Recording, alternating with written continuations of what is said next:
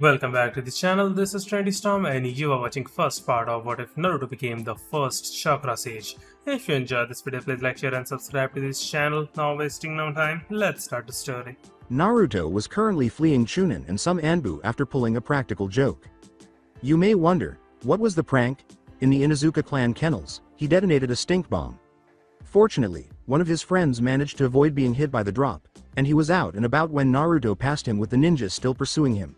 Too fast to react, he landed and leapt away, saying, "Hey Kiba, bye Kiba."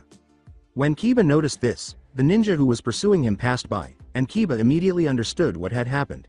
Didn't he just hit my house? If nothing else, he warned me not to go. What did he hit it with, I wonder? Then, as soon as Naruto entered the woods, he left them behind. The Anbu itself lost him, and traps started to appear everywhere. Naruto had seized the opportunity to escape. He searched the forest for 10 minutes before he discovered a clearing. All right, what is this location? I have seen every inch of this forest, but I have never seen this spot. It was a lovely, flower-filled place. Here he appeared to be at peace. What's causing my feelings? I should not unwind, I know. I am disliked by the villagers. However, I sense that something is telling me to go deeper. He followed the instinct. He followed it to a nearby waterfall. The closer he got to the waterfall, the more powerful it became. Indeed, something about that waterfall is unquestionably present. However, why does it feel secure? This is my first time here. He discovered a cave behind the waterfall. When he approached its edge, he discovered that the cave was even more stunning inside than it was outside. To believe that the iceberg's tip was outside. This is not real. He strolled around, absorbing everything. The cottage, the flowers, the aroma of the air. Hold on, cottage? Directly in the middle of the cave was a tiny cottage. Does that imply that there is a resident here? He approached it and was ready to knock when he thought he ought to be aware of who resides here. He reached for the handle and opened the door rather than knocking. It was very dusty when he entered. After coughing a little, he looked around and said, "This place looks like it hasn't been used in years." He discovered a library and reasoned that this was the best place to learn why the location seemed to be important to him. He looked through scrolls and books. Then he discovered a note on something. He read the note after picking it up. To whoever discovers this location, you must have Namikaze or Uzumaki blood if you made it here. The clearing and the waterfall were only accessible to those who had either of those bloods coursing through their veins. Since this location was to be kept secret and both clans only had one number listed in the area, we assumed that only my son, who possesses both, would be able to get here. Either Naruto Namikaze or Naruto Uzumaki. Everything in this cottage, the clearing, and the cave are yours if either of those names happens to be yours. But if you have to read this, then both your mother and I are dead. This is your inheritance as a result. There is something in this book that no one else is aware of. Only my wife and I, though she was kept a secret from everyone except a select few, knew about it. I apologize for the fate of my son, who has not yet been born as I write this, if neither of us is still here. How I went out I can only imagine. In any case, he will find all the information about both clans in this library if neither his mother nor I are still here. I apologize if you have to read this to learn about me in this way, Naruto, and I sincerely hope you will pardon me if I am not present. Just be aware of a few facts. Nobody is aware of the potential of a Biju, and if Kushina is not present, it is likely that the Kyuubi no Kitsun has gotten away and done something. I would have to take action on that as a seal master. My confidential research is included in this book. You should read it through for me. Pay attention to everything that is said. My legacy is you. All I can hope for is that you find your way and that everything works out. By the way, if you are really my son and your mother is deceased, I probably made a mistake that I will always regret. I sealed the Kyuubi into you. If I did, this library has a jutsu that will be of great assistance to you. Seek out the jutsu for Shadow Clone. I needed a few days to get the hang of it. Check your speed. In any case, I should mention a few things. If I missed seeing you grow up, I apologize. I'm sorry, but if I did, I'd have to leave you alone. Although there is no justification for abandonment, I would gladly give my life to ensure the survival of my only son. All I can hope is that doesn't happen. Take your time if you want to be a ninja. No matter what obstacles you face, keep moving forward. Never give up. Although stubbornness is a typical Uzumaki trait, keep it in check. Look for a good girl. Assist those in need. Additionally, master your chakra. It will undoubtedly be awful. For a Namikaze and an Uzumaki, it always works. A Jinchuriki would put it so far away that it would typically be nearly impossible to control as well as anyone else, and combining the two will only make it worse. Another thing. Continue using your mother's surname if neither I nor your mother are still living. Since the Uzumaki clan was meant to be exterminated, nobody would think you posed a threat because people would probably forget about them. Don't tell anyone until you are Chunin in rank because I am too well known for either of us to keep you safe from my enemies. Regards, Kushina Uzumaki's husband, Minato Namikaze, was the father of Naruto Uzumaki, Namikaze. After reading it once, Naruto was taken aback. This isn't possible. I can't possibly be the Yondaime's son. He read it again and saw that he had read every word correctly. That's just not possible. That isn't possible. However, if it is, I am the last of two clans. Payback is a jerk. For the same reason that he did. I can only assume that Gigi kept it a secret. The situation would worsen as all of my father's enemies would target me. If that is true. Then they had a similar thought. He pocketed the note after taking it. Then he began to read the book on which the note was found. My Secret Research on Chakra Theory was the title. The words, "For my son's eyes only," were written beneath this. He read the same book over the course of the following few days. This stuff is incredible. In fact, I understand everything. He seemed to understand my thought process. Meanwhile, in the Tower of the Hokage, the Sandaime Hokage, Hiruzen Sarutobi, was using his crystal ball to search for Naruto. Iruka entered as he was struggling with it. "Lord Hokage, please tell me you found him." "Unfortunately, I haven't. His location escapes even my ball. I could find him anywhere inside Fire Country, even into the neighboring nations. There are only two places he couldn't be found in that entire area. Only one is nearby. Unfortunately, not even I can enter that place. The other one, he wouldn't be able to reach without me noticing his absence beforehand. Even for a ninja it would take 2 days, maybe 3. Guy is the only one who could reach that one in less than 24 hours, and even that is pushing it." Sarutobi replied. Iruka questioned, "If that's the case, then how can he enter it?" "My only guess is he found it by accident and is currently finding out whatever he can. It once belonged to his parents, who are both dead. Only one with either of their blood in them can reach the area. As such, Naruto is the only one that can enter it. If he were dead, I would be able to find his body."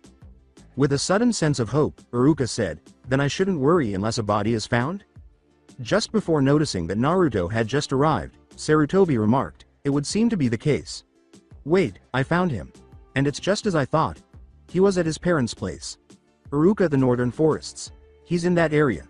Go to him, and ask him what he's been doing." Iruka gave a nod and departed right away. Naruto was soon located by Iruka. "Naruto Uzumaki, what are you doing?" Naruto said, "Iruka. Sensei, nothing much. Just learning as much as I can about my parents. Also, I found out why I can't do a normal clone." "Oh, what did you find out?" "Well, for one, my control sucks ass. I wouldn't be able to perform a normal clone to save my life. The reason is my god. Like reserves. Anyone else would be happy for that. I'm not, since I have little to no control over it. Found something that could help with that, and I'm using it right now. It also makes a good substitute for the clone jutsu. And to think it only took me 4 hours to master it. Apparently, control has no effect on this one." Iruka remarked, "You do realize you had me worried, Naruto. Lord Hokage wasn't even able to find you. No surprise there. Only an Uzumaki or a Namikaze can get into the clearing. No one else could find it, much less the cottage my parents had there." Naruto replied, "I really need to talk to Gigi about something important, and I don't think it's a good idea to say anything about it to you, either. No offense, Iruka. Sensei, but this is something I need clarified before I tell anyone, and even then I might not tell anyone. Safety precaution, you know." Iruka was utterly impressed and remarked, "I didn't think you could talk like that. How'd you get that good?" His face went blank as he said, "Like it. I guess that's why the clone did some good. Anyway, I have to get to Gigi. And if he's looking at me right now, I can only say one thing. It has to do with my parents. This is something that no one but he has the answer to. As such, I would think that he could tell me." He continued to smile at Iruka. He leapt off, and Iruka leapt after him. "By the way, you're only talking to a clone, Iruka. Sensei." Later, he exclaimed. Sarutobi was taken aback by this discovery and hurried to the Hokage's office in the tower. Not even a minute after he arrived, Iruka and Naruto went inside. "Iruka, please leave." I'd need to know about Naruto's parents. I owe him that much. Iruka stated to him. He's like a brother to me. I need to know why they abandoned him. Naruto remarked, they didn't abandon me. I finally know the truth of who my parents are. Now I need to know why you never told me. Sarutobi feared the response and said, so, you are aware of how they died? I don't know the exact details, but I do know that my mother died for reasons I shouldn't say, and my father died to prevent that reason from causing too much trouble. In the end, they both died the day I was born, sacrificing themselves so I could live happily, said Naruto. Sarutobi gave a nod. Iruka, I still think you should leave before we go any further. Iruka informed him, I'm afraid I'm going to have to decline, Lord Hokage. I care for Naruto like I would a little brother. You can't change my mind on that. Had he not worked on that, Naruto would have made a startled face. Sarutobi simply nodded before turning on the privacy seals. Remember, Iruka. What you are about to hear, no one else can know. Naruto, you are correct. They didn't abandon you. They did, in fact, die the day you were born. Since no one else can hear us, now I can say what I believe your father would say if he saw the way you were treated. Sarutobi exhaled. This village is filled with idiotic bastards that can't tell the difference between a jar and the mayo. That caused Naruto to chuckle. At that Sarutobi paled, saying, considering the fact I already know about him, I'm actually inclined to agree. By the way, he told me more about my mother than I know what to do with. Helps when he was sealed in her. Sarutobi questioned, how do you know you can trust it? Well, he doesn't have a reason to lie. He doesn't like his current position, but at least he somewhat accepts it. He's seen my entire life so far and you would not believe what he said after that. Naruto replied. A little curious, Sarutobi asked, what are you talking about? Rewind on the first night, Naruto went to sleep and discovered that he was in a sewer. He began to wander and eventually approached a gate. What the? I thought I was in my parents' old cottage. Why am I in a sewer? He asked. Naruto turned his gaze to the gate. All right, who are you, and where am I? A rough voice asked, do you not see the tag on this gate? Naruto said to the creature that had not yet emerged from the shadows, I see that, and it means you were sealed. It doesn't explain where we are, and who you are. Well, this is your mind. If you're smart, you'd be able to figure out the rest. It took Naruto several moments to decipher the being's words. Then his eyes grew wide with insight. Naruto asked, you're the Kyuubi no Kitsun, aren't you?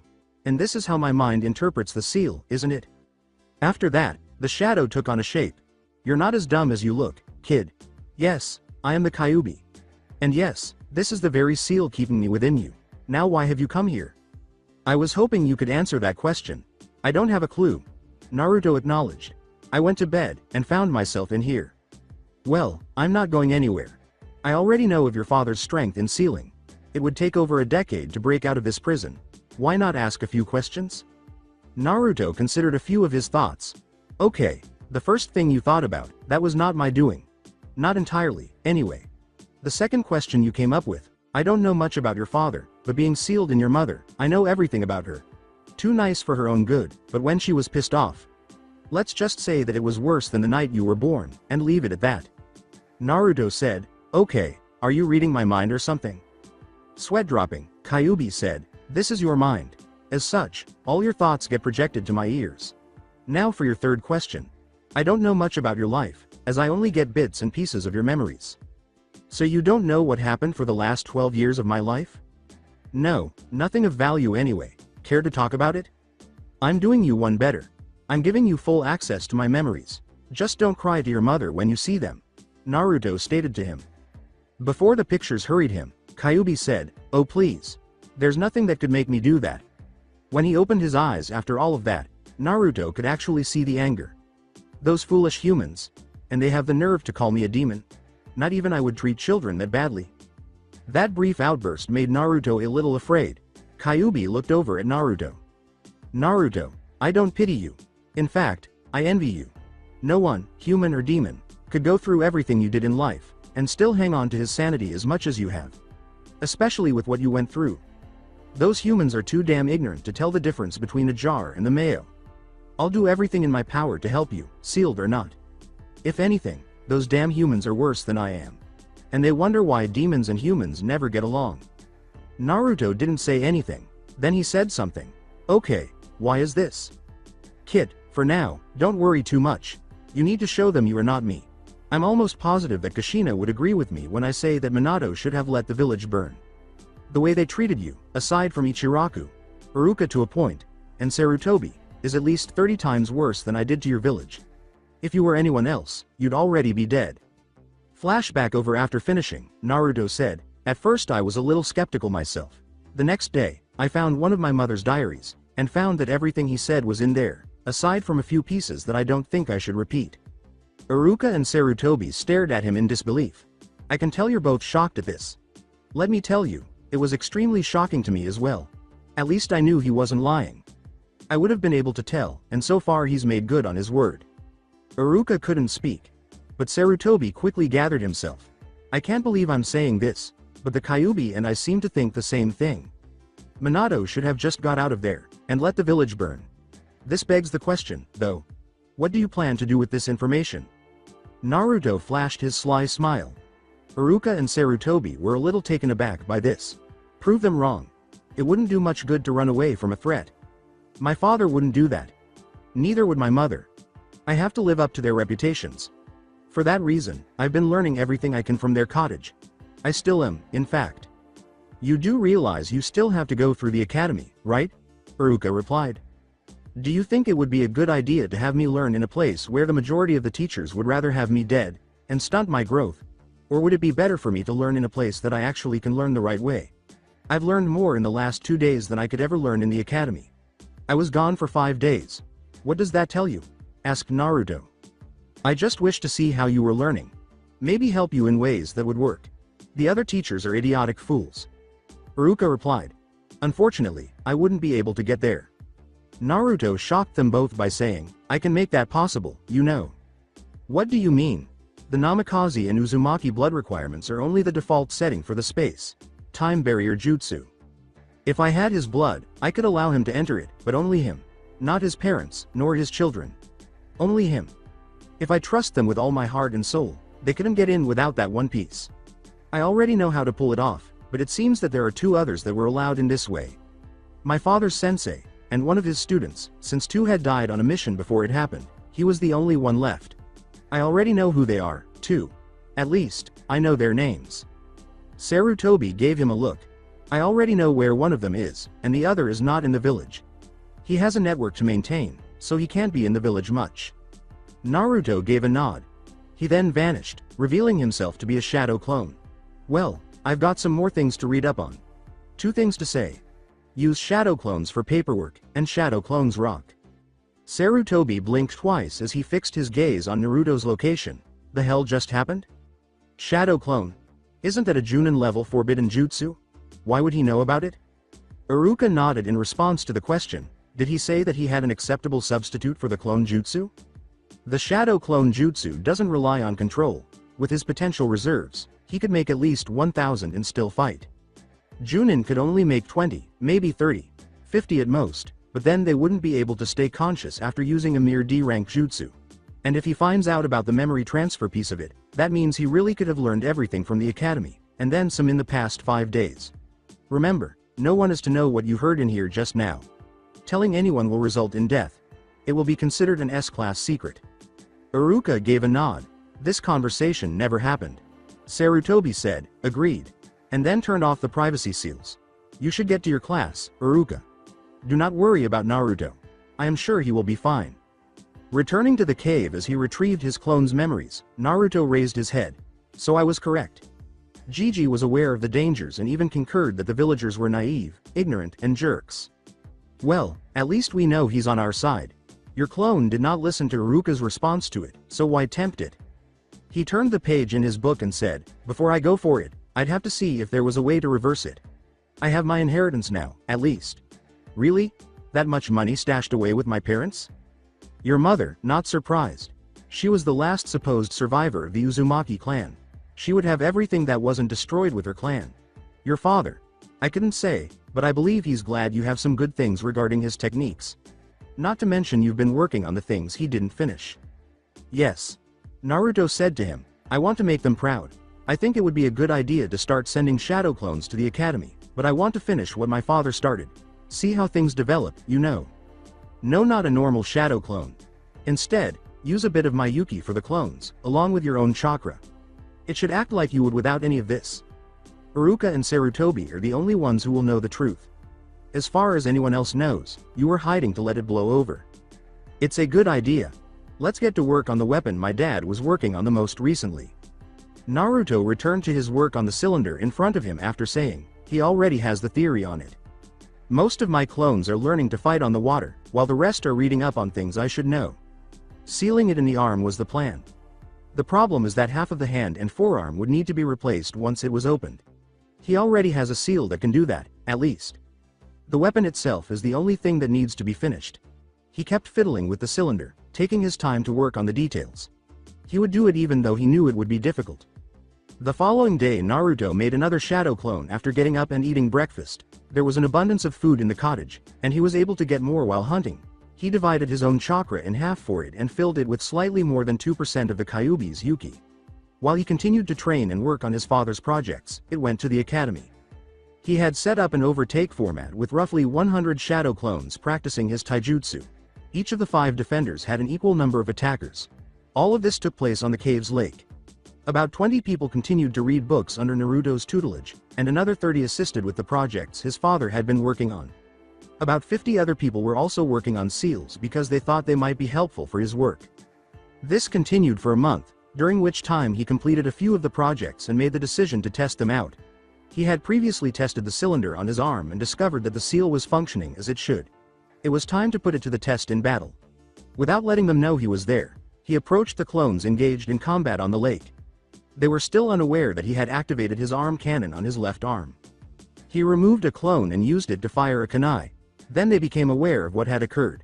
Nice arm, boss, charge. He used all of his experience to dodge and block as they all charged at him. He dodged some more after punching a couple of them, causing them to dispel. Then he shot the clones with a few more shuriken and kunai. He eventually discovered that all of the weapons he was firing from it were composed entirely of chakra. He created 50 more clones and had them attack him after eliminating them all. He easily eliminated them by alternating between using his hand and his arm cannon to beat or shoot them. Kyuubi, this thing is amazing. Don't get too excited. There's the little matter of the scanner. We could scan the katana you have been practicing with. See if that works out. Nice one, Kyuubi. After returning to the cottage, Naruto located the katana he had been using. He attempted to scan the katana after opening the arm cannon. Then he attempted to transform the arm cannon into a katana. As an alternative, the katana materialized in his right hand. There was still the cannon. He glanced at the location where the katana had been before saying, "That was unexpected." He discovered that it was still present, indicating that this was a copy of his chakra. The arm cannon is fucking awesome, I know I just said. The human race may be filled with ignorance, hatred, and a bunch of other qualities I hate, but I will admit they had some pretty sweet ideas. However, I do not believe that we should continue to refer to it as an arm cannon. Tell me to come up with another name for it. Arm cannon is no longer appropriate. What about Omega Buster? Where did that originate? I got quite a few names listed for things. The way I see it, Omega Buster happens to be the coolest out of all of them. What do you have that is the least cool? Comparison. I'd say it was Alpha Dog Brat. The Omega Buster is superior. How did you think of it? I remember something about a weapon similar to the arm cannon. It was completely fused with the arm, but there was no way to transform it back to a hand. Omega is the last letter in an alphabet of some foreign language. Put that as it would be the last thing your opponent sees. As for Buster, well, the original weapon was called Mega Buster. I figured it should have something to resemble the name. Then Naruto sealed it back into his arm and said, "Omega Buster it is." Then the seal vanished without the typical smoke, noise, or sign that it had been sealed. He started attempting to expel it in less than a half second. He was able to bring it out in a millisecond by the end of the day, and then he saw that his clone had dispelled. Naruto thought, they tried to rig my tests as usual. When are they going to realize that it works? Humans. Tell me about it. You do realize you're also a human, right? I don't belong to the human category. Remember that I am Jinchuriki? A creature with another sealed inside it. I believe that Jinchuriki are not just found in humans. You've got a point there. You got nothing on a Hanyu, true demon, and you aren't really a normal human, as you've got me sealed inside of you. He was on the verge of fainting after he dispelled the clones and said, "I rest my case." And my eyes. He went to his bed and collapsed. Naruto. You now have one more legacy. Kushina Uzumaki's, Minato Namikaze's, and now mine. You'll make us all proud one day. Before collapsing, Kyuubi thought, I can only wait until the day you meet the rest of the Kitsun. The following day, Naruto woke up. Kid, don't worry about training yourself today. You only have a week until graduation, so you should go there yourself. Leave a Yuki clone and several hundred shadow clones here to work on things. You go to the academy in person from now on. You're not going to fail like you did the last 2 times. Are you certain of this? Naruto inquired. Although he has become used to Kyuubi's strange recommendations, this was very unusual. Not completely, but I figure it's time we take the academy by storm. Or should I say, maelstrom? I understand, Naruto answered. Do you believe it's time for me to partially remove the mask? Cause the calamity that is called the maelstrom of the whirlpool? Couldn't have said it better myself. Naruto told him, I try, before complying with his request and departing the location. School Iruka wondered where Naruto's clone was when she walked into the classroom. The fact that Naruto used a shadow clone to pass classes and continue working on the covert projects was only known to him. Naruto wasn't present this time, so either he woke up too late or something occurred. Then he began roll call. Shino Abu. He began, but was interrupted when the door was blasted from its hinges, striking a girl seated beside Sasuke. Sorry I'm late, Iruka. Sensei. Saw a black cat in my path, and had to take the scenic route. Hope you don't mind. Naruto replied. By the way, did I hit anyone with the door? He gestured to the seat next to Sasuke, and Naruto saw that it was one of his fangirls. Yes, you did. But she'll get over it. I bet the Teme is happy I hit one of his fangirls by accident, said Naruto. The final member of the Uchiha clan, Sasuke Uchiha, simply grunted but had a thank you expression in his eyes. After that, Naruto approached and sat down beside a person he assumed had a crush on him. He took a seat next to someone with lavender eyes, violet hair, and loose fitting clothing. Hey Hinata. You mind if I sit here? The girl fainted after blushing profusely. With a shrug, Naruto returned her to her chair and took a seat himself. Naruto comprehended all of the material covered in the classes they attended. He spent some time with Hinata when lunchtime arrived. In the end, she was glad he shared his enormous lunch with her, even though she was shocked he could cook. Surprisingly, she didn't stutter when she asked him a question that was on her mind, unlike when she asked him everything else. Where exactly have you been training? I know you haven't really been listening to Iruka, Sensei, but you always do good for almost everything. Hinata responded. It's a secret place I discovered after my last prank. I was trying to escape the ninja, got into the forest, and found my way into a place that only I can get to. 2 others may be able to, not completely sure, but I do know that the place is covered with a space-time barrier ninjutsu. And the puff of smoke that the one that attends the academy for the past few months? She blushed and stammered unintelligibly as Naruto raised an eyebrow at her and asked, You've been stalking me, haven't you? He mentally laughed at her response. Relax, I don't mind. You're one of the few that never did anything spiteful to me. With her blush still visible, Hinata nodded. What gets me though is why you're not like everyone else. They hate me to the core for something that isn't under my control. Something that I wouldn't have carried by choice. A massive burden that I can't seem to get past and learn to live with. Hinata struggled to come up with a response before deciding on one. Here, too, she didn't falter. I don't think they are right with what they say. There's something different about you. Until you started sending those weird clones to the academy, you always seem to cry in your apartment. Around anyone else, you smile, but when you're alone, you let out everything you held in throughout the day. Why do you do that to people that don't respect you? Naruto gasped. He was able to get through her rambling gibberish as she asked, How long have you been following me around? She nodded, blushing. So, a while is the best you can come up with? Well, apparently, you would have attacked some time ago if you wanted to. No. Everyone in the vicinity took notice of her outburst. That somewhat shocked Naruto. The spectators turned their heads as he directed a few waves of killing intent at them, completely avoiding Hinata. Naruto, you are better than anyone else thinks. No one can compare to your strength. They don't see the hell you had to put up with for who knows how long. Every day I wondered just how far they would go before they were satisfied with their hatred and let go. Not once has it diminished, and more than once have I been tempted to hurt them myself. She said in a confident and stern voice. Quite different from Hinata, but Naruto enjoyed it. The only reason I didn't, is because I wouldn't have lasted long enough to take them all, and they'd end up hurting me instead. She had been by his side the entire time, and Naruto had allowed it to sink in. Alright, this is really confusing me.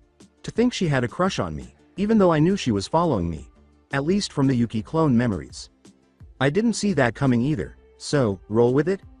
Naruto glanced at Hinata, who reverted to her bashful demeanor. That's the best idea, for now. She gave him a startled look and said, Hinata, I'm glad you feel so strongly about it. Thing is, I wouldn't dream of taking them out. Instead, I intend to prove them wrong.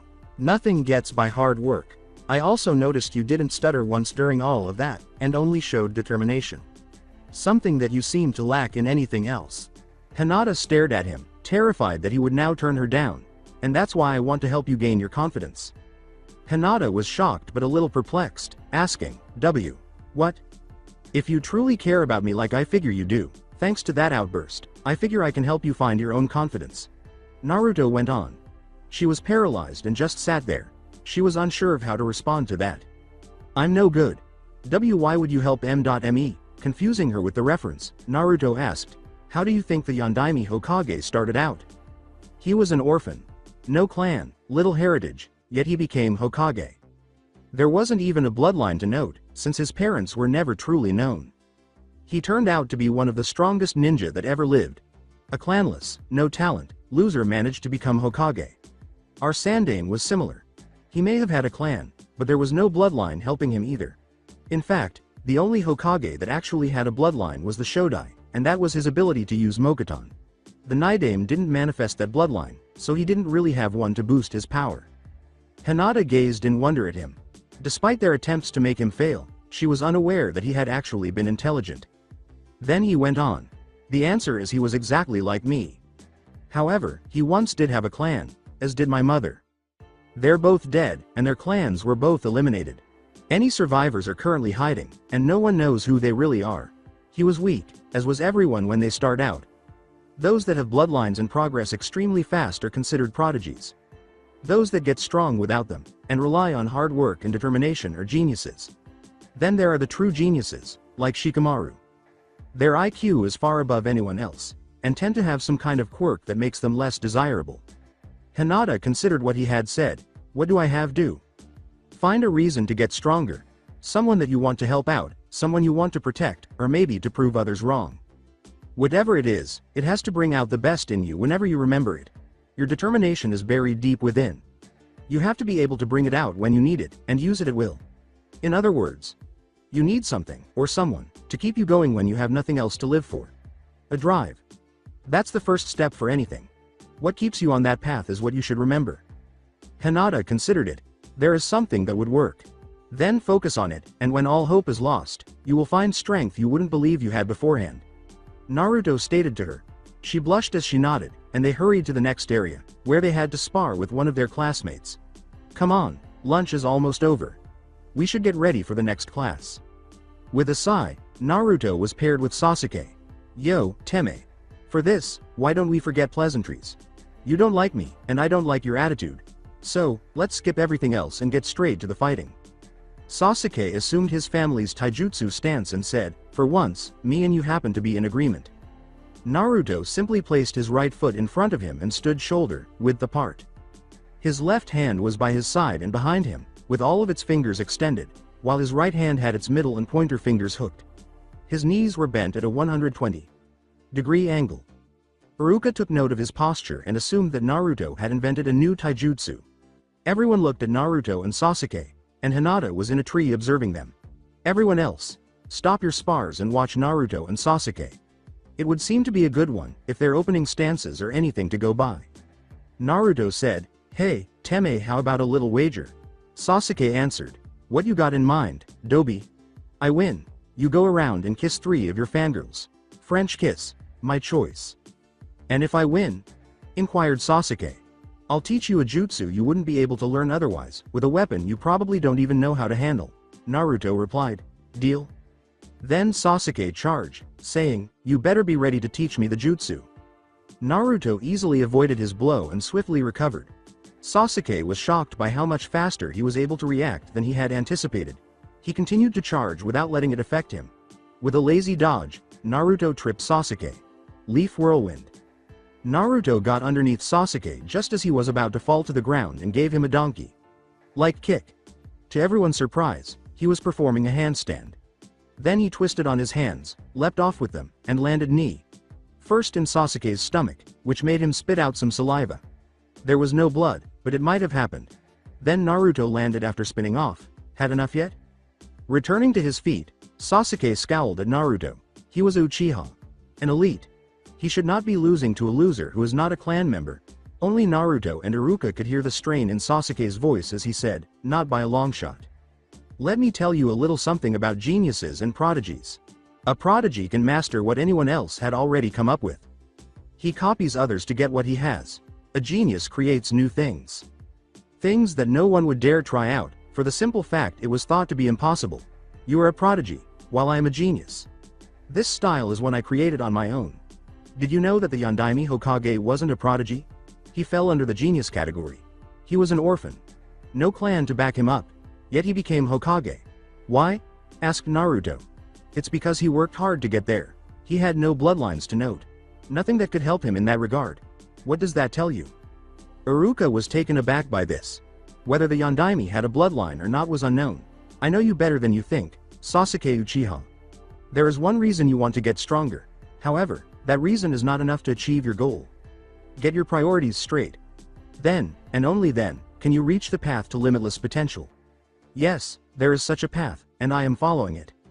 The fact that Naruto, the dead last, was headed toward unbounded potential horrified Sasuke. After that, he concluded it was a bluff. You're bluffing. There is no path like that for a dobi like you. Am I? Asked Naruto. Or is it because I have no bloodline to take note of that allows me to follow it? Or if I do, is it because I don't care about my own bloodline enough that I completely ignore it? Everyone could see that Naruto was making jabs at the Uchiha with his words, but before they could respond, Iruka cut them off. Hinata was waiting for word from everyone. No bloodline is all-powerful. There is always a drawback to it. Sometimes there are several. If one manages to play on that drawback, and exploit it, what happens then? The Yondaime was one who realized this. I've even been looking through his personal records for the last month, with the permission of the Hokage himself. I've seen what he was working on, and even duplicated them. I finished a few projects that he himself wasn't able to finish. I even tested them out to see if they were to his expectations. And you want to know what I found out? Everyone was going to yell that he made a mistake, but Iruka stopped them with a wave of his hand. I found out that they did more than he expected. I actually have the finished product of one of them with me right now. I haven't used it because it's mainly for ranged combat. He almost finished it, but he wasn't able to before he died. I took it, I analyzed every piece of it, and I finished what he started. In the end, it was a combined effort between the Yondaime and myself. The specifications he had only applied to ranged weaponry. Imagine my surprise when I used it to bring out a katana, and could still fight with it. There's at least 20 other projects that he never got around to testing out, and I've been working on those as well. Do you know what I'm saying here? Asked. Sasuke rushed forward. Naruto leapt, performed a front flip, and used his heels to kick him in the back of the head. You don't need a bloodline to be great. All you need is the right amount of determination, and a good reason to get where you're going. Your drive is the reason, and it brings out the determination. The drive itself will determine how much determination will come out. My drive led me to the path I am on now. Your path will lead you off the deep end, with no way back up. Sasuke was having trouble standing. Shut up. Why should I shut up when I'm right? My drive doesn't depend on killing one person, or many people. My drive is to protect. Why'd I choose to protect? Because when you protect something you care about, you draw on power you never thought you'd ever have. This is a known fact, as I once saw a civilian, with no shinobi training, pull off a shunshin to protect her son. You'd be surprised how many people do things that would normally seem impossible for them when they want to protect someone or something precious to them. Sasuke pursued him once more, and Naruto and struck him in the neck. Naruto's final words before Sasuke passed out were, "Learn your place. Iruka. Sensei, when he wakes up, make sure he remembers the little bet we had. I already have 3 in mind, and he should know he would have to follow up or he would shame his clan name." A few hours later, Sasuke awoke with Iruka at his side. Naruto watched as Sasuke fulfilled his half of the wager the following day. 2 nobodies and Sakura Haruno were selected, and he saw them all. What transpired after the academy was released still caught him off guard. Sakura had been picked up by Sasuke, and they briefly vanished. However, Naruto located them fast and was able to hear them. That day, Naruto was able to get Hinata's blood sample and let her into his house. Her training would begin the following day. After they were released from the academy, Naruto grabbed Hinata before he could flee. Iruka followed them until they reached the northern forests. Iruka was a little surprised when they both vanished. Iruka attempted to enter but was unsuccessful. I don't think so. He did not let me in, but he did let Hinata. Who would have predicted this, but the child is a mystery. When Hinata saw the flower field, she was amazed. When Naruto took her to a waterfall, she started to ogle the flowers, saying, "So pretty. No offense, but why the waterfall?" Walking to the side, Naruto showed her the entrance to a cave and said, "It's not the waterfall itself, but what's behind it." She thought she was in heaven when she looked around. "Welcome to my home. If you thought the field outside was heaven, you wouldn't be able to call this the same thing and do it justice." Hinata simply gave a nod of agreement. "I don't see a single sign of training here, though." According to Naruto, "I know. This place has 4 training areas, to be honest. One has a massive lake, another a bunch of targets and dummies. The third one has a bunch of things that you'd be better off dodging.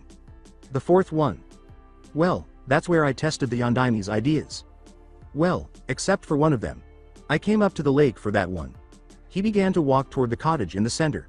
"Come on in." She was taken aback by how spotless it was when she followed him inside. "Welcome to the old home of the Yondaime and his wife." As though he had grown a second head, Hinata gazed at him. "What do you mean? I thought this was your place." Naruto gestured toward the stairs and said, "It is now. There's something in the library that I figure you should see. It will explain everything, but you are not to tell anyone what you see. If word got out about me owning the personal possessions of the Yondaime, all hell would break loose. Just you being here would be risky for this. I wouldn't tell a soul unless you said it was okay. I swear on my honor as a Hyuga. If I do tell, I gouge my own eyes out, which is a sin against the clan," said Hinata. With a nod, Naruto guided her to the library. He approached the note he had discovered on the first day. "This is what I'm talking about. I found it my first day, mainly out of curiosity. The place was covered in dust, but the flowers outside were strangely maintained. Not a single wilted flower." He gave it to her to read. He nodded as she gave him a startled look. She began to cry as she read it again. She gave him a hug after dropping the note. She hugged him and sobbed into his shoulder for a few minutes before saying, "I had no idea you would have to go through all that." In an attempt to soothe her, Naruto stroked her hair and said, "I've accepted the fact that my parents aren't around, and even the fact that I keep the Kyuubi at bay. Quick question. What would you say if the Sandaime and the Kyuubi himself actually agreed on something?" Hinata gave him a look. "Like what?" "The villagers being idiotic, ignorant, and not able to see the difference between the jar and the mayo," Naruto stated to her. After giving it some thought, she nodded. "I'd have to agree there." Naruto piqued her curiosity by saying, "And then there's one other thing they agreed on. It's the fact that my father should have left the village to rot, instead of sealing the Kyuubi. Kyuubi even said that the villagers treated me worse than he himself would have." Gigi was a little surprised at this, but agreed at that, too. "Surprised me, at least." Hinata glanced at him and saw that his words were accurate. "That's rough. A lot worse than what I saw myself. Your life has been hell, and not once have you retaliated. You have a stronger will than anyone else I know." Naruto shrugged. "That's an Uzumaki thing. Stubborn to a fault. I'm not out to destroy them. In fact, I want to prove them wrong. With my parents as a reason to move forward, and the Kyuubi backing me up, I guess you can say I'm covered on my own, but there's one thing I'm missing. Someone I could trust my life to. One that isn't myself." He settled into a chair. "I need someone that I know I can trust. One that wouldn't care if I were a human, demon, Hanyu, or whatever." Hinata merely gazed at him. She blushed as Naruto turned to face her and grinned, saying, "I wouldn't mind being that person." Naruto took her by surprise when he said, "And that's what I was hoping you'd say. That's why I took the liberty of allowing you in here. I had to take a chance and let someone in here. You were the first person that I've let in here since I found the place. My sensory abilities are far better than they were beforehand. My taijutsu, though not complete, is nominal. I've got quite a few ninjutsu, and even can help others adapt to taijutsu that normally wouldn't suit them." Hinata gave him a startled look. "You think you could help me with that?" "Which one?" inquired Naruto. "Taijutsu. No matter how hard I try, I can't get the Juken correct. The Hyuga clan hates me for the fact I can't even do the basic movements for it," acknowledged Hinata.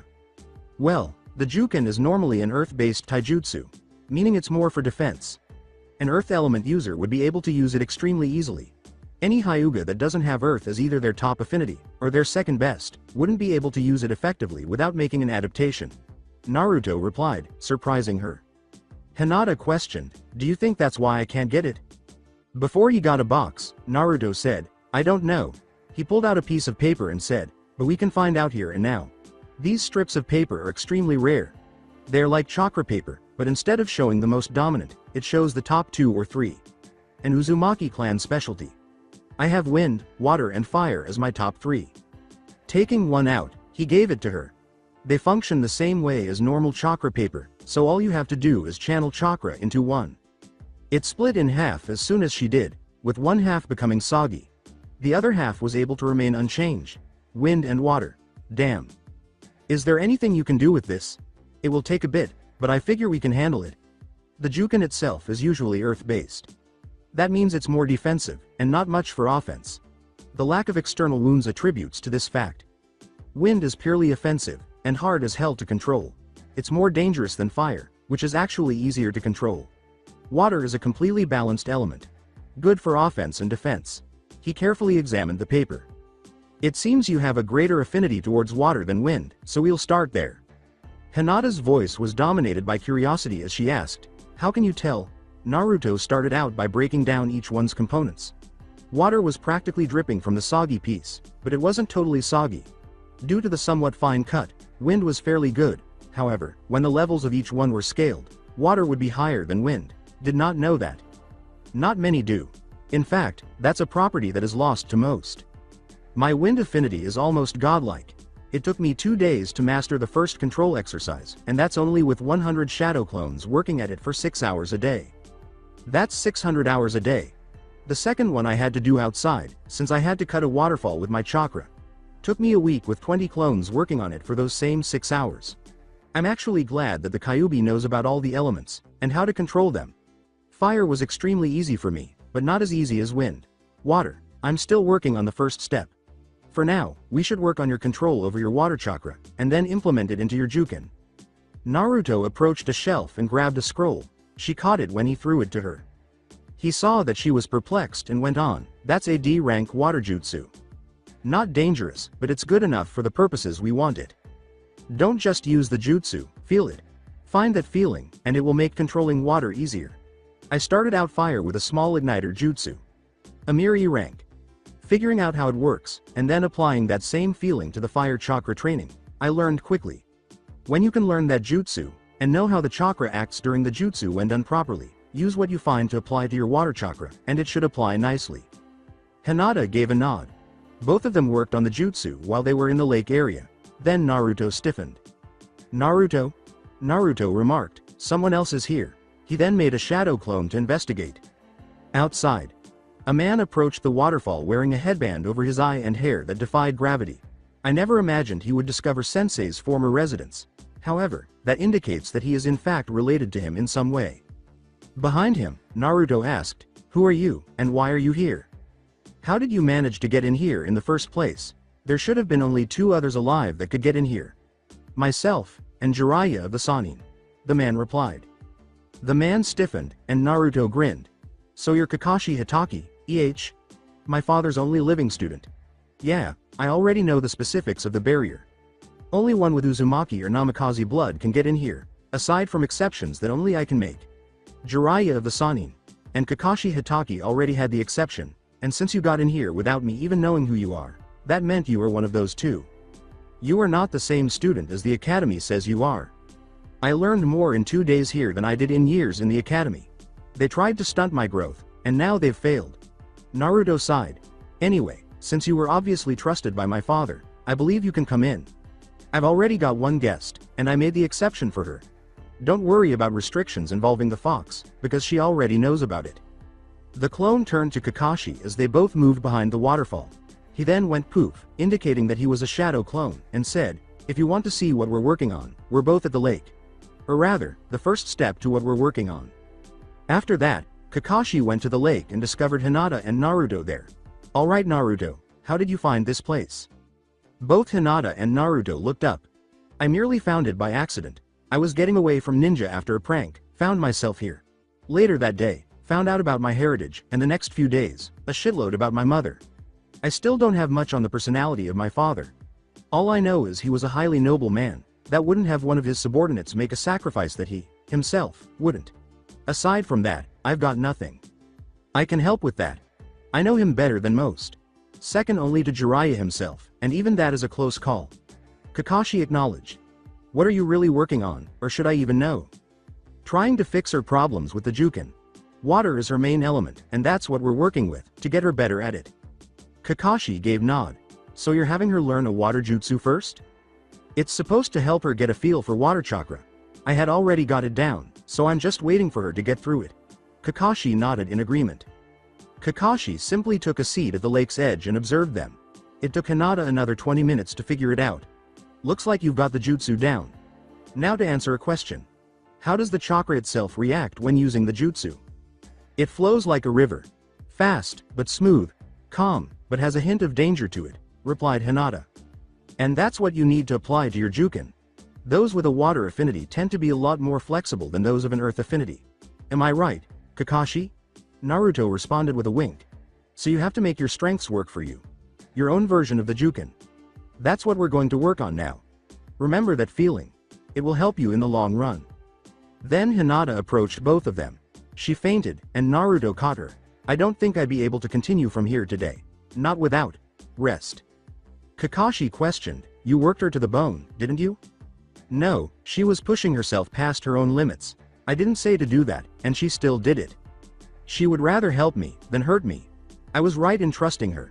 She knows about the Kyuubi, as my clone told you, and she still doesn't care. She even cried into my shoulder. Come on, let's head into the cottage. Let her get some proper rest. It's almost time for dinner, and I still got to make it. He brought her wedding gown to the cottage and placed her in an upstairs bed. Before heading out to prepare dinner, he wrote a note and placed it on the nightstand.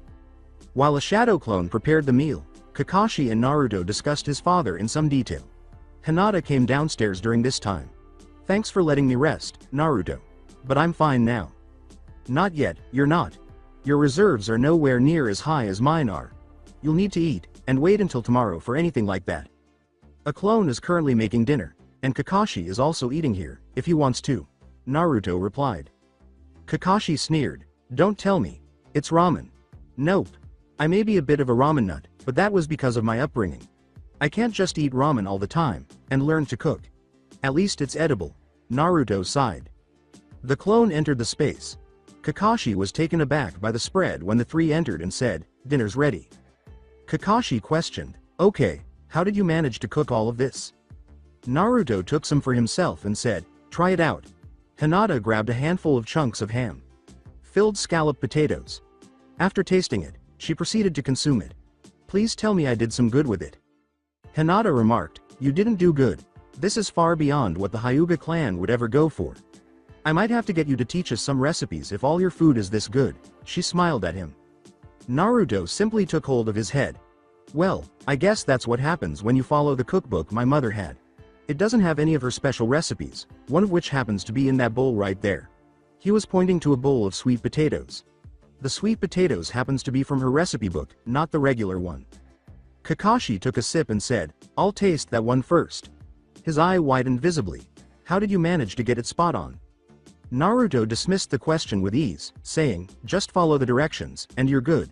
Most of the spread ended up in Naruto's stomach, but they all finished it. After some time, Naruto said, Kakashi, you might want to take Hinata home. I'm still not well liked in the village, so it would be better for her that you bring her home. In the meantime, I'll continue working on some of my father's projects. Kakashi gave him a look. Which ones? Are you already in the know? The only one I helped out with at all was the arm cannon. He never finished it, and he was the only one that could. I didn't have full knowledge of it. Acknowledged Kakashi. Well, the arm cannon is no more. It's already finished and renamed, since it did more than he originally thought. He was only hoping for a ranged weapon. Turns out you can scan any weapon. Long, mid, or short range. As long as I scan it, I can use it. Thing is, I need to be able to use the weapon properly to use it like that, too. I don't instantly know how to use it with ease. I have to train with the weapon. Shuriken, kunai, my father's special kunai, a katana, and the last one I put in there was senbon. I can throw all but the senbon accurately, but I can shoot all of them, minus the katana, with pin point accuracy. I haven't showed it to those at the academy, and I don't plan to. I'm going to try getting you on my team. Being my sensei's son means I can teach you what you can't learn from a scroll. I kind of owe to you for keeping my distance, you know? Kakashi sighed. Father trains someone, and that student trains the son. Nice, said Naruto. Thing is, the council is likely to have you train the Uchiha. I've dealt several blows to his pride over the last few days, and they'll keep on coming. And if you're on his team, then you'll know that you have me as a Junin sensei. Kakashi replied. If that's the case, then remember I'm late for a reason. Morning. Kakashi gave a nod in response. Figures. You need to learn to push past their deaths. Move on, but never forget their names. Remember the times where you were all happy. The good memories, not the bad. That should help you out. He nodded and the two of them left. After that, Naruto changed and went to bed. A few days later it was the academy's graduation day. Hinata and Naruto are now closer. When Sasuke's fangirls yelled at him, Hinata even knocked them out. Even more so that it was the class's typically bashful girl, Iruka was happy that someone else was standing up for him. Naruto had passed all of the tests, including the stealth section, where he received the highest scores. It should come as no surprise that he can evade Anbu. Instead of using the original jutsu, Naruto used the shadow clone jutsu. All he did was make enough to get by. Ultimately, Naruto's graduation scores were the highest, but his scores over the previous 5 years placed him at the bottom of the year most of the time. He was ultimately placed in the center of the class. Now that Naruto and Hinata had arrived at his house, she was completing her Juken. Naruto was observing her every move and noting any imperfections in her form. He pointed out to her what she was doing incorrectly with the movements themselves at the end of each session. She easily fixed them after taking those into consideration. 3 days after they began, she was essentially done. You've done good, Hinata. You've got your form perfect, and your movements are like a river. Flowing fast, yet smooth. The water itself is moving along your body, as well. Try it again, but this time, he created a shadow clone. Do so on my shadow clone. You have to learn how to apply it in combat now. That's the final step. Reminding herself that this was a clone, Hinata nodded. Hinata knew she couldn't hold her defensively, so she launched an attack while maintaining her vigilance. Taijutsu only. Begin. Neither of them was able to land a solid blow as the blows bounced back and forth. There was always a block or a dodge. Don't hold back, Hinata. Remember your drive. Picture your opponent as someone that gets in the way of your drive, and take them down to move on. Naruto yelled. It doesn't matter who it is in reality. Suddenly, Hinata's maneuvers were riskier. While observing, the original Naruto became aware of the change. Her movements were much more exquisite, almost like those of a dancer. They were lethal at the same time. After the clone was destroyed, 3 more were created and began to attack her. She followed suit and defeated them with ease. 9 more rose, but they all fell in less than 30 seconds. Hinata was on the verge of fainting because her chakra was running low. Okay, that's enough.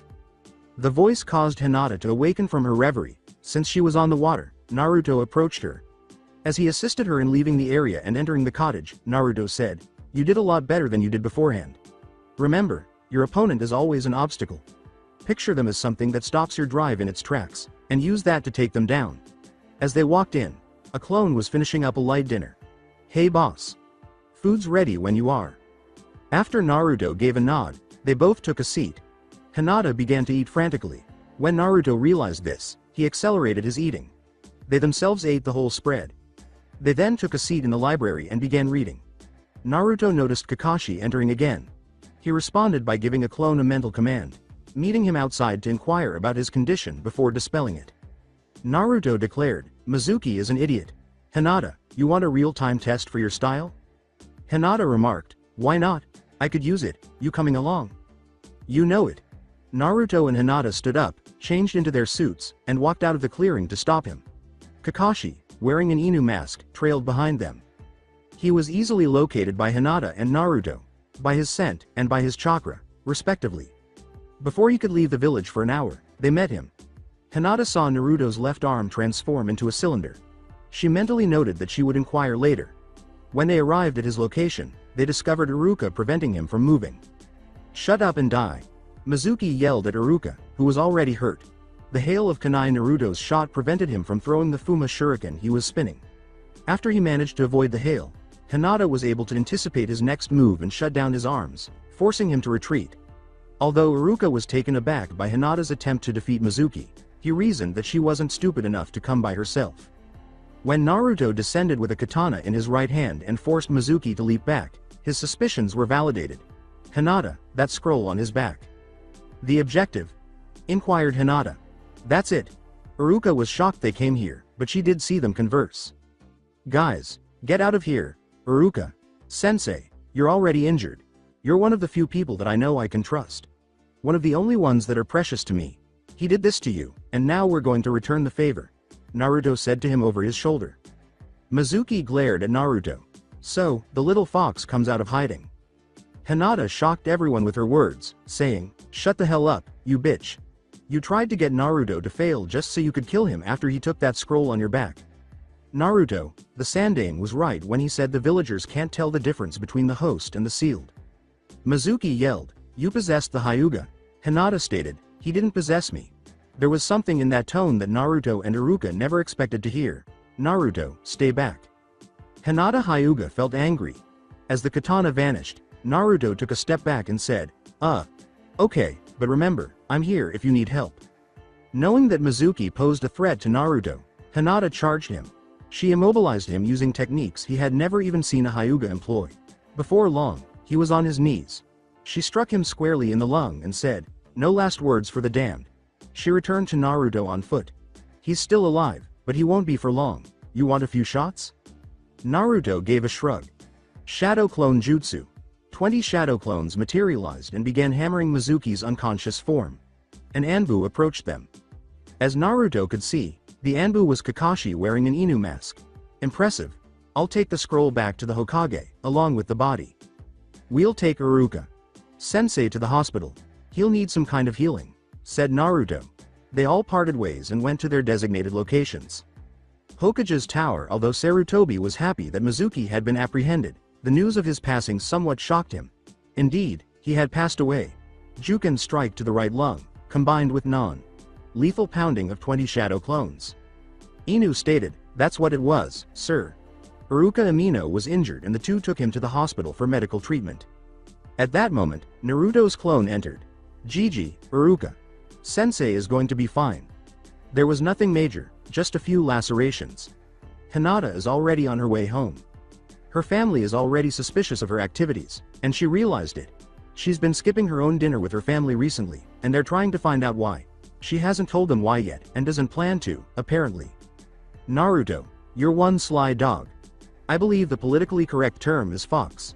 That's what a sly dog is." Naruto replied. "Also, I believe it would be a good idea for me and Hinata to be on a team. It's for her benefit, as well as mine. With tonight's performance, I believe it would be a good idea myself," Inu stated. "I see. However, to please a certain Junin you'd have to have Sasuke Uchiha on your team." Sarutobi replied. "I'll work out a few kinks." Then Naruto went poof, saying, "Thanks Gigi. Are you sure about this, Inu?" "Completely. I'd prefer not to teach an arrogant bastard, regardless of the council's decision," Inu responded. When Hinata awoke in the morning, she felt totally rejuvenated. She was about to find something to do because team placements were in a few days, when someone entered her room. The branch member said, "Lady Hinata, I was just about to wake you." Hinata received a nod when she said, "I assume my father wants to see me regarding my recent disappearance acts. Then please let him know that I'd rather gouge my eyes out than tell anyone. All he really needs to know is that I've been working on ways to make the Juken work for me with a friend. This is something I have to do myself, as the majority of the Hyuga clan would not be able to help me in that regard." Someone else approached them. Heishi Hyuga asked, "And why would that be, my daughter?" "Father, there is a reason the Juken was never easy for me to learn. I have found out the reason with my friend's help, and like I told them, I would gouge my own eyes out before I said anything on it. I swore it on my Hyuga status, and even then I'd still lose my eyes. That should tell you how serious I am about this," Hinata said to him, her voice never ceasing. Heishi turned to the branch member and said, "I see you've grown a bit of a backbone. Please leave us. I need to talk to my daughter in private. No one is to interrupt, not even the elders." "Yes, sir." Heishi used a few barrier jutsu as the man bowed and walked away. "Hinata, I am proud that you have been trying to get it to work for you, and even gained some confidence. At least let me know who your friend is." That way I can thank him properly. Heishi responded. Hinata said, I'm sorry, but I can't do that. Not until I'm finished with everything that we've been working on. All I can say is that he's not a Hyuga, and he is the one that helped me realize my problem with the Juken. And just what is the problem? Before I answer that, I have one question. How many Hyuga have there been that has water as their dominant chakra affinity, with wind as the second best? Replied Hinata. Only one. Your mother. Despite his detached expression, Kiyoshi's eyes betrayed his continued grief for her. She was the only Hyuga not known to have an earth affinity. What does this have to do with anything? In response, Hinata said, everything. Those are my two best elements. Water being the highest, and wind being the second highest. I have found no skill in earth element, and that's the problem. The only ones that use the original Juken used it based on the earth element. Defense only. My main element is water, which is balanced, while my secondary is wind, which is mainly offensive. Add in my flexibility, and you realize that the way other Hyuga are taught would never work for me. Heishi questioned, who managed to figure this out? My friend has scrolls everywhere in his house. He's been doing extensive research on everything he can. History of the clans currently in Konohagakure included. I still have to work on the Juken-specific techniques, and manage to implement them into it.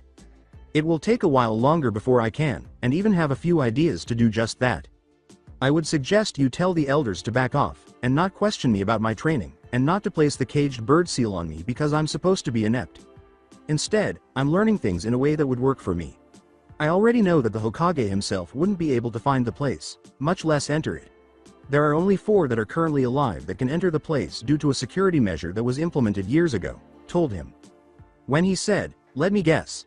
Space, time barrier ninjutsu. Hinata stiffened. Thought so. No one can know where I've been going for this. I've gone too far to turn back now, and he has been teaching me better than the Hyuga clan has. I'd almost say he's a better teacher for me than you are.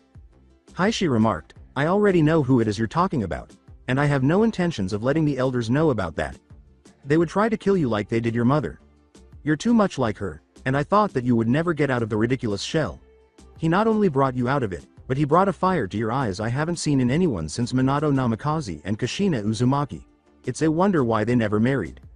Hinata grinned to herself at this. Did I mention he's single, and happens to have both of them as his parents? At that, Heishi stiffened. What do you mean? Kushina Uzumaki and Minato Namikaze happen to have one son. No daughter. This son is the one that was helping me, and no one ever noticed anything about that connection. Said Hinata. I have seen the proof myself, so I know. You can't, and I can't show it to you, but I know it's there. Heishi became angry all of a sudden. Those idiotic fools. The council will hear about this. No, he doesn't want to be known as his father's son. He fights in their memory, yes. But he has no intentions on taking his father's name until he becomes a Chunin. Now that he's a genin, he's one step further. He already gained his inheritance, by stumbling upon it on accident. He's glad he did, and has been working on it all for over a month now. He's the one that will reveal his father's formerly unfinished projects. Heishi remarked, I look forward to it. Have you seen any of them? Only one, but that one was the first one he finished. He tends to use it in his personal spars against 100 shadow clones. I watched him once, and saw what it did. I still can't believe it has that many possibilities. He figures he hasn't hit the tip of the iceberg with the possibilities, and he's already come up with several thousand. I look forward to when he unveils it. For now, no one will know. I'm proud you found someone that can help you where I failed. Just know that you have inherited more from your mother than you think. Hiyashi turned his back. Before a few images sprang to mind, Hinata pondered what he meant when he said, down to tastes. Does this imply that my dad was a backup plan? If that is true, my mother's first choice was his father, so that implies. Other girls' meddling allows me to go where my mother was unable to. The best week of my life is officially here. After getting ready and eating breakfast with her family, Hinata left. After some time of walking, she discovered Naruto and Iruka at Ichiraku's. Hinata approached and said, Naruto, Iruka. Sensei. What's up? What's up, Hinata? Inquired Naruto. I'm not training today, and they're just working on the projects I have right now. In response, Hinata said, oh, okay. So Iruka. Sensei, how's your injuries? Nothing too serious. I just can't do anything strenuous for a while. Walking around for a bit is no problem. Iruka responded. Naruto, I'm glad you got her out of that little shell. If I didn't see it with my own eyes, I would never have thought she'd do that. As she sat down, Hinata remarked, he's just one of the fools of the village who let stupidity and ignorance blind him. I'll take pork ramen, please. Coming right up, exclaimed Tuchi Ichiraku. Behind the counter was a girl. So you're one of the select few that don't care what the other villagers think, huh? It's not that I don't care what they think. In fact, I do care. I don't want them hurting him like they did the rest of his life. I'd probably do more for him than I would for my own father, and he knows it. Hinata replied. Hinata Hyuga. Ayame Ichiraku. The girl answered back, by the way Hinata, I didn't know that. I wasn't sure if you did, but I wasn't exactly talking about you there. I was referencing my father. He already knows it. He even said that it was only a matter of time for this to happen. My mother was probably close to your father, after all. Hinata stated to him. You already told him. No, he figured out most of what he knows on his own. I couldn't keep myself from tensing up when he mentioned the barrier. That's probably when he figured it all out. Said Hinata. He already knows not to tell anyone, and the Hyuga elders can shove it. He swiftly finished another bowl that was brought to him and said, well, I'm glad. I know I can trust you with my entire being. That's why you were allowed in. It was only speculation at first, but now I know for fact. Nothing like good old Ichiraku ramen to lift the mood. Sorry I couldn't come for a while. I've been busy lately. Ayame remarked, I can see that Naruto. Just know that if you betray the trust he puts in you. Hinata interrupted, saying, I wouldn't dream of doing that Ayame. He's the reason I actually want to get up in the morning. He's the reason I've gotten better at what I have. If those fools that the village calls a council can't see the gem they have dulled, then they are truly idiotic. Iruka was perplexed when Naruto said, I take it the drive you found has something to do with me. Naruto, what are you talking about? When I went up against Sasuke in that spar, I was hoping she was listening in on it. That wasn't just for Sasuke. Those words were also directed at her. Naruto clarified. Yeah, I heard it. I want to help you in any way I can. That is my drive, replied Hinata. Naruto saw that they were being approached. Hinata recognized the phrase and discovered that the subject should be removed. Incoming Uchiha. A voice said, so the rumors are true. You really do eat nothing but ramen. Sasuke was the one. Naruto said, so what do you want Teme? To which Sasuke replied, train me. I already told you what you had to do. I don't train arrogant assholes who are stuck up on revenge. The only way I would train you myself is if you gave up revenge in favor of something else. Or at least have a different reason for it. I want revenge myself, but I am not consumed by it. For me, protecting comes first, revenge comes second. Sasuke asked with a hint of malice, what would you have to avenge? The one that killed my parents happens to be alive. You may not realize it, but he was also there during the Uchiha massacre, helping Itachi. I only found out about him over the past month, but I know the consequences. He'll go down, but that's only after I get strong enough on my own power. Until then, there is nothing I can do, so I won't bother chasing after him. He killed my mother with one action, and through that, my father died. In essence, he killed them both the day I was born. Naruto stated to him. Iruka questioned, what are you talking about, Naruto? Iruka. Sensei, my mother bore the same burden I do now. When she was relieved of that burden, she was basically on her deathbed. He's the reason it happened, and the consequences of that had my father die that same night. I haven't forgiven him, and probably never will.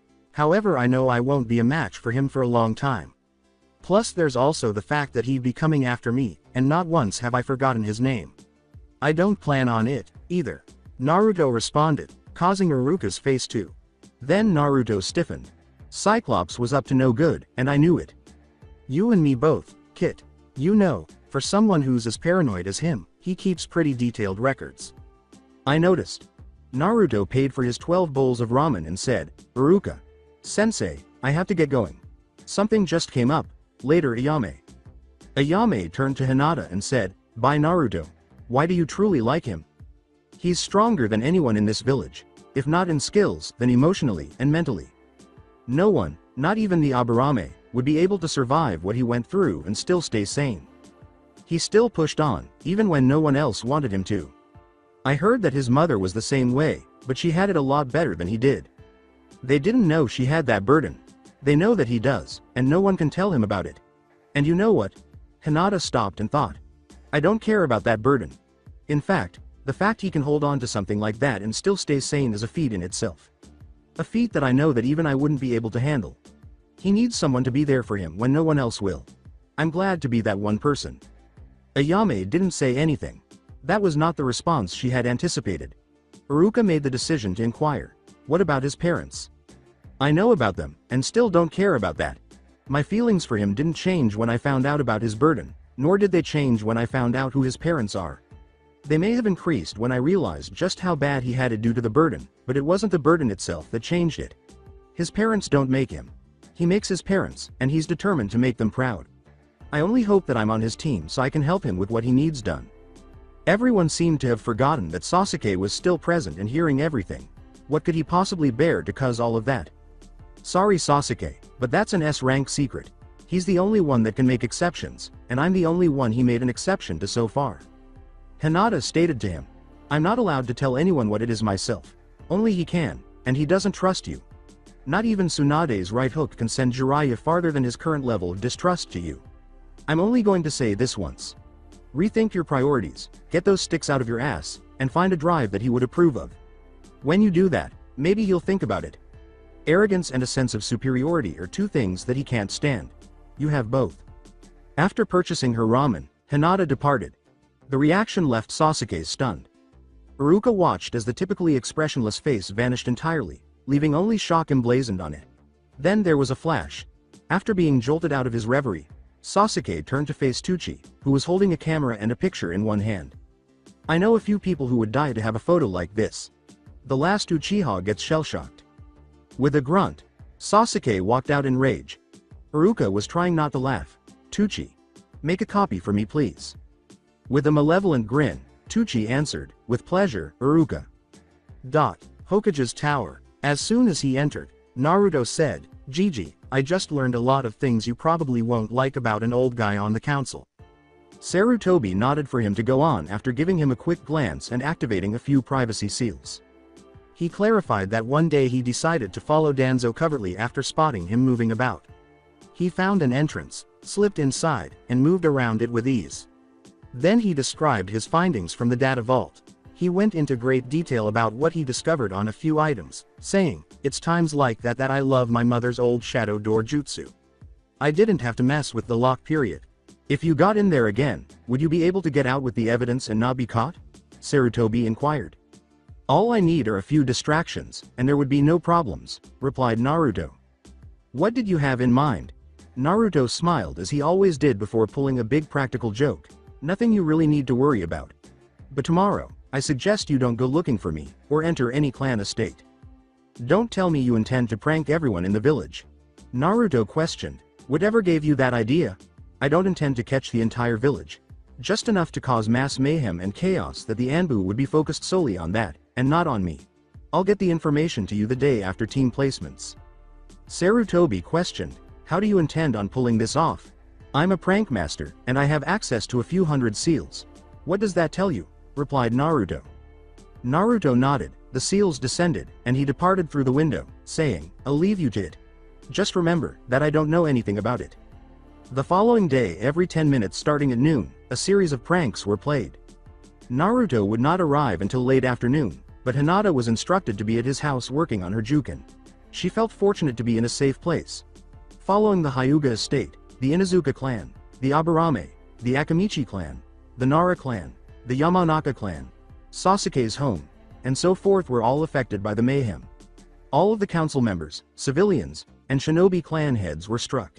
Aside from Danzo, the elders' private residences were also damaged. Naruto entered, went to the vault, took everything out, sealed it in scrolls, and then exited. When he returned to his home, he sealed them all into another scroll. After he joined Hinata, Danzo was struck. Sarutobi was in his office, laughing uncontrollably while he watched the carnage with his privacy seals activated. The remainder of the day and the following day continued to be chaotic. As a sign of trust, Hinata had already obtained her father's approval to remain at Naruto's house. The reason she had to leave in the morning was still a mystery to him. Then came the series of pranks. He now understood her necessity. She should not have been in the line of fire. Naruto was also nowhere to be seen. Naruto and Hinata made their presence known once the chaos had subsided, but they were both taken aback by what transpired. Heishi quickly identified them. "Naruto, Where were you during all the chaos yesterday? My place, apparently. I don't know who managed to pull something like this off, and if it's already been a day, and they still haven't been caught, I have to admit I applaud their skills to cover their tracks. I know I wouldn't be able to pull this off so easily. I would have been caught the moment it went off. It went off in intervals, 10 minutes each. Heishi squinted at the teenager. Wow, they even timed it. Whoever did this, they obviously were trying to create some kind of distraction. As for what it was, I don't know, but if there happened to be any missing prisoners, then we actually have someone that could have pulled it off. Or at least a way to point in the right direction. Naruto looked around. If they were aiming for mass chaos, then it's obvious that they caused it. Heishi was studying his countenance. Although he believed Naruto might be lying, all of his statements were accurate. Oh no, he couldn't be the one. Before he was done, any doubt I had was instantly dispelled. Heishi looked at Hinata and said, "What about you, Hinata?" I was sticking to Naruto's place. There's a lot of things in there that happen to be extremely interesting. Between training myself, the garden, and all the information there, I was quite busy. Heishi smirked to himself, and what exactly did you do? I was working on my father's projects that still haven't been finished for most of the morning, and late into the evening. We didn't really interact much until late afternoon, but I did help her out more on her personal Juken techniques, replied Naruto. Mainly training, reading, and admiring the flowers. Aside from eating, and he's a great cook by the way, we only spent training on the Juken together. He made it a note to relax every now and then, and that's why I was admiring the flowers in the area. That was her response. Damn it. Heishi nodded and left after his mind was compelled to accept what they said as true. These two were either telling the truth, and lying so expertly that even I can't tell the difference. Naruto mentally remarked, Hinata, that was some class A truth bending. And to think that he wasn't able to tell the difference. I know, right? It just goes to show you, impossible is nothing but a word. Hey, Kyuubi, I have a question. What? Hinata inquired, why did you think this was a useful skill? For the life of a ninja, there is little room for error, and as such, you'd need to be able to tell the truth to someone, and answer their question, without giving away the big details. You did that without any help on our part. You haven't completely mastered it, but you're obviously good. Hinata said, thanks, I guess. I told him I'd help him, and since he's helping you, I might as well help where I can. Am I right? Agreed. You know, Kyuubi, there is something else you can do for her, Naruto replied. Naruto, that is not going to happen and you know it, not unless she is already married to you. What are you talking about? It's something that I'm wholeheartedly against, as there is a side effect that no one in this god-forsaken village would accept the moment they found out about it. We've got Naruto on the council's shit list. We don't need you there as well. How bad could it be? I mean, if I turn into a Hanyu, or a demon, I wouldn't mind. I know you wouldn't. So do I, but there is a massive problem with this particular course of action regarding the idiotic civilians. I can allow you to summon Kitsun once your reserves are higher, as I intend on letting Naruto do the same later on. As much as this village hates foxes due to me, you two can help change this. Since I am sealed like I am, only Naruto can summon me, and this is not through the contract. It requires a different chain, for one. Another reason is because, though I am a Kitsun, I hold the title of Biju, and as such am a guardian. Even though Naruto didn't recognize the graveyard, he and Hinata ended up there. It was positioned sparingly. Okay, is it just me or did we find our way into a new or unused graveyard while talking? They searched the area and discovered 2 graves, which Naruto approached. No, I'm pretty sure we did. These are my parents' graves. This is not where they are buried though. You father I can understand, but your mother is one I wouldn't. She held no symbol of extreme power since Whirlpool was destroyed, so I would expect she would be here. Her body, or ashes, are not in the area. Both Hinata and Naruto remained silent. Both of them gazed at the tombstones. Someone's coming. When Naruto and Hinata realized it was the Hokage, they relaxed from their initial state of alertness. Gigi, what are you doing here? According to Sarutobi, stumbled across your parents' gravestones? Naruto gave a nod. He looked around. Sarutobi went pale and said, I don't think my mother is buried here. What do you mean she isn't buried here? I dug the graves, made the gravestones, and put her in the casket to lower her into there. The only other one that knows where these gravestones are exactly happens to be Kakashi Hitaki. He's the only witness I can say, and only because he was your father's student. He knows that she was buried here, as he saw it. Kyuubi, any ideas to figure out just what is wrong? The only one I can think of is digging up whatever is supposed to be there, and if it's not, then we have someone that defiled your mother's grave. After that, Naruto demonstrated several hand signals. Sweden. Rock carver. His mother's grave moved, and a casket emerged. He opened the casket and discovered that she was not present at all.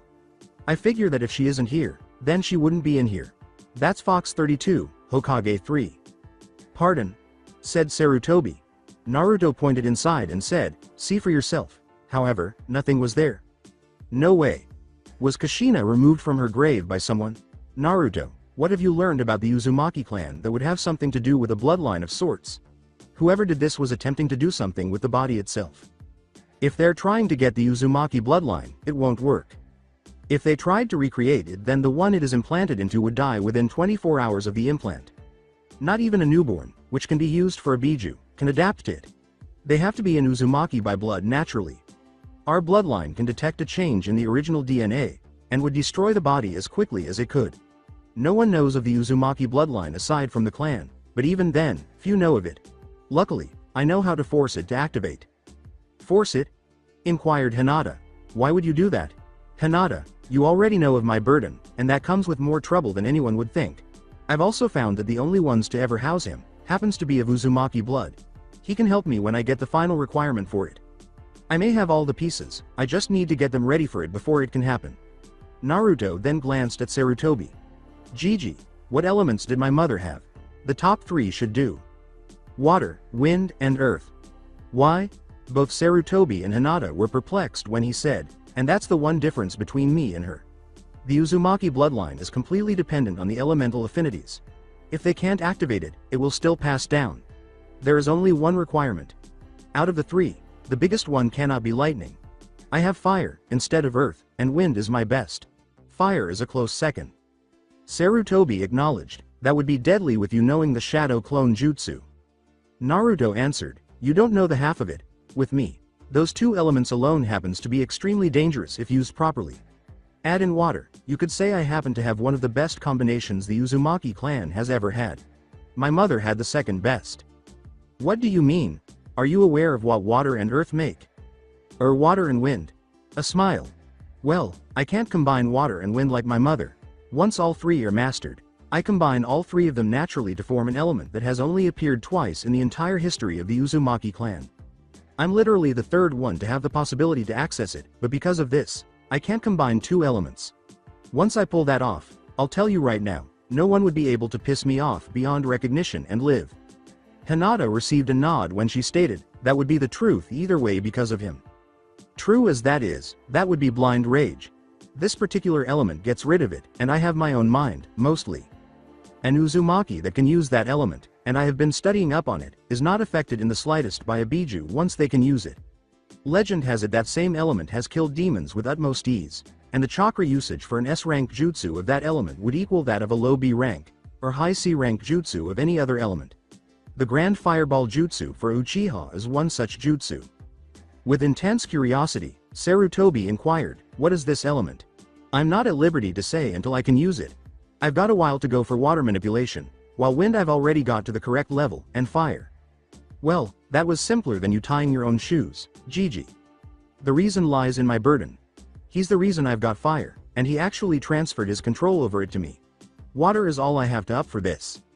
Sarutobi was somewhat taken aback by the announcement. Why would you trust him, Naruto? He briefly moved away from them and said, because he has not lied to me once yet, and I have tested out what he has said myself. Just watch what I can do with it.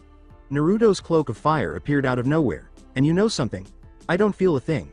I know I'm surrounded by fire, but it's made of my own chakra. As such, I'm not affected by it. Go ahead, try a fire jutsu on me. Doesn't matter the strength.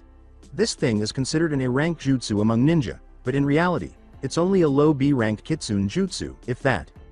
Hinata questioned, are you sure about this, Naruto? Naruto turned to Sarutobi and said, completely.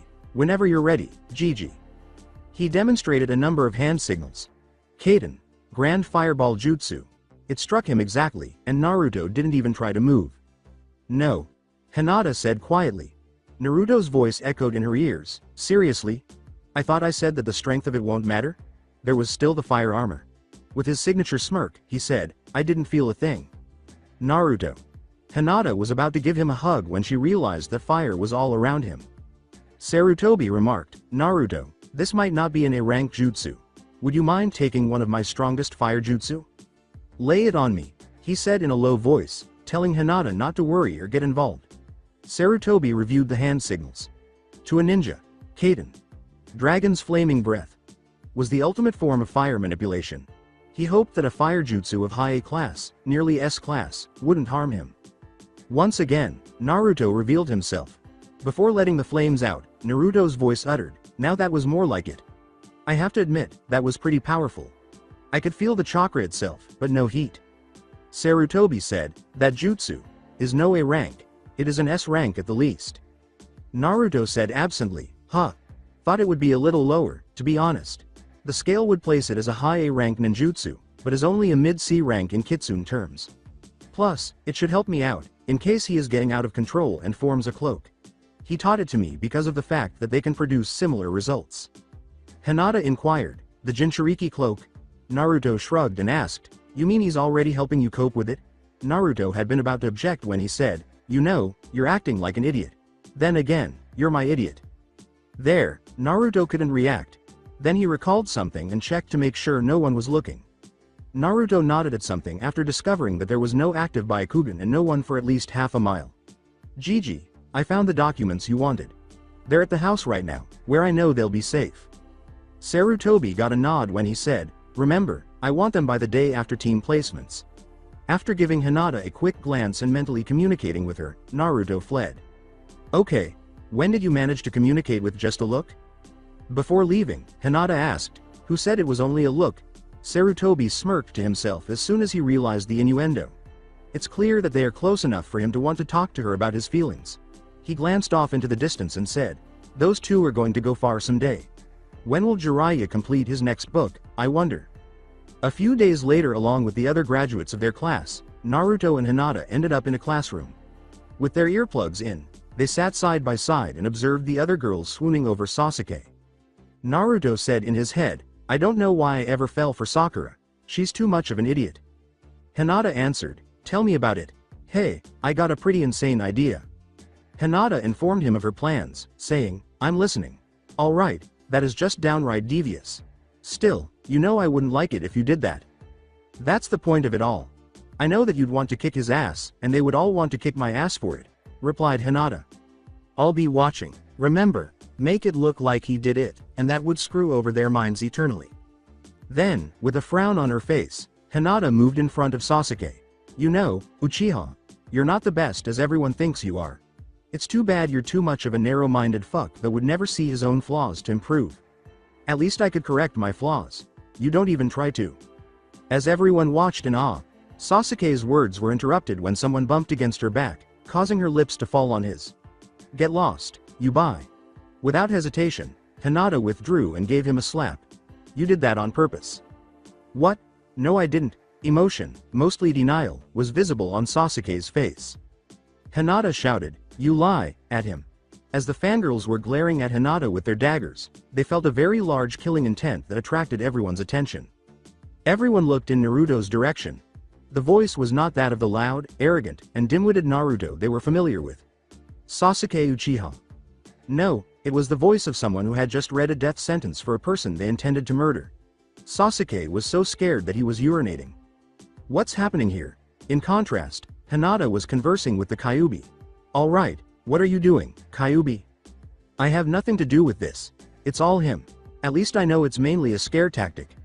If it were true rage, it wouldn't be words that came from mouths, it would be blood." His tone was deadly serious as he said, "No one kisses my girl but me." Deadly is emphasized. His aura of death was evident as the Sasuke fangirls retreated from him. The first person to notice the wording and realize he was referring to Hinata was Sakura. T talked to Sasuke like that. She abruptly stopped talking when Naruto gave her a glare. Sasuke nodded despite his extreme fear. Anyone who lays a finger on her beautiful head will lose theirs. After toppling over in his seat, Naruto's angry attitude was immediately put aside when he turned to face Hinata and they clasped hands. Apparently meditating the entire time, the two disappeared and ended up in the corner. Without opening his eyes, Naruto remarked, "That threat was entirely real. even though what you saw might have only been a genjutsu. He said without malice, hatred, or any other emotion, I really will behead you if you touch one hair on her beautiful head. His tone of voice remained constant as he said, remember that. If you don't, you will regret it. Knowing that Naruto's recent adventure was over, Iruka entered at that moment. All right, class, calm down. It seems that the small incident made it possible for Iruka to quickly capture their attention. He continued his long, drawn-out speech, to which few people paid much attention, saying, you are now genin of this village, and as such, are now considered adults. He paused, then went on. All right, now for the teams. Team 1. In Naruto's mind, Teams 1.6 received no notable marks. This made them both smile. Team 7 will consist of Naruto Uzumaki, Hinata Hyuga, they said. They all exchanged glances before saying, and Sasuke Uchiha. As was evident, Naruto was not exactly overjoyed, but he was glad to see Hinata. The fact that he already knew who his sensei was made him very happy. Since he no longer cared much about the team announcements, he ignored them. He hesitated when he called out the final team. With the exception of 2 that appeared to be dating Naruto, the Junin were arriving one after the other. Once again, congratulations on graduating. Your Junin sensei will be here shortly. One of them was identified by Hinata as Kurenai Yuhi. After pulling out a deck of cards, Naruto challenged Sasuke to a few poker games. Unaware of her actions, Hinata chose to participate. Iruka and Team 7 were essentially playing Texas Hold'em poker after everyone else had left. With the exception of one hand, which Hinata won, Naruto was winning every time. How do you keep winning, Naruto? Iruka inquired, obvious admiration growing. You're not stacking, are you? He perplexed the others by saying, sometimes, I wonder that myself. It's not just poker, but any game that relies on gambling, from slots, to cards, even roulette. For some reason, I easily win without trying. I guess you could say I have the devil's luck. Hinata remarked, that would explain it. The question is, where did you get the devil's luck? I can think of 2 places, but I can't really mention either of them without breaking any laws. I had the same thought, but honestly, I don't really care. I even left town once and found out that I'm a natural gambler. Added on to my family's account, and no one noticed. Naruto sighed. Less hate was in Sasuke's voice as he said, what family? You're an orphan. My parents may be dead, and I may not have any siblings, but I do have family. Like you, my family is dead, though not once have I gotten to know anything about them in person. I know that my father is by far the most noble man this village has ever seen, and my mother, out of everyone you don't want to piss off, she's in the top 3. Any Uzumaki are up there, and I currently beat her and the other ones out, mainly because I'm alive, and they are not. At one point or another, we all had the same burden. Anyone with a similar burden are people you don't want to piss off, and for good reason, said Naruto. Sasuke gave him a startled look. What kind of burden would make that true? I could tell you, but right now, you'd only get so high-strung on it, you'd think it should belong to you. For now, all you need to know is that it gives me close to God-like chakra reserves, extreme healing levels that would leave scars on anyone, and a second opinion on some matters. Everyone with this burden at least gets the chakra boost. Healing is a maybe, and the second opinion? That's just a side effect of getting along with the burden. Naruto replied. However, anyone with this burden, especially an Uzumaki, that is pissed off, don't make them turn it on you. While some show a bit of mercy, most wouldn't do to harsh lives that no one should live. Some kind of bloodline? Uzumaki temper? You could say that. The others? No, it requires a special condition, one that few, if any, would have by choice. Some become mentally insane because of it. Most notable records are in Sanagakure for that, though there are some in Kirigakure. Naruto clarified. The Uzumaki clan does have one, but it is currently unknown to anyone but those I've told. Iruka was perplexed by Hinata's statement, I have seen the details of it myself. He has quite a bit left before he can activate it. Sasuke questioned, do you know what it takes? Iruka said, what I want to know is what it is. I'm not going to say, as I don't think it necessary to say just yet, replied Naruto. And yes, I know what it takes, and believe me when I say, it's not easy to do so at my current age. In fact, for what I can do with it, most people wouldn't even be able to use anything of the base magnitude of it until they're Chunin. I need it for what I intend to do, and that is why I have made some progress with it. Hinata informed them, I won't say, because it's not my position to say. Sasuke was about to give Naruto a stern look, but he changed his mind after realizing what he wanted before he would even bother training him. Iruka merely gave a nod. Sasuke glanced at the others, and they appeared to be close already. Why is that? When Naruto saw this, he turned to face him. If you're wondering why the three of us are this lax around each other, it's because they still like me, even with my burden. Everyone in the village hates me except a select few, and all because of my burden. Sasuke saw the sorrow in his eyes but chose not to inquire, believing that the burden was a blessing and a curse. How bad do you think you have it with your burden? Before Hinata placed a hand on his shoulder, Naruto told him, with a sorrowful expression in his eyes, worse than anyone else in the village, though you're a really close second. For someone who hasn't been in either of our positions, you having your family killed in front of you, and me never even knowing who my parents were, then they'd think you had it worse, and my burden? That's the only reason I have it worse. Sasuke watched them and wanted to know, even though he felt it was unnecessary. Sasuke was interrupted by Naruto's hand. I know that I ask you to train me. More like ordered. But if I forget about that, and instead you at least try to trust me, he said. If you want me to tell you, I'm afraid I can't just yet. It doesn't sit well with me right now, and that's only because the only side of you that I know isn't too appealing, and you're likely to blow it in my face. Naruto stated to him. It's nothing personal, but something like this is not a good idea to let too many people know. When necessary, Sasuke recognized the value of secrecy. It was now required. Naruto, I just found something really strange. What do you mean? Remember your father's projects. One of them seems to have the potential to help him out. You mean the one codenamed Omega 72? That's the one. I think it can help him trust you, and make it more likely for you to trust him. Besides, that one's almost finished. And when it is, I let him test it out. No, you should test it out yourself, while heading to the Uchiha compound. See what you can find out. Naruto turned to Sasuke and said, Noted. Sasuke appeared repulsed by the notion, but Naruto shook his head when he asked, What would you say if I could possibly help you with your little clan problem? He sighed, not the repopulating part. Geez. I'm talking about the extermination part. The dead hold no secrets, and those that didn't pass on would be able to tell me when I'm finished with a project I'm working on. If it works, and I find someone close to you that didn't pass on, I could give it to you and you could talk with them more. Sasuke was about to yell, but he was trying to control his emotions. What is there to know? Itachi killed off the entire clan but me. Sasuke glared at Naruto as he asked, Did you tell you the reason he did? He did it to test his power.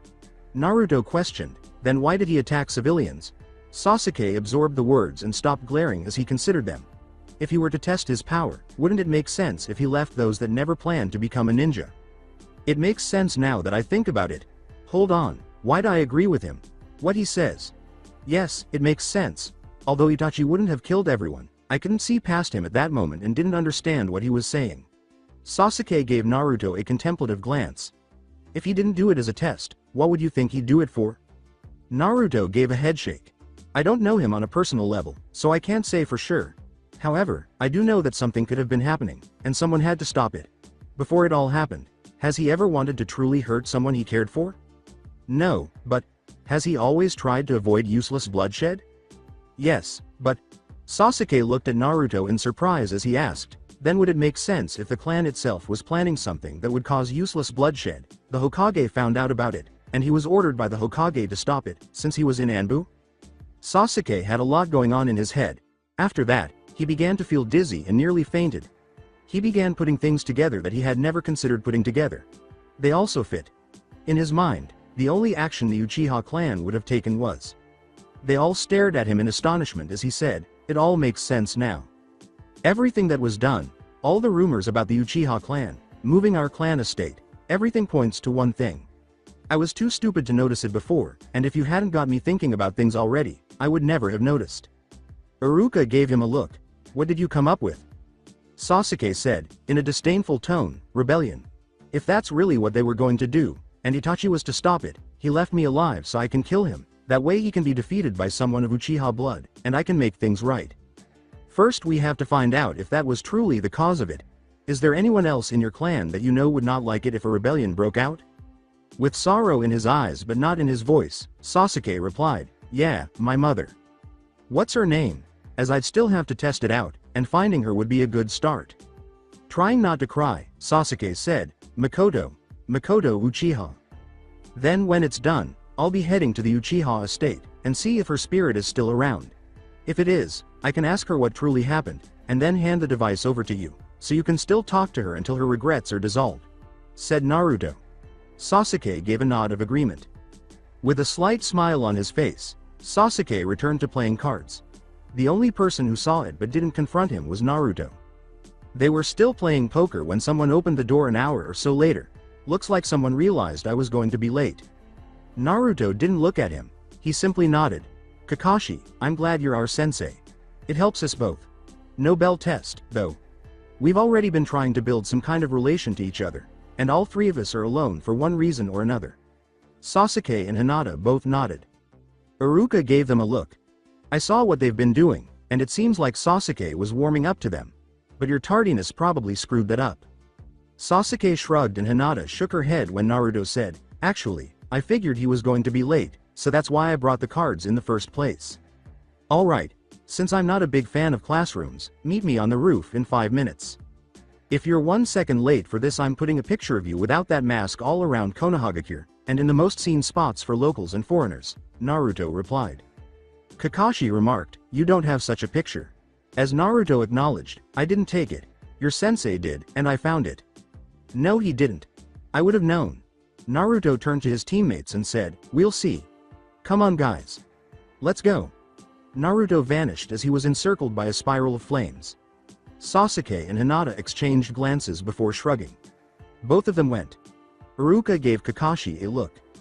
Naruto has had a tough life. If he didn't find his inheritance by accident, he would probably still be an idiot. "I'm actually glad he found my sensei's home," Kakashi replied.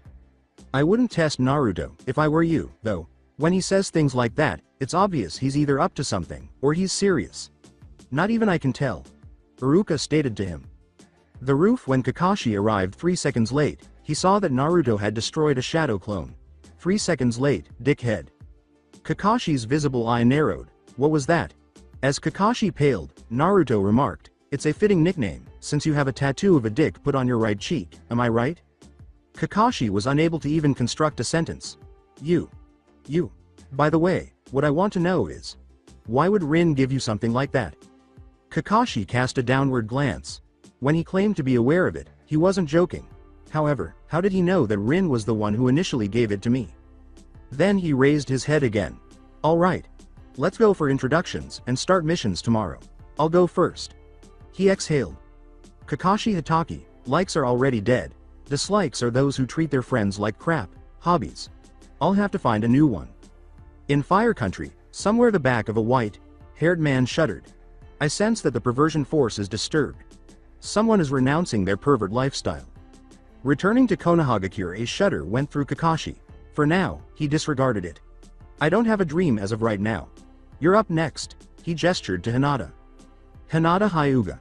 Like our Naruto, foxes, and cats. Dislikes. People who can't tell the difference between a jar and the mayo. "You should know what I mean by that, sensei," she observed the nod. "And those that treat others like garbage just because they can't do what is expected of them due to a lack of something they don't bother to check on. Hobbies? I guess you could say hanging out at Naruto's place. Never a dull moment. My dream is to help Naruto with his dream." Naruto Uzumaki. Likes are those who don't care about my burden while knowing full well what it is, so that number is few. Hinata, and training. Dislikes are basically the same as Hinata but with the additions of rapists, perverts, and I do have a few ways to deal with them: arrogance and ignorance. I could go on, but I'd rather spare you the details. Anyway, my hobbies are training. Did I mention I was a ramen nut? He stopped. My dream. It used to be to become Hokage, but now, I just want to be the best I can possibly be, while making my parents proud, even in death. Alright, duck. But. You're up. Sasuke Uchiha. My likes and dislikes have been screwed up recently. My hobbies are none of your business, and my dream. It used to be to kill one man, but now I think I'll have to find a new one. This is quite strange. The reports don't agree. Okay. I don't understand Sasuke's situation. However, I'm not shocked about Naruto and Hinata. Now normally, Junen would put you through another test, but the way I see things, you probably wouldn't need it. Tomorrow we start missions. It's going to seem boring at first, so fair warning. Kakashi responded. Kakashi disappeared in a shunshin with the words, "Training ground 7 at 1000. See you then." Sasuke did nothing but sit. Naruto glanced at Hinata, who appeared somewhat preoccupied. Hinata. She asked, gesturing to the sky, where he noticed an odd bird circling. After examining it, Naruto produced what appeared to be a bracelet. When he looked through it, he could see that it was burning, but the flames were not stopping it. Phoenix. Why is there a phoenix in the area? Sasuke noticed his bewilderment as he looked at him. At that moment, the phoenix spun around and charged directly at Naruto. He nearly lost it, but he refused to back down. It came to a halt and landed before him. Sasuke was half frightened when it asked, "Are you Naruto Uzumaki?" Naruto was alert and asked, "Who are you, and how do you know my name, Phoenix?" "Relax your guard, Uzumaki. I am here on behalf of your father, though I am sorry it took so long to find you. It's hard to find his son when he's not even using the surname of the father."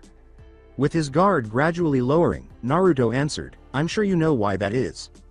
"Indeed. As for your question, your father, though known for the toads, was able to summon the Phoenixian race. As to who I am, my name is Khan.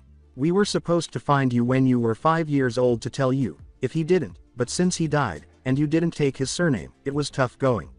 We almost lost hope, thinking you were dead like he was.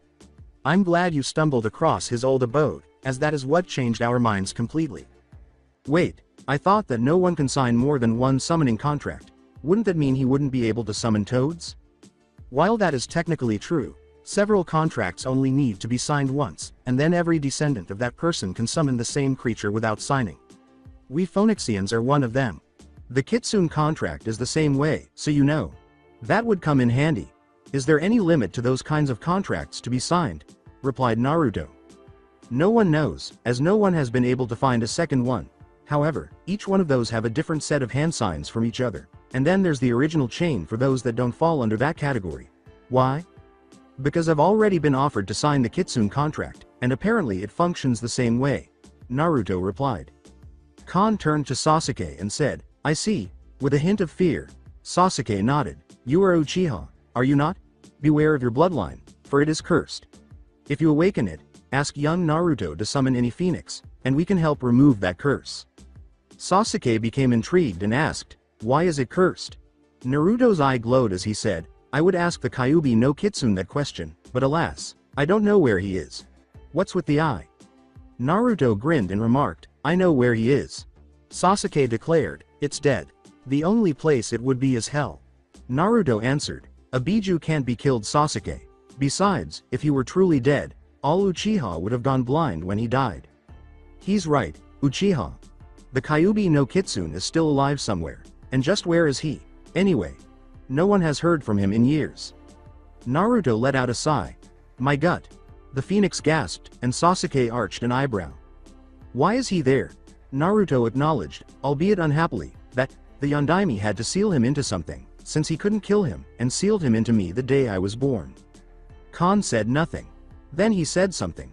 "If you find a dead fox, any kind will do, you can transfer his essence to the new body, allowing it to roam on his own, but he will still be tied to you, especially if he used the seal I think he would. Reaper Death Seal." Naruto gave that a nod.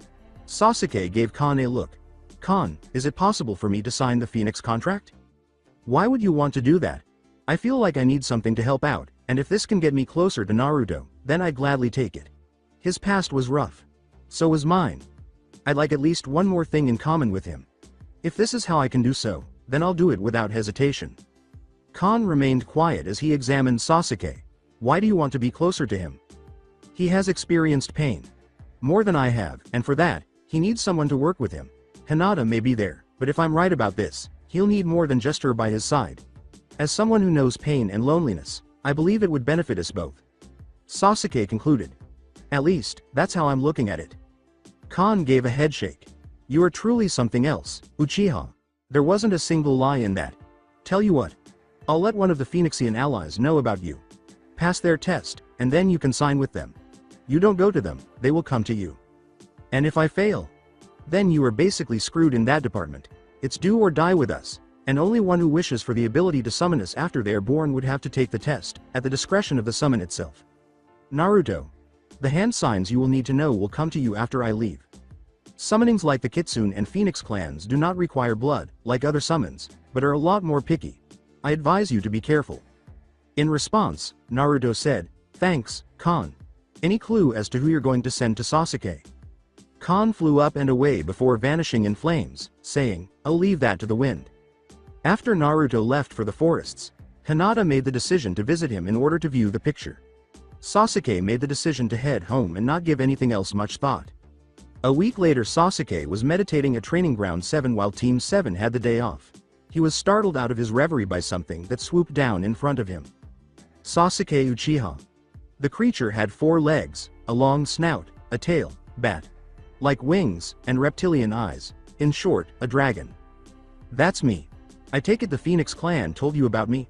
replied Sasuke. "I was told to test you, but you don't look the part. The way I see it, you're nothing but a green rookie." Sasuke scowled at the dragon and said, "That's your opinion. I may be young, but that doesn't mean I'm not strong. You really think glaring at me is gonna work?" Sasuke grinned. Then a voice spoke up behind him, asking, "Now why would I think that? Especially when you're talking to a mere illusion." The dragon turned to the Uchiha as the Sasuke in front of it waned. "Clever boy." Sasuke assumed a stance and said, "I'll admit I wasn't prepared for a fight, but I guess I can play for a bit." "Your delusion, kid. No human has bested me in over a century." Sasuke didn't say anything in response. The dragon discovered someone on his back after his form became hazy. "How did you get up there?" He pushed some chakra into his hand and pushed it through the neck, between 2 scales, saying, "When you gloat, you leave yourself distracted. Because of this, along with the hint of arrogance in your voice, you didn't notice that I was analyzing you the entire time." Immediately, the dragon collapsed. "What did you do?" "I shut down your nervous system temporarily. It will be back up in 30 minutes, or when I release it. Note that means those organs that need the brain to work, will shut down later on. Vital organs included. You'd be dead before the 30 minutes are up. Surrender now, and I will release it." Sasuke spoke with an even voice. The dragon spat out the contract and said, "Fine, you pass, now please, turn it back on." "Thank you." He then proceeded to the contract and, as instructed, signed it in his own blood. "Oh, and by the way, it's actually 30 seconds, and no vital organs are affected." At that moment, the dragon's limbs began to move again. All he did was look at Sasuke. "Your trickery is like that of a snake, but your heart is that of a dragon. Sasuke Uchiha, you have earned your spot as a summoner of the Dragon Clan. If you see a Phoenixian, let them know that the dragons send their regards, and their thanks." To which Sasuke answered, "Will do, and thanks." The dragon took off and vanished in a flash of light, saying, "Once I return to the dragon's realm, the hand signs will come to you. Goodbye, Sasuke of the dragons." Instead, Sasuke went to search for Naruto outside the training area. He was in the Hyuga estate, which is ironic. In order to deliver the news, he made the decision to wait for him outside. He waited for 20 minutes before Hinata and Naruto emerged and saw him. Hinata questioned, "Why are you here, Sasuke?" His response was, "I got it." "Got what?"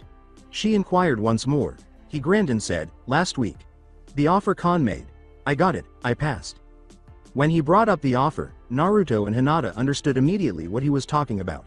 Naruto was the first to say, "Congratulations, Sasuke. Who tested you?" "Some random dragon. Apparently, they are not that good with trickery." Sasuke replied, "I didn't ask for a name. What about you two?" "I just watched Hinata kick her sister's rear end and shock the hell out of the Hyuga elders," replied Naruto. "You should have seen it." "I only did what you taught me, Naruto. Your advice really helped. I'm also glad I took to the medical ninjutsu, so I could heal her afterwards," Hinata replied.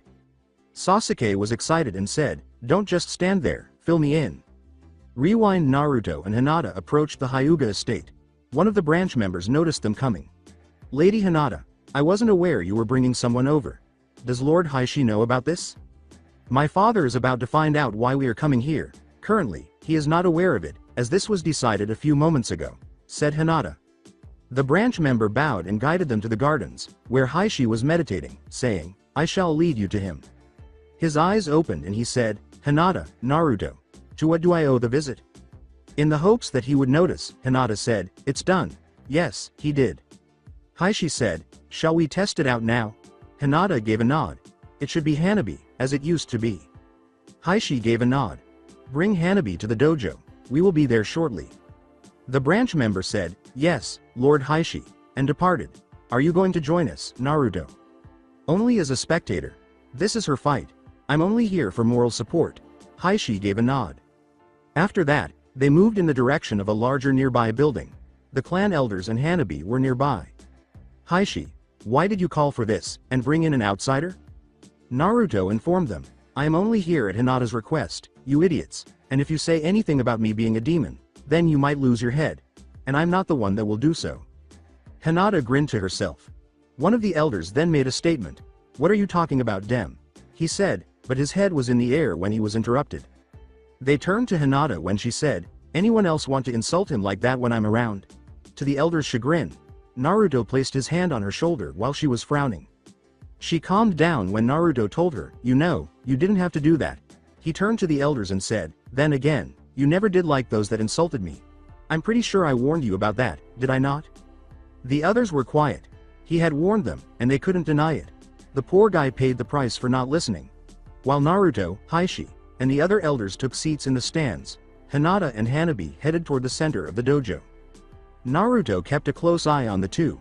He addressed the elders, saying, if I were you, I would listen carefully. What Hinata is going to do is something that only she can do, even among the Hyuga clan. And you'll also see why she hardly progressed under your wing. One of the elders said to him. The man said, what are you talking about, boy? There's a reason for everything. Finding that reason can be more trouble than it's worth, but there are times when the reason is worth the trouble. Naruto stated. Pay close attention to the differences between the two. You'll see what I mean. Hanabi launched an attack that Hinata was never able to halt.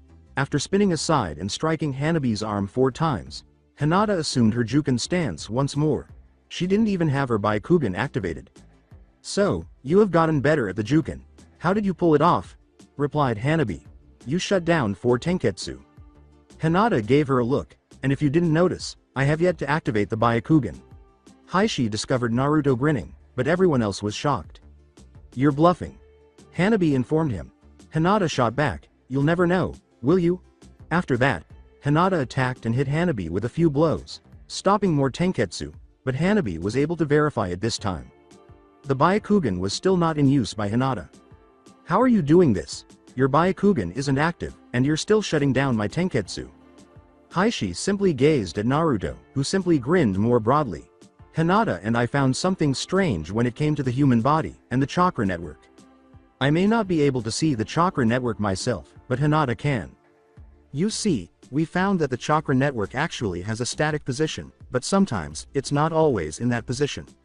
It all depends on the biggest chakra element the user has. An earth main has its chakra system rarely move, if ever. It will simply expand as the body does. A water main can manipulate their water chakra to move their own chakra system, but only if they are proficient enough with it. Hanabi is an earth main, I'd wager, while Hinata is a water main. Heishi answered, that doesn't explain how she's doing so. Naruto stated, I'm getting there, actually. Hinata's a water main, but the extent of it is far beyond my own for wind. And I'm a wind main, with a near god. Like affinity for wind. She learned to manipulate the water from a distance, and force my Tenketsu into a position that she can close it as she's striking. She doesn't need to use the Byakugan for the Tenketsu, because she's been manipulating Hanabi's Tenketsu as she's striking. Then Hinata spun away from Hanabi's blows. An elder inquired, and the dancing? Naruto observed the fight and said, part of her style. You see, since Hinata is a water main, with wind as the second best, she could never use the same style of Juken as Hanabi is using. We've been working to develop a version for her, one that would work for her, and this is the result. It appears to be a dance, but in reality, her body is flowing like a river. And to think that we finished all of this, without her using the Byakugan. What are you talking about? She still has it, but I had her learn without using it. I'm sure her mother would say something along the lines of, don't rely on your dojutsu. I may not have met her myself, but that is something that I feel would be needed. Just because you can see it, doesn't mean you can react in time. With this in mind, she worked on it. How did you manage to get her to attack her own sister? Heishi inquired. She always valued family above everything else. She found a drive, and she's using that drive to her advantage, said Naruto. In her mind, she's not fighting her sister in this fight. She's fighting someone that is stopping her from her goal, and using her drive to get past that obstacle, and to that goal. He was gazed at by the elders. Heishi had a curious look, but he was very good at hiding it. Has she told you that drive? And here I figured it would be obvious with her action earlier, replied Naruto. Her drive is to help me any way she can. If she doesn't get past her own obstacles, Then she can't help me in her mind. With that in mind, what do you think is going on in her head? Nobody responded. They were all perplexed. What did you do to her? Naruto said, I didn't do anything. All I truly did was tell her of my burden, since I already knew of it. She doesn't care about it. In fact, she openly stated that she couldn't go through everything I have, and still retain some sanity. Her motives are her own, and though I am inspiration, her choices are her own. I made no attempt to persuade her either way. She decided she wanted to improve. I helped find the path. She made mistakes. I told her about them and gave suggestions. She makes the decisions, and I've been helping her follow through with them. I haven't gotten anything from her aside from her time. Not once have I had to force her for anything.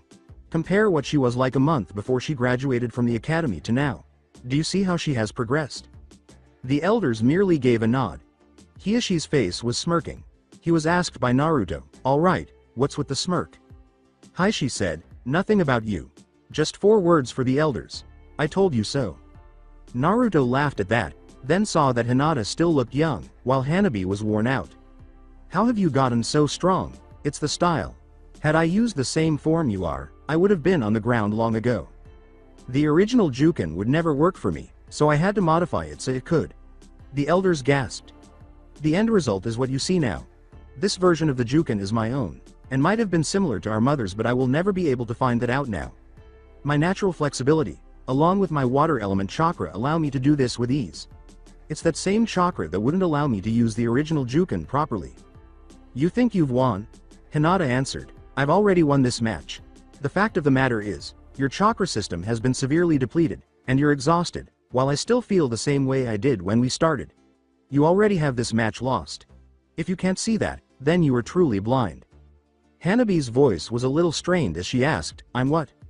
You need to see that you've already reached your limit. If you can't do that, then you are truly blind. The Byakugan is not all powerful as is believed. You've used yours the entire time, while I haven't used it once. Byakugan is merely a tool for use. Juken is best used with it, however, Juken is not where I excel. I excel in my own version, one that feels natural for me, and I don't need the Byakugan for it, unless I am up against 6 or more opponents. You've lost this round, Hanabi. Then Hanabi roared, I have not lost. The elders shook their heads and Hiashi scowled.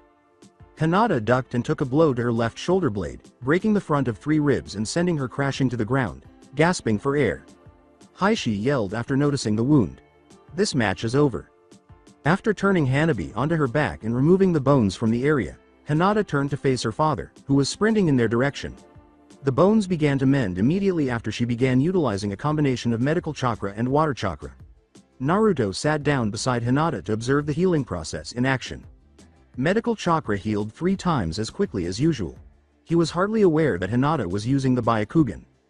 When Hiashi examined Hanabi's chest after the wound had healed and everything had been put back in its proper place, he discovered that everything was fine. How did you manage to pull this off? Medical chakra mixed with water chakra. It increases the effectiveness, but is a lot harder to pull off without making a mistake. It's the purity and balance of water that allows this to do just that. She'll need to rest, but aside from that, she'll be fine. Hinata clarified, as she wiped her forehead with I almost killed her. Naruto gently grabbed her shoulder and remarked, you didn't, and that's all that matters now. According to an elder, not quite. Both of them looked to the elders. How is it that you were able to help her without anyone else noticing? How did you learn anything about the Juken? One question at a time, please. Naruto instructed them. First off, the location can only be reached by a select few. In fact, there are only 4 people, including myself, that are alive and can get there.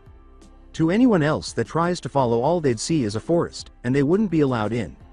As for the second question, that is because where I have been training her, there is a complete list of history, chakra theory and development, seals, jutsu, anything that could be useful information-wise.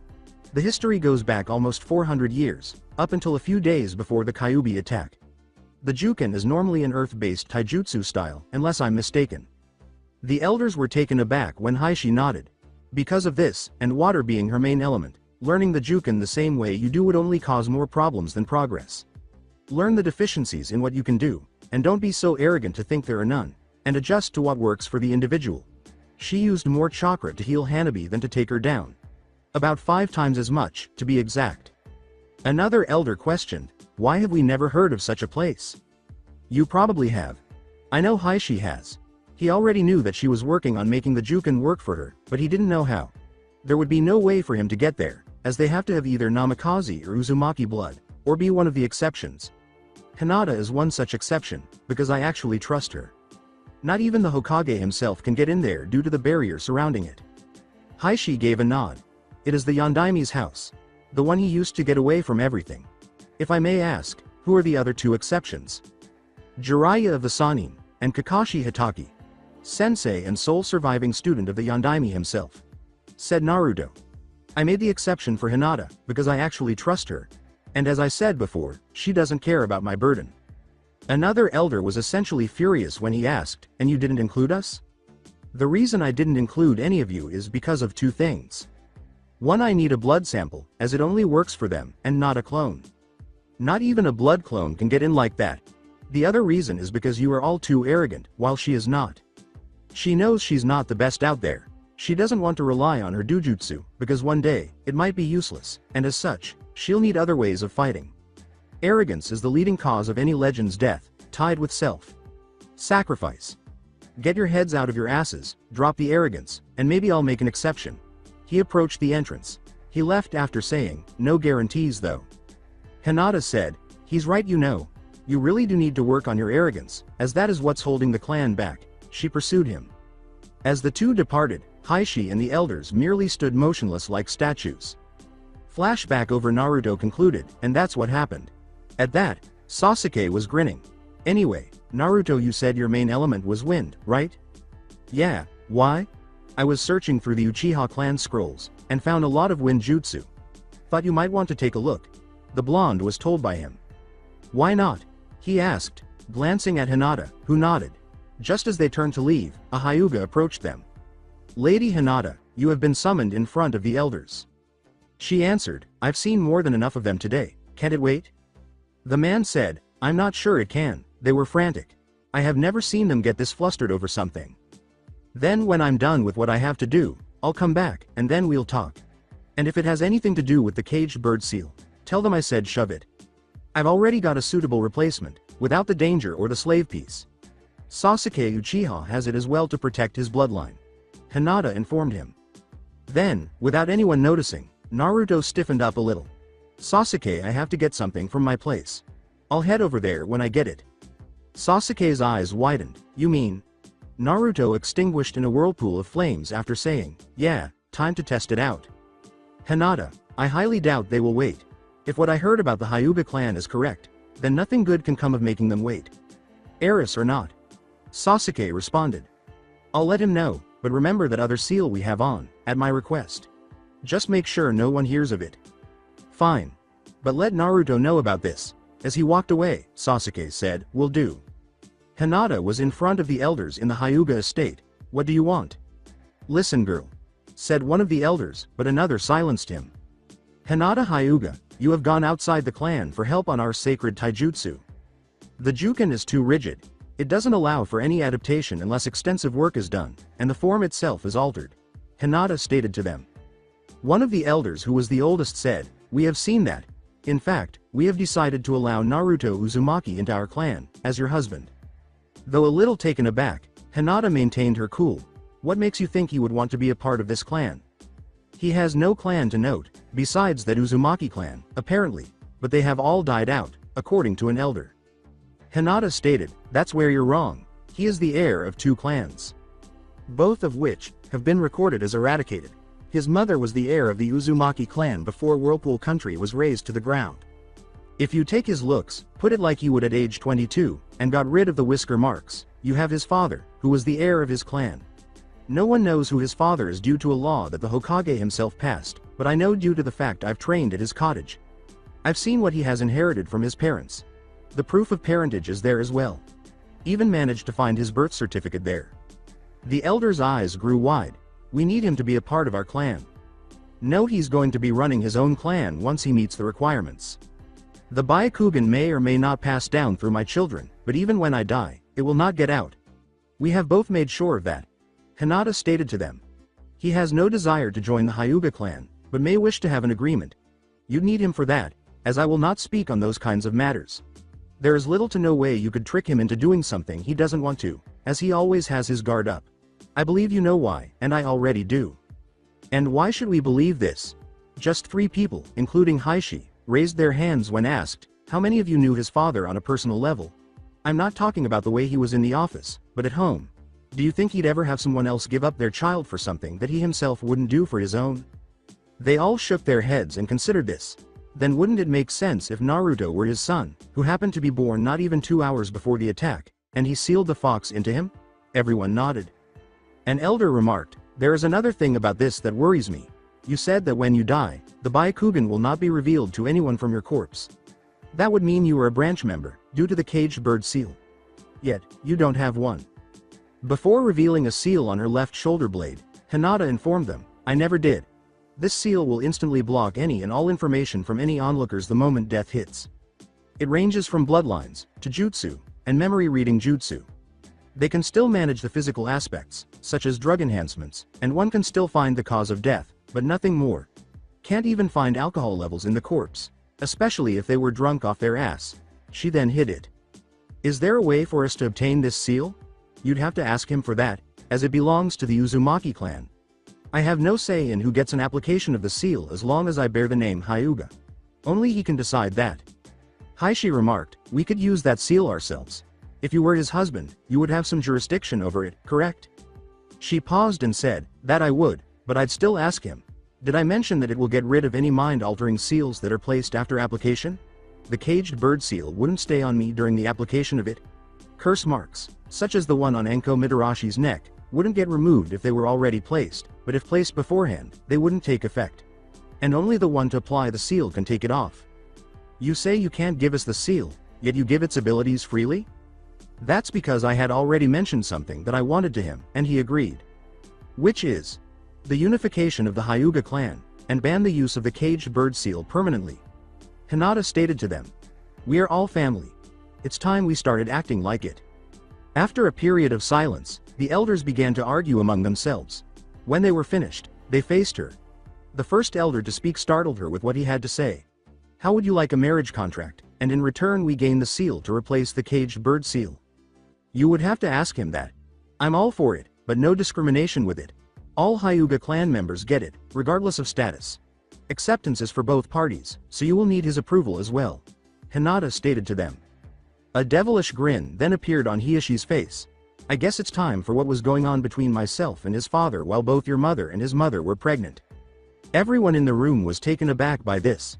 Aside from the seal, which can be added to it, you have just given the entire proposal.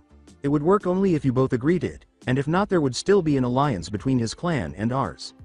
It has yet to be terminated, and the contract is still valid until you turn 17 years of age, or one of you declines. I'd let him know about it, but not let the village council know until a formal announcement of his heritage from the Hokage is given. The law says no one can talk about his parents, or even tell him. Well, he read about it, and I saw the birth certificate. They all understood the situation and nodded. Hiashi's face was genuinely smiling. Hinata Hyuga, you are dismissed. Let him know what we have proposed as soon as you can. With a nod, Hinata left. Uchiha estate Naruto had just stepped inside and discovered Hinata was gone, but Sasuke was. Sasuke said, I'm glad you were able to make it. Hinata was called by her clan's council. Can't say things will end well for either her or those elders. Did she say she's had enough of those stuck-up bastards? Asked Naruto.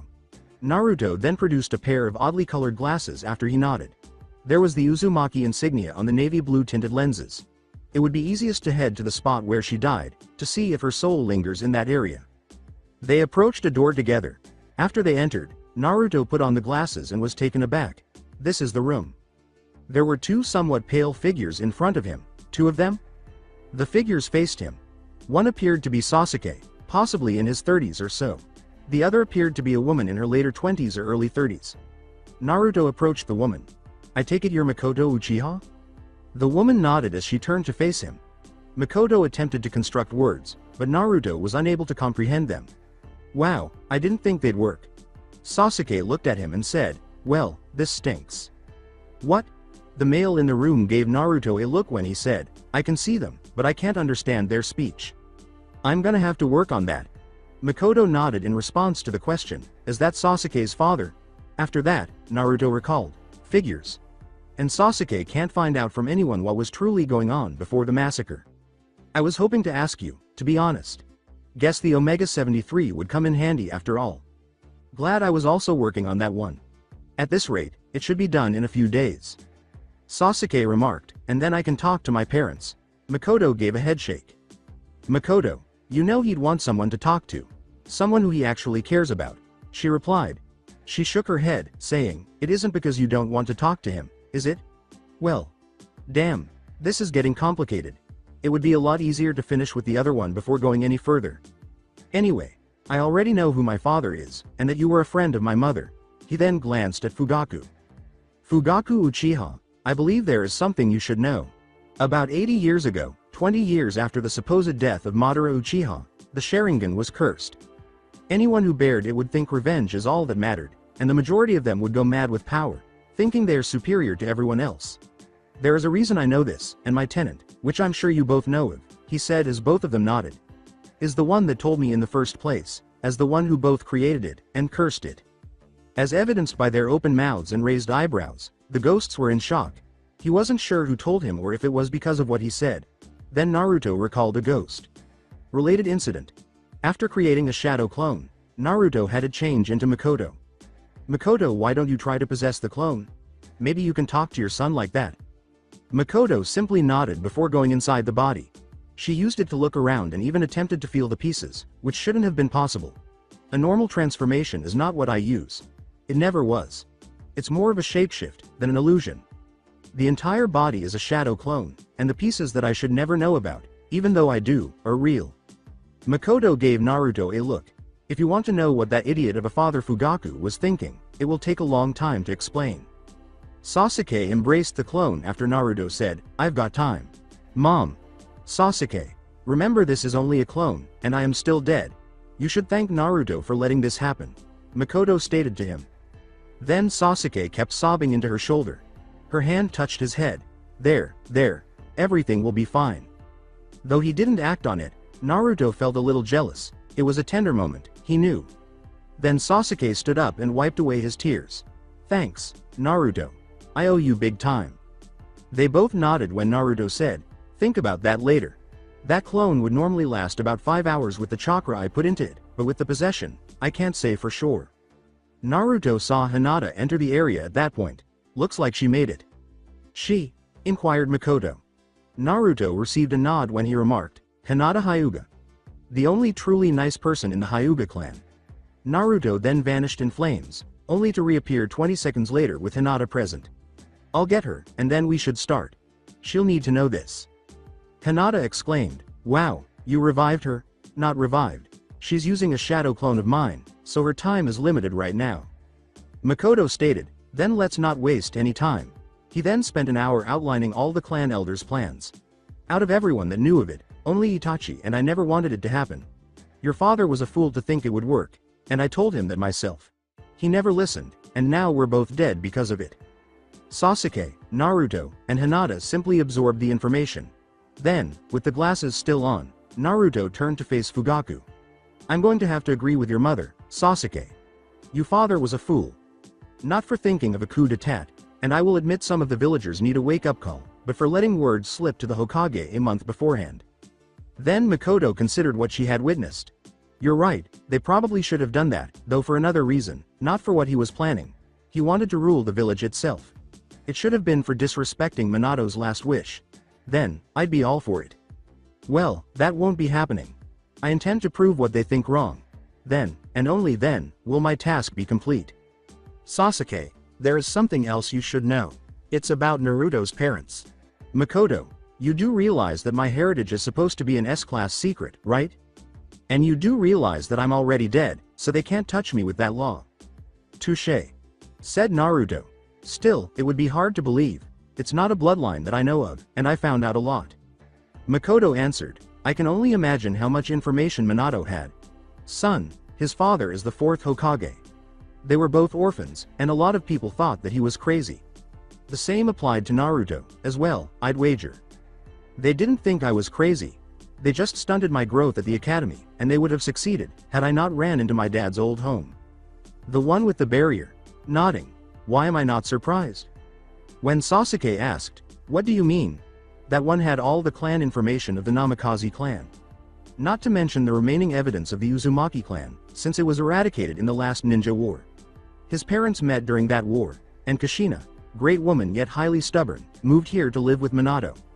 I swear, he was so dense though. He never noticed that every girl in the village wanted him. Even Kushina, to be honest. Sasuke went on, and you were just as dense. At least I had a reason for not noticing. Few even bothered to take care of me. The birth of our little rivalry was because I was a little jealous. Not the fangirls, no, that is something I wouldn't want, and I'm pretty sure you don't either. Naruto responded. Sasuke said, you got a point there. The reason I never noticed is because I've never known anyone that actually cared for me because of me. They either see me as the demon that attacked the day I was born, or just some rodent. And those are the nicer insults I've heard. The people of the village are not only corrupt, but also happen to be highly ignorant, said Hinata. Even my own clan. Speaking of which, you might get a visit from my father soon, Naruto. That seal you put on both me and Sasuke has something to do with it. Naruto turned back to Makoto and said, well, let's talk about that later. You were saying? Well, I've said all I have to say about you, Naruto. Aside from the fact I wanted to adopt you myself, Fugaku was blocking every attempt I made. Naruto answered, what can I say? Idiocy knows no bounds. Sasuke went on, neither does ignorance. Mom, is there any advice you can give me for when I finally awaken my Sharingan? I figure that you'd have some kind of an idea on how to use it so I don't lose myself. Don't rely on it. You should train your body, mainly for speed and endurance. Never let your bloodline get to your head. It won't do you any good, and you're far more likely to die like that. Makoto concluded. And never copy one of your allies' jutsu with it unless they give permission for it. He brightened and said, by the way, Naruto, have you found out about your mother's bloodline? You mean combining the elements? Yeah, I know of that one, Naruto replied. She did say something about that one that didn't seem right. A certain combination of elements do that, and make the bloodline act differently. She had it written down, but she said it wasn't relevant to her. It wasn't. She was off on one element, apparently. Wind, water and fire is needed. That's exactly what I have. She had earth, not fire. Makoto answered, that she did. Have you been able to use it? Naruto answered, no, I still need to get water up high enough. Wind is easy as pie. Fire. Fox gave me his control over it, so it's far higher than it needs to be. Water is where I need to improve. Makoto gave a nod. I can feel the chakra running low.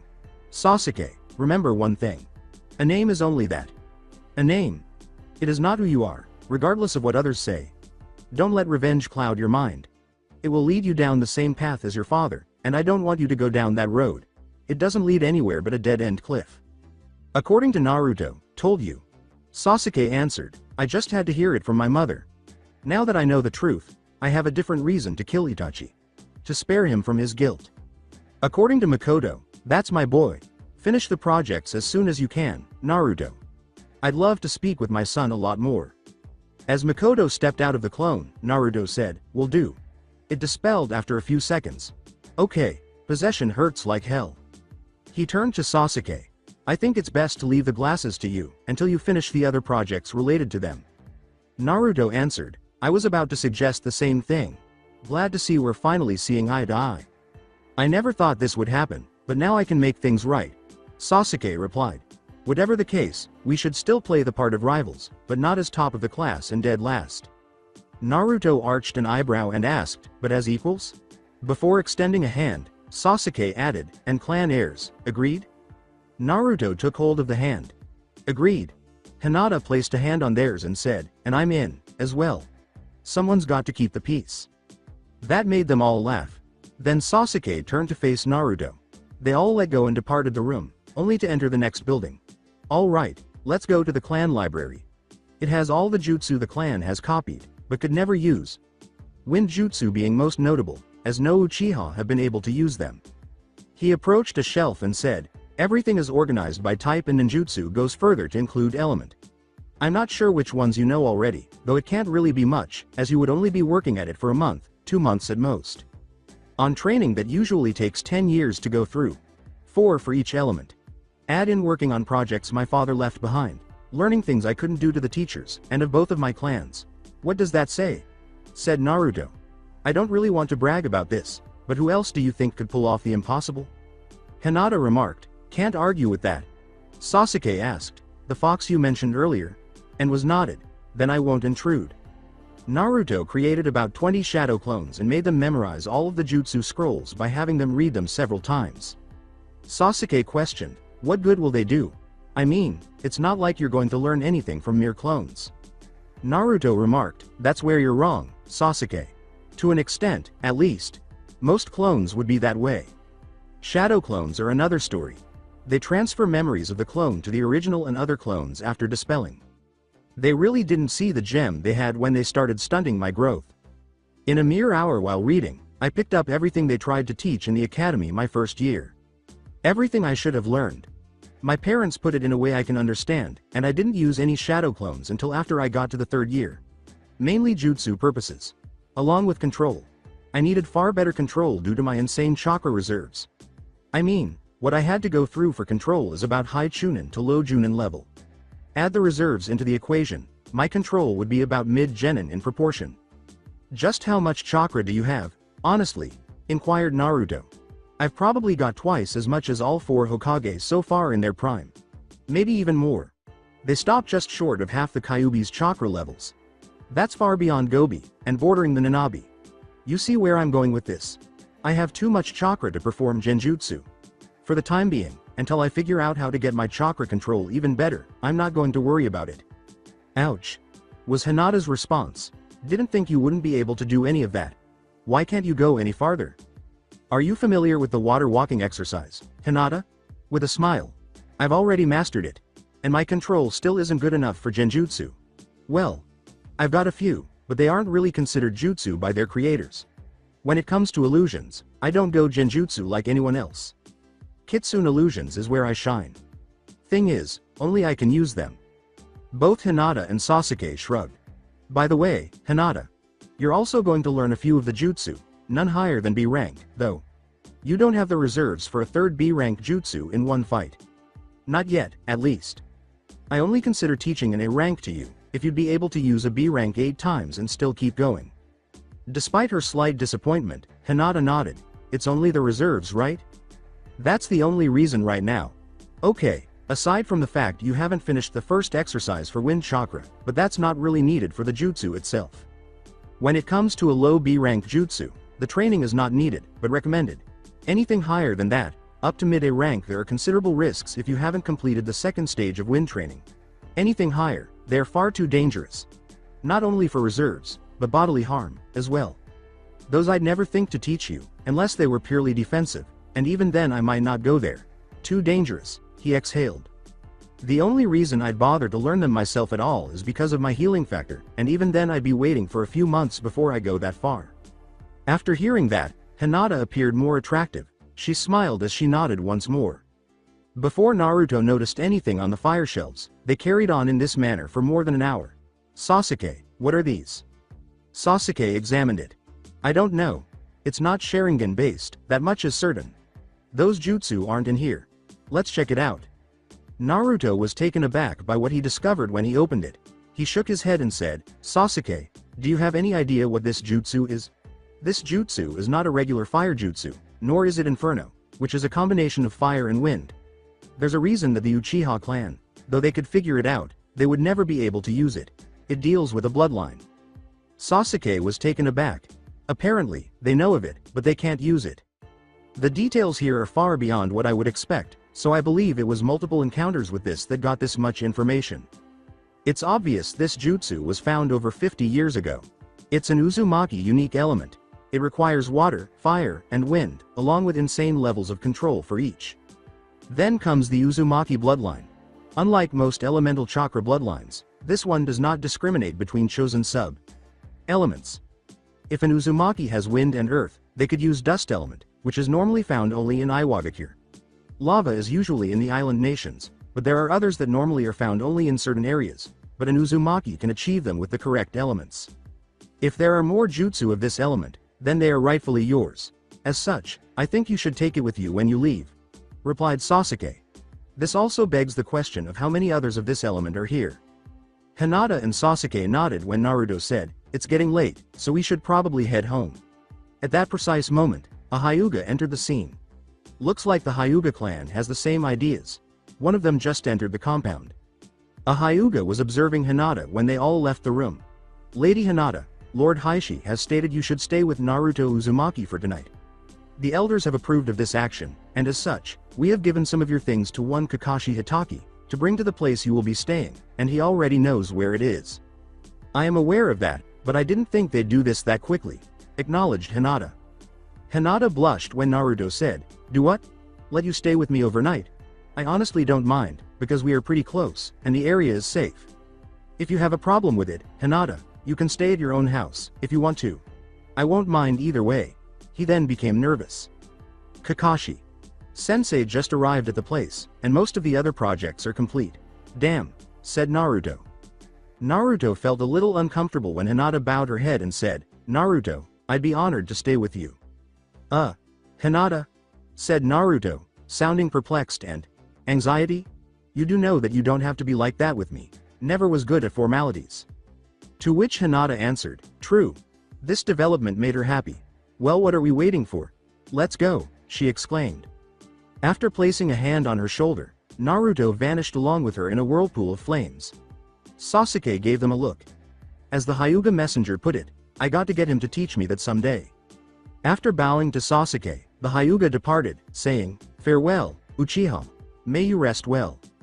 The home of Naruto Hinata and Naruto were having dinner together once more. Naruto noticed that Hinata was a little uneasy. "You don't have to be so nervous, Hinata. I mean, it's not the first time you stayed overnight, you know." She gave a nod. "It's just that. My father and the elders wanted you to become part of the Hyuga clan. That's not going to happen. I'd have to get sucked into their customs. As such, there would be no point in it, as there is no way I'd be able to proceed with it. In fact, they'd probably limit my actions." That's what I told them. You wouldn't want to be a part of the Hyuga clan, but I didn't give any specific reasons. I did show them the seal you put on all three of us. No one else will know you have one on you, as well. Okay, Sasuke might, but he knows of the Uzumaki bloodline. No one else seems to. Naruto stated, and for good reason.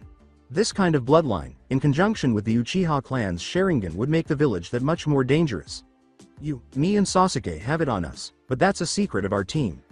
Only Kakashi Sensei is supposed to know. The elders do know of it, and that I have it.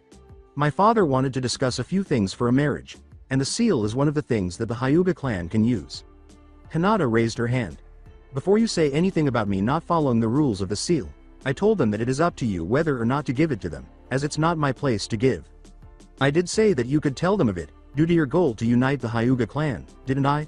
replied Naruto. Hinata was relieved and said, "Oh yeah, sorry, I forgot about that." Naruto said, "Happens to all of us. Naruto, when the two of you go to bed, make sure you are sleeping together. And before you ask, no, this isn't a ploy to get you together." The Kyuubi advised him. "What are you discussing? What else might be the cause? It's only a theory on my end. If it doesn't work, you'll know when you reach the mindscape. All right, but no jokes, and no teasing under any circumstances." In his mind, he heard Hinata say, "I happen to agree, Naruto. I take it there's a reason you want me to do this? Damn. I forgot we taught you how to talk telepathically. Yes, there is a reason, but I don't want to get your hopes up right now. It's only a theory, and I can't say if it will work. If it does, then I'll explain it then. If not, we can forget about the entire thing. Deal?" They both said, "Deal." At the same time, they slept in Naruto's bed after going to bed early that evening. The mindscape. When Hinata opened her eyes, she discovered that she was in a field. "Where am I?" An older looking Naruto approached her and said, "There you are, Hinata." However, there was one distinction. No signs of whiskers. His dad. The man dropped his transformation and showed his whisker marks after saying, "Sorry, but no, this is my mindscape. It's kind of my own world inside my mind. Kyuubi is here as well, and wanted to talk to us about something. He didn't say what, and I can't hear his thoughts like I can yours. Just a heads up." After giving him a nod, Hinata stood up and trailed him into a cave. The cave appeared to change into a sewer as they entered. "Please tell me you don't have your mind in the gutter, Naruto," said Hinata. "No, I don't. The water in here, the way I see it, is the sadness of my life. Tears I never shed. Anything along those lines work, replied Naruto. I don't like coming in here, but this is where the Kyuubi is. And you don't like it here because? They ended up in front of a gate and said, it makes me feel like my mind is in the gutter. I don't like that feeling, as it's not true. A giant fox behind the gate said, about time you got here. I was beginning to think it didn't work properly. Naruto questioned, what are you talking about? The fox answered, a way to get her here. This will come in good handy, as I'm about to let you both sign with the Kitsun. It's been a while since then, but I was the boss of the Kitsun. Then I was sealed into Mito Uzumaki. My son had to take over, and for that, I'm thankful. Last I checked, he was an 8-tailed Kitsun. I'm the only one that's gotten to 9 tails before I got sealed into you. Hinata said, you're going to let us sign? I thought I wouldn't have the reserves for that for a while. Now that you're here, I can easily monitor your chakra levels. You can handle a class 2 summon. Summoning a boss is a class 5 summon. You may be able to summon a class 3, but you wouldn't be able to fight. With me in here, Naruto would easily be able to summon the boss. Both Hinata and Naruto nodded. A scroll materialized before them.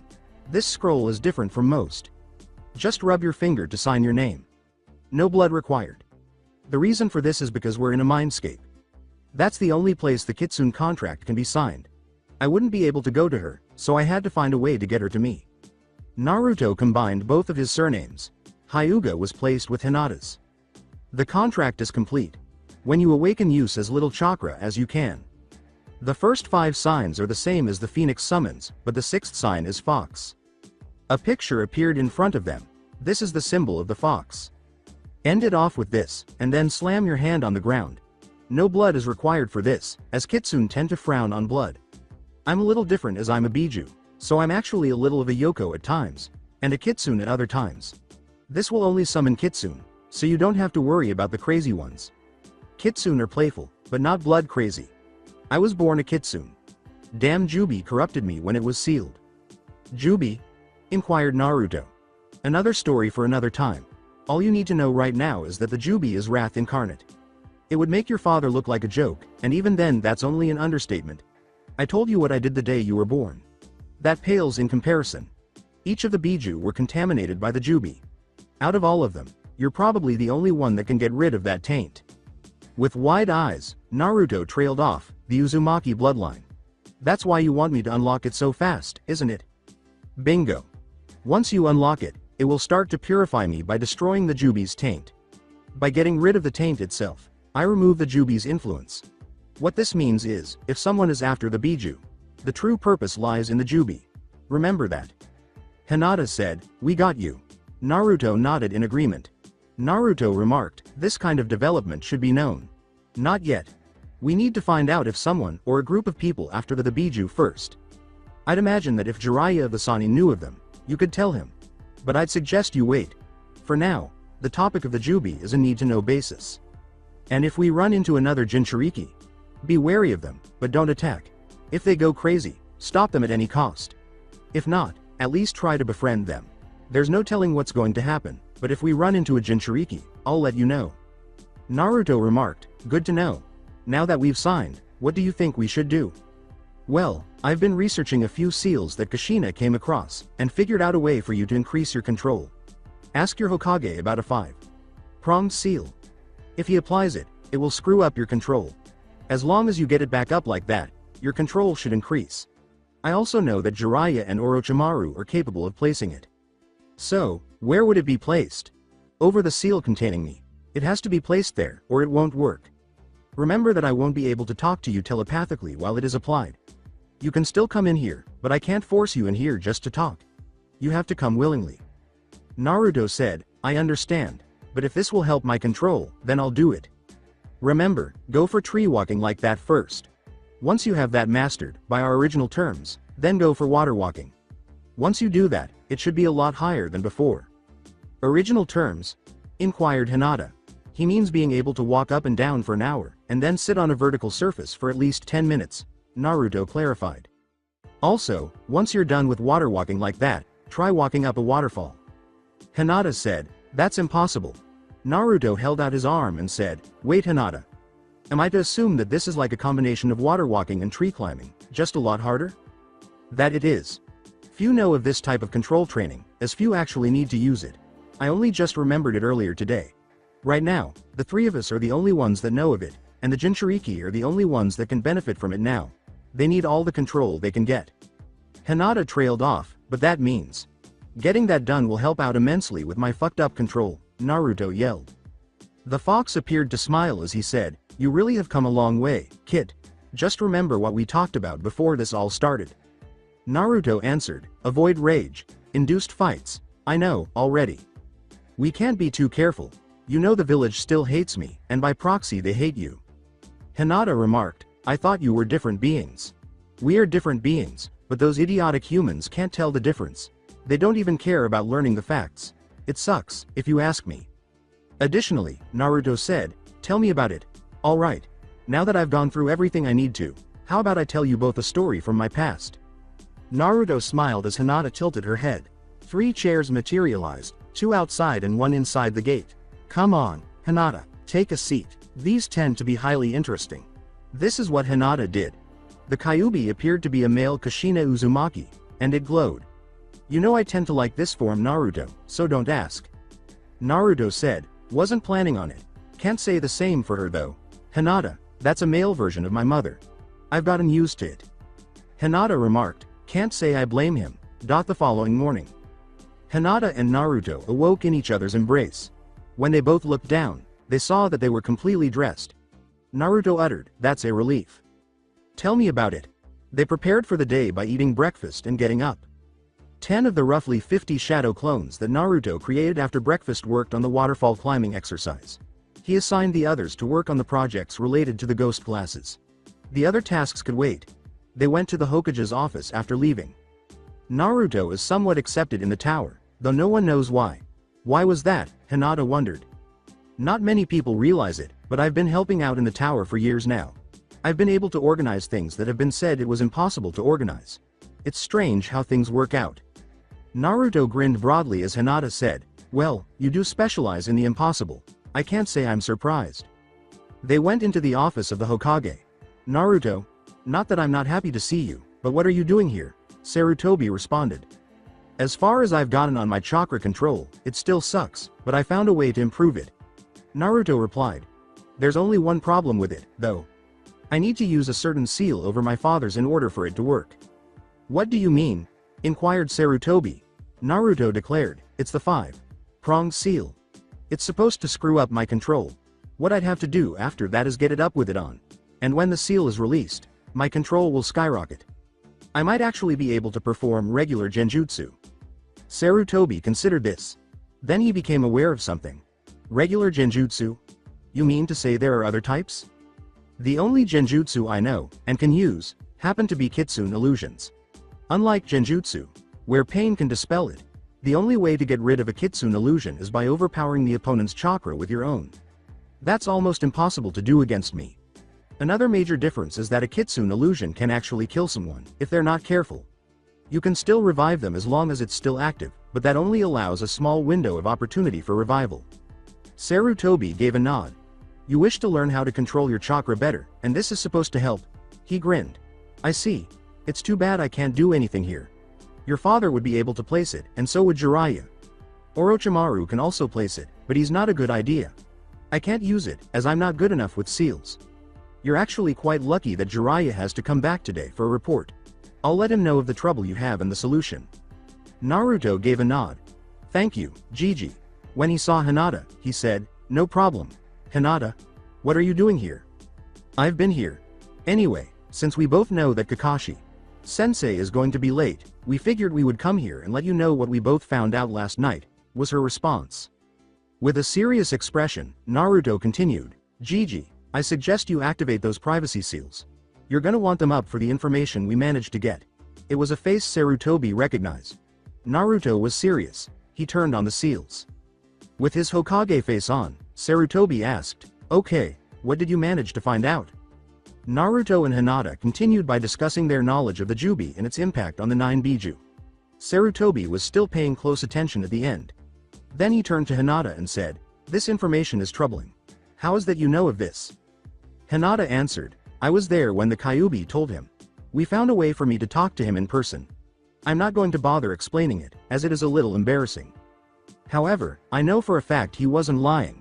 There are times he does lie, but I can tell when he does. There is no getting past me with a lie. After a while, he just stopped lying altogether. I even asked him why. He said there was no point, since I'd see through it anyway. I could even sense a bit of anger in him when he mentioned the Kyuubi. Hinata continued, when he mentioned it, I discovered one more thing. It seemed like fear. Of what, I don't know. But if he fears something, then it's obvious the thing is a massive threat if unleashed. At that, Sarutobi went pale. Get to your team meeting. Naruto, let Kakashi know that you will be getting a visitor later on, and he will help by training you. Do not, under any circumstances, reveal any of this to anyone but Jiraiya or myself. Someone entered through the window and said, hey old man. The man wore wooden sandals, had spiky white hair, and a metal headband with the kanji for oil on it. Sarutobi remarked, Jiraiya, perfect timing. So you're the only other one that can enter my house. Said Naruto. Well, this is interesting. Jiraiya looked over at him. You should get going. I have to talk to him about something that can't be heard by anyone else. Naruto shot back, if it has to do with the Biju, then we are both involved. Jiraiya saw him more closely. What's your name? Naruto Uzumaki. Once I become a Chunin, Naruto Uzumaki. Namikaze. Heir to the Uzumaki and Namikaze clans. Naruto stated to him. I sincerely hope he is unaware that I was meant to be his godfather. It will not be pretty if he does, Jiraiya thought. I need some training in chakra control, and I hear you can help with the method required, replied Naruto. Oh, and why should I? Jiraiya's response made Naruto smirk inwardly. You owe it to my father. After all, you were supposed to be my godfather. You were never there for me in my younger years. This could help you make up for that. Shit. He is already aware. Okay. Fine, I'll do it. But this is for Minato. Not you. However, I am curious as to why you need my help for this. I need someone that can use the 5 pronged seal. From my understanding, you are the only loyal ninja that can both put it on and take it off, replied Naruto. Where did you hear this? Naruto pointed to Sarutobi and remarked, the same person that's been helping me so far. Gigi already knows. Jiraiya said, he calls you Gigi, huh? At least he's not making a joke, or insulting me. Also, at least he's not a pervert. Sarutobi concluded. Naruto went on, you're one to talk, Gigi. Sarutobi instantly paled at the statement. Remember, you've fallen for my sexy jutsu several times. I haven't even gone for the more powerful versions. You wouldn't? With a cunning smile, Naruto answered, I just might. A sly smile then appeared on Sarutobi's face. I should let you know that Jiraiya is the writer of the Uchiha Paradise series, and a self-proclaimed super pervert. Jiraiya laughed. Finally realizing my talent, old man? Sarutobi's smile remained unwavering as he said, no, just finding a way for payback. I'm going to close my eyes for this. In fact, Naruto could see what he was doing. Hinata, please don't use your Byakugan and close your eyes. I'm positive that you won't like what I'm going to do. Why not? I haven't shown you my sexy jutsu for a reason. A lot of girls would think it's demeaning, and that's not something that I want you to think. It may seem like a perverted ninjutsu, but in reality, it was made for self-defense, and an anti-pervert ninjutsu. This is the second level that I'm going for. The third level. I'm not going there. Not in here, anyways. Got it. Naruto created 10 shadow clones in that instant. Jiraiya gave him a look. Shadow clones? Really? Transform. Hinata tried her best not to look as they all change. Jiraiya was being flirted with by 10 nude girls. Unexpectedly, he ended up with a nosebleed. Naruto was left in his typical form as a cloud of smoke surrounded him. Jiraiya had a massive nosebleed and was out of it. Hinata demonstrated that she did have the Byakugan active by taking her hands away from her eyes. You seriously got to teach me that. The jaws of Naruto and Sarutobi fell. You're serious? There are far too many perverts in the area, and that looks really effective, replied Hinata. And you even said that was not the best one you've got in the anti-pervert category. Sarutobi said, you mean to tell me, you got him out like that? The reason I didn't go level 3, is because there would be collateral damage. No way I'm doing that in here, replied Naruto. Level 1 is used somewhat frequently against you, and happens to be my sexy jutsu. Level 2, I just used, and I call it the harem jutsu. It combines shadow clones with the sexy jutsu. Level 3 is an improved version of the harem jutsu. The results are explosive, to say the least. Hinata said, "Okay, you really have to teach me that."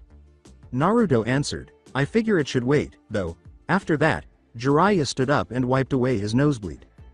Jiraiya informed him, "Kid, that jutsu is dangerous. Remind me never to be a pervert in front of you." Naruto remarked, "That, I can live with. Oh, and if I find that you've been peeking on Hinata, you're getting a double dose of level 3. That was level 2.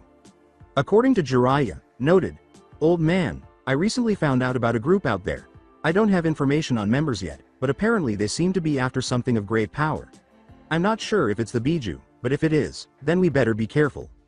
Naruto told him gravely, "If they're after the Biju, then they have a much larger target. Gigi, I believe you should let him in on it. I'll be at my father's place after I'm done with my team. We should probably get going." Hinata and Sarutobi both nodded.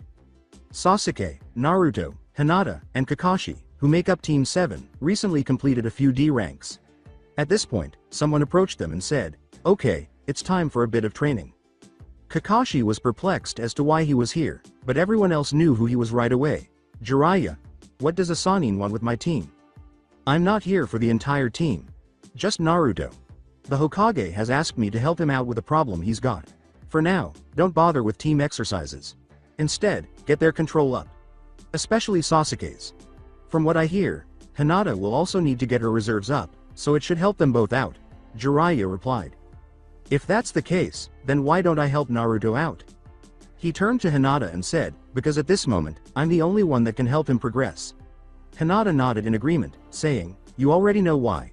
In any case, I'll be helping him in individual training. I owe it to you know who." Kakashi grinned.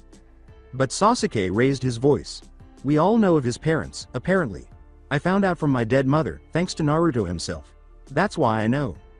I know because I've seen the records inside his place. With permission, of course," said Hinata. Naruto informed Kakashi, "I know you know of them because you were my father's student." Then he looked at Jiraiya. "You know of them for being my father's sensei, along with my godfather." Kakashi was taken aback. "Well, since no one seems to have broken any laws, that kind of information cannot be let you, as you all know." Sasuke went on, "And neither can his burden." Everyone nodded when the speaker said, "And I believe we all know of that secret as well." Jiraiya remarked, "Well then, at least I know we are all in the loop.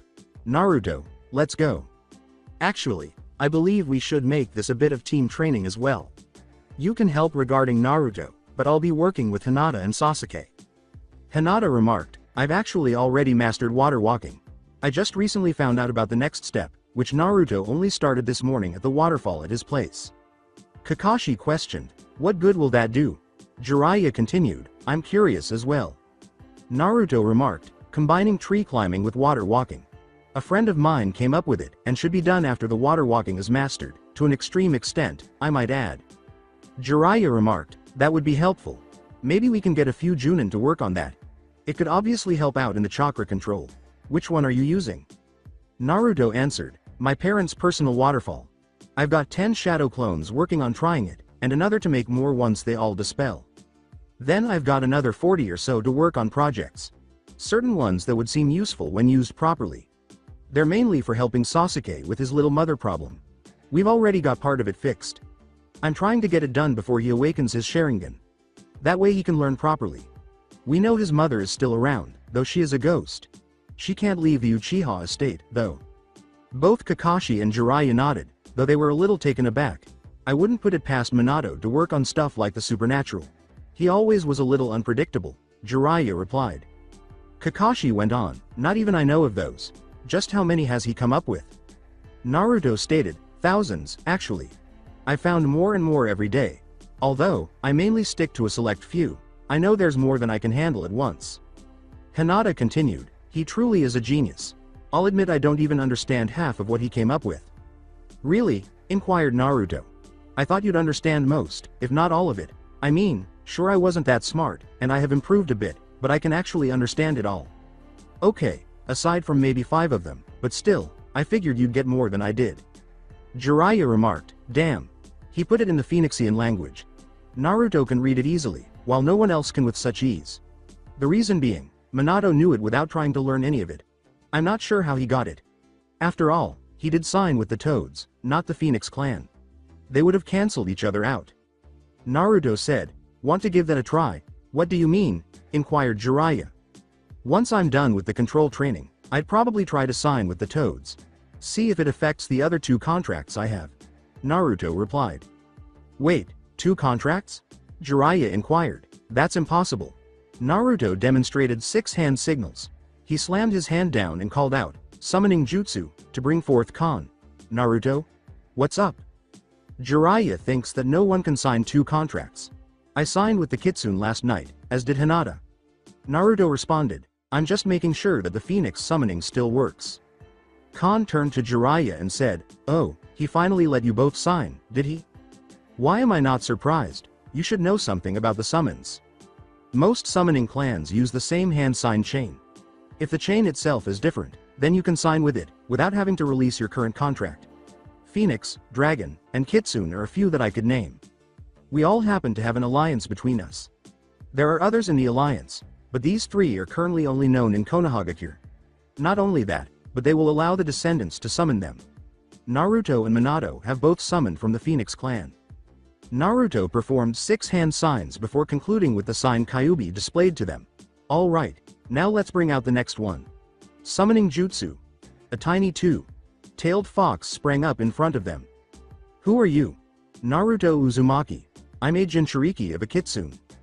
Almost shouting, the fox said, "Lord Kyuubi, we haven't seen him in years. His son is still the boss, and is starting to lose hope with him."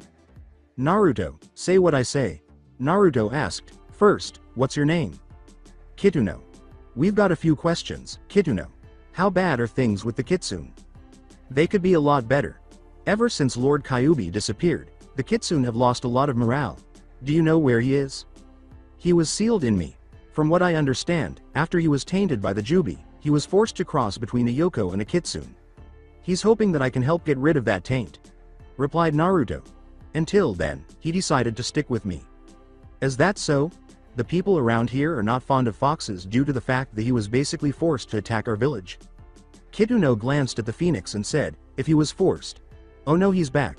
You are of the Phoenix clan. Tell Lady Suzaku that the Scourge of the Beu has returned, and Lord Kyuubi is in extreme danger. We also need to let the clans regarding the others in the alliance know." After giving a nod, Kon turned to face Jiraiya. "Jiraiya of the Sannin, I suggest you let the Toads know of the unspoken alliance they have with the Phoenixian alliance." "What do you mean?" inquired Jiraiya. "The reason we have an unspoken alliance is due to having one person that can summon from both the Phoenix clan and the Toad clan. That man is Minato Namikaze." Jiraiya inquired. "Minato was able to summon from the Phoenix clan? When was this?" "The Phoenix clan only needs one to sign from a single family. All of their descendants only need to learn of the chain, and then they can summon them. Minato is one such descendant. That also means that Naruto is a summoner." Naruto gave a nod. "This right here is proof of multiple summons working together with a single summoner." Kakashi stated that it is. "Alright, we should begin the training we already agreed on." Naruto gave a nod. Kon and Kituno nodded and said, "You guys should let your respective bosses know." Sasuke called forth a tiny dragon. It had golden horns and was purple. "Spyro here. What's up?" "Apparently the Bane of the Beu is back. I'm not sure of the details, but I figure you should let the others know of this, because the Kitsun clan seems a little desperate," Sasuke replied. Sasuke nodded, and the dragon departed. "Oh shit. Screw the chain of command. This goes directly to the top. Sasuke, I'm glad you let us know." Summoning jutsu. Jiraiya saw a tiny toad show up in front of her. "Jiraiya? I thought you'd summon Gamma." Jiraiya said, "Gamakichi, are you aware of the Phoenix clan?" "Vaguely aware. Pops would know more than I do, though. Why?" "Due to Minato being able to summon both the Toads and Phoenixes, they have an unspoken alliance, or so I'm told." Jiraiya continued. "I'm not sure of the credibility of this, but the information comes from a Phoenix themselves. Bring in the old man. I don't mean mine, but the elders. They would know more than I do about this." Jiraiya gave a nod. "I'll do that later. For now, just let them know of this, and see if it has any credibility towards it. I can't stress this enough. If this is the case, then it would do us some good to make contact with them." Gamakichi the Toad departed in smoke, saying, "Damn. Pops is not gonna like this." Jiraiya glanced at each of them, but his eyes remained fixed on Naruto. "Kid, you are on a thin line already. I advise you not to make it thinner." Naruto waved his hand and said, "Don't blame me for what I didn't know much about in the first place. Anyway, let's go to another one of the waterfalls. There should be trees, and a river there as well." Jiraiya then guided them all to a waterfall, saying, "I know just the place. This is where I taught Minato most of the time. Kakashi, you work with Sasuke on his control. Naruto, you already know what to do, so I'm going to add in the seal. Also, know that it will dispel any shadow clones that are still around. You'll still get their memories like you usually do." Naruto gave a nod. While Hinata blushed but did not pass out, Naruto removed his shirt and said, "I'll need to see the seal itself." She had outlived that. Sasuke was impressed when Naruto displayed the seal. Jiraiya's fingers burned at the tips. "Hands up."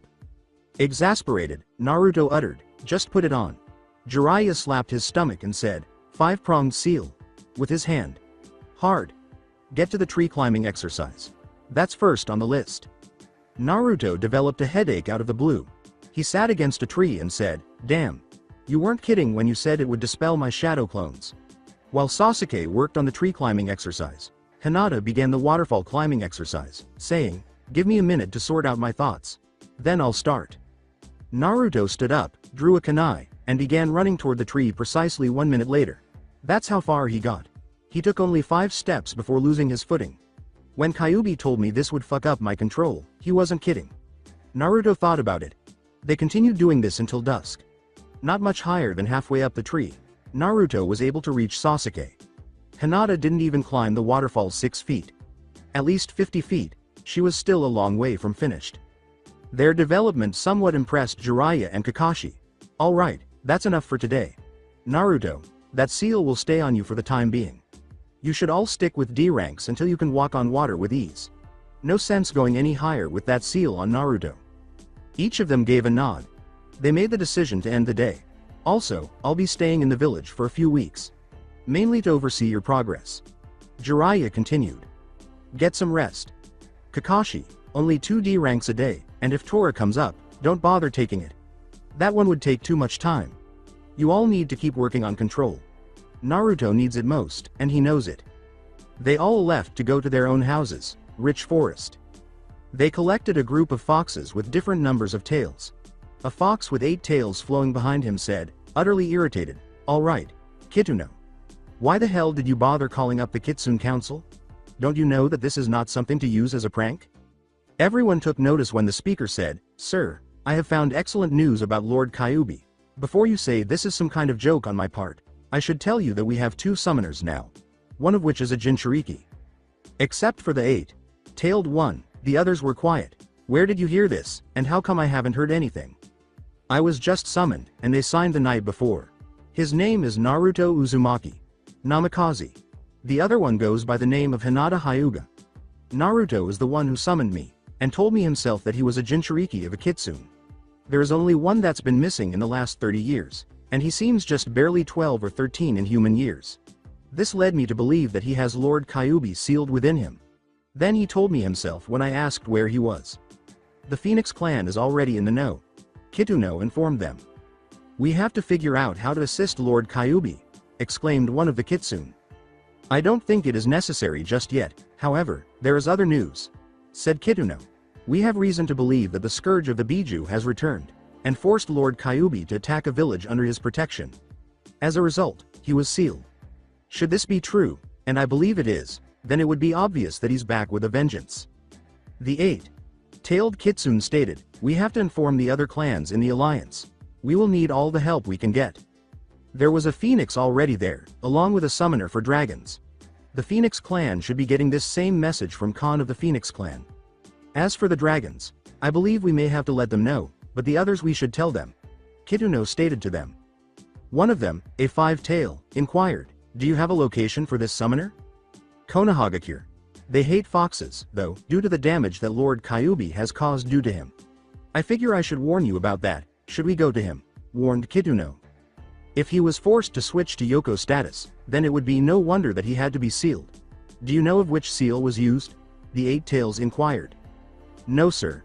I left as soon as I told Khan of the danger we are in. I didn't ask about the seal, but I know it's powerful. Each of them gave a nod. Have our messengers send word to our allies, along with the clans the Biju came from. They will all need to know. Kituno, since you have already met the summoners, take 2 others through the portal, and see them in person. We can waste no time in finding out what holds Lord Kyuubi back. Also, we need to place the seal that allows us to bring them here on them. To which Kituno replied, yes sir, a mountainous region.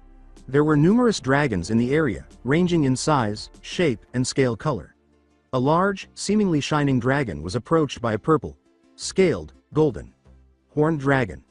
Lord Felgrand, we seem to have trouble with the Kitsun clan. The dragon gave the little dragon a look.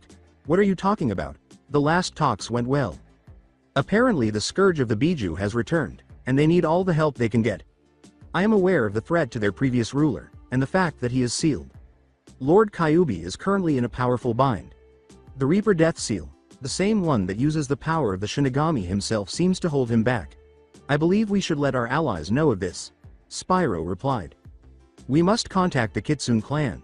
They must know we are going to help them with this through our summoner. Felgrand stated to him. What is your name, young dragon? Spyro, sir. Spyro, I am glad you let me know of this. This situation is far above anything else. Did you follow the chain of command? With news like this, I'd say screw the chain of command. This is easily top-notch business. Then you have done the right thing. Something like this regards our allies, and as such, coming straight to the top is a must. I commend you for your sense of duty. Spyro gave a nod. Volcano, the Council of Phoenixans has been gathered by Khan. Suzaku, a giant phoenix, questioned, Khan, why have you called this council? Lady Suzaku, we have found disturbing news from Naruto Uzumaki. Namikaze. The Scourge of the Beu is back. Every phoenix in the vicinity gasped at this. Am I to assume that Lord Kyuubi is in danger because of this, and by proxy, our summoner? And Khan said, yes, my lady. One of the phoenixes stated, we have to inform the other members of our alliance. The Kitsun are our allies. As such, we shall help them in their time of need. At this moment, an elderly toad entered the room. The toad questioned, is this a bad time? He was very small, but he looked very old. Khan questioned, you are of the Toad clan, correct? I am an elder of the Toad clan, Phoenix. My name is Fukasaku. I have recently received word that one of our dead summoners was also able to summon from the Phoenix clan. As such, I have come to find out if it was the truth, and if so, how it is possible. Suzaku gave the toad a look.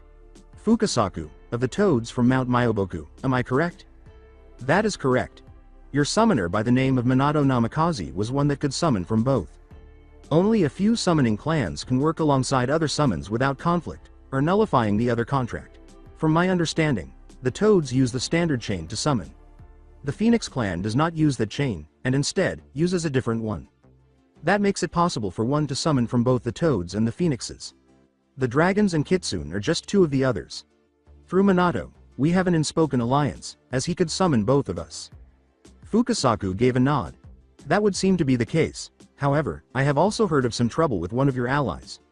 That would also mean there is trouble with one of our allies. That is correct. Lord Kyuubi, of the Kitsun clan, is in more danger than you can believe. Lord Kyuubi. Do you mean the Kyuubi no Yoko that attacked Konohagakure almost 13 years ago? That was not his doing, and we already know why. There was someone that instigated that, and since he is the reason that attack happened, we need to help protect the boy he is sealed within. That one happens to be a summoner of both the Phoenix clan and Kitsun clan. He also wishes to sign with the Toads, as his father did. This would make the second one we both accompany. Suzaku stated. You defend him because you are allies, correct? That is one reason, yes. However, there is one that everyone in our alliance knows of. We call him the Bane of the Biju, and for good reason. He is after the one known as Naruto Uzumaki. Namikaze. He is the son of Minato Namikaze, and the reason is he is the Jinchuriki of Lord Kyuubi. If you do not wish to help, then that is your choice, but we will let Naruto know of this. Suzaku replied. Gamabunta did say that Minato mentioned the attack was forced, but he doesn't know who it was that forced it. We have had no confirmation of it, and that is the problem. We already know who it is, as there is only one that has that kind of power. He is known as the Bane of the Biju, for the fact that he can manipulate those tainted by the Jubi no Ukami. The original Biju. His return will only spell destruction and doom, should he get his hands on the Jubi. Suzaku continued. The Phoenix clan will help him, even if the Toads will not. I will let Jiraiya know of this development. We will keep you updated, as well as him. Consider the unspoken alliance, an all-out alliance. If nothing else, this is to help the son of Minato Namikaze. We will hold a council in 4 weeks, allowing the Toads, our allies, the Phoenix clan, and your allies to converse. We will let our summoners know as well. I believe you should do the same. Fukasaku informed them. I believe we are finished here. I will send messengers to the others of the existence of this meeting, Suzaku replied. I thank you, Phoenix. Suzaku. As he departed in a cloud of smoke, Fukasaku remarked, I must take my leave. My wife would kill me if I missed her dinner. Lady Suzaku, I will let the messengers know, Kon replied. The others nodded as Suzaku remarked, very well, Kon. All of our allies are to know of this, along with our summoner. Konohagakure, after several days with Hinata by his side, Naruto had awoken. This caused her to awaken as well. Naruto said, good morning, Hinata. Before getting up, Hinata said, let's get ready. She had changed while she was there, having grown accustomed to Naruto's presence for a long time. Since they are now engaged, her elders advised her to move in with him. I'm still surprised at our fathers. I had no idea they could come up with something we'd act on, even without their influence. Said Naruto. I also gave him the specifics of the seal, and your sister, along with your father, are having it put on them today. I'm supposed to oversee its application, to make sure it is done correctly. I'll be sending a shadow clone to watch over the process. It will be placed on her in the same spot as it is placed on you. They have the details of its design, so they should have it right, but this was Hiashi's request. Before meeting with their team, Hinata nodded as they went to eat. Sasuke was there already. Naruto said, hey Sasuke. What's up? To which Sasuke replied, nothing much. After speaking with his mother and learning the truth, he has recently improved. How's things with your engagement? Naruto remarked, pretty good. 3 foxes suddenly materialized and climbed onto the bridge. Naruto questioned, Kituno. Who are these guys, and why are you here? Naruto, we need to find out just what is holding Lord Kyuubi back. Kituno responded. Also, I was rushed a bit, because of the news you gave me, that I completely forgot about the seal that will allow us to summon you to our home. Naruto added, didn't think about that. Hinata gave them a look. Kituno nodded, I assume those are your friends? Then we should trust them, right? I had to get my father's permission, and let him know of the situation. We've already sent word to our allies about the situation. We have also heard from the Phoenix clan about a meeting regarding our alliance and the Toads along with their allies. Those regarding the Biju have also been notified. Both Hinata and Naruto nodded. Kituno, it seems you weren't trying to play a trick. The boy really does hold Lord Kyuubi. One of them replied. This one, like Kituno, had 2 tails. He had deep blue fur. I told you, didn't I? He did say it himself. True as that is, we still need to find out what seal was used. Naruto gave that a nod. It was something known as the Reaper Death Seal. It's powered by the Shinigami, and as such, it won't be easy to escape, and he knows it. Damn. There's no way we can get him out. Perhaps the Phoenix clan can help out with that. Naruto stated, already working on it. We'd need a fox, and they'd have to be dead. After that, we'd transfer his conscious to the dead fox, resulting in a bit of reincarnation, but in a different sense. Around here, there aren't any foxes, dead or alive. Not anymore, at least. You can thank the event 13 years ago for that. You blame Lord Kyuubi for this. As a dragon swooped in, Naruto concluded, no, I blame the one that forced him to attack. I already know there is a reason for everything. Now that I know the reason, I can do something about it. Spyro happened to be the one. Sasuke, the dragons wish for you to help the Kitsun clan's summoner. Hey Spyro. I'd help, even if you didn't ask me to. He's already helping me. I have to return the favor somehow. Sasuke replied. Apparently, helping with this will do just fine. You remember the seal we had put on your right shoulder blade? Sasuke replied with a wink. If you feel a tug coming from it, make sure those around you know that you are being brought to your summons. If there is a fight going on, send Chakra to it, and that will let us know you are busy with something. Instead, we will send help directly to you via reverse summon. Sasuke said, noted. After that, the foxes gave Naruto and Hinata tails. It stung their right shoulders, but it was over soon enough. Kituno gave them both a look. That will allow us to summon either of you to our forest, should you need to know something. We will be monitoring any threat to you, Naruto. Any threats to you, by proxy as a threat to Lord Kyuubi. If there is one, do not hesitate to summon one of us. And if you come across any Jinchuriki, and they go crazy, do not hesitate to summon one of us. Nodding, the other Kitsun did so. Kituno, you now have a witness to your claim. We will back up what you said at the meeting, as we have seen the proof ourselves. Thanks, guys. You know I wouldn't use Lord Kyuubi as a prank. That's treason. I may be sneaky and a prankster, but I'm not stupid, replied Kituno. Just like me. Sneaky, prankster, but not stupid enough to commit treason. Naruto continued. The foxes gave a nod. Wait, I think I can send you back from here. Going out on foot would put you in danger if the other villagers saw you. They still don't like foxes.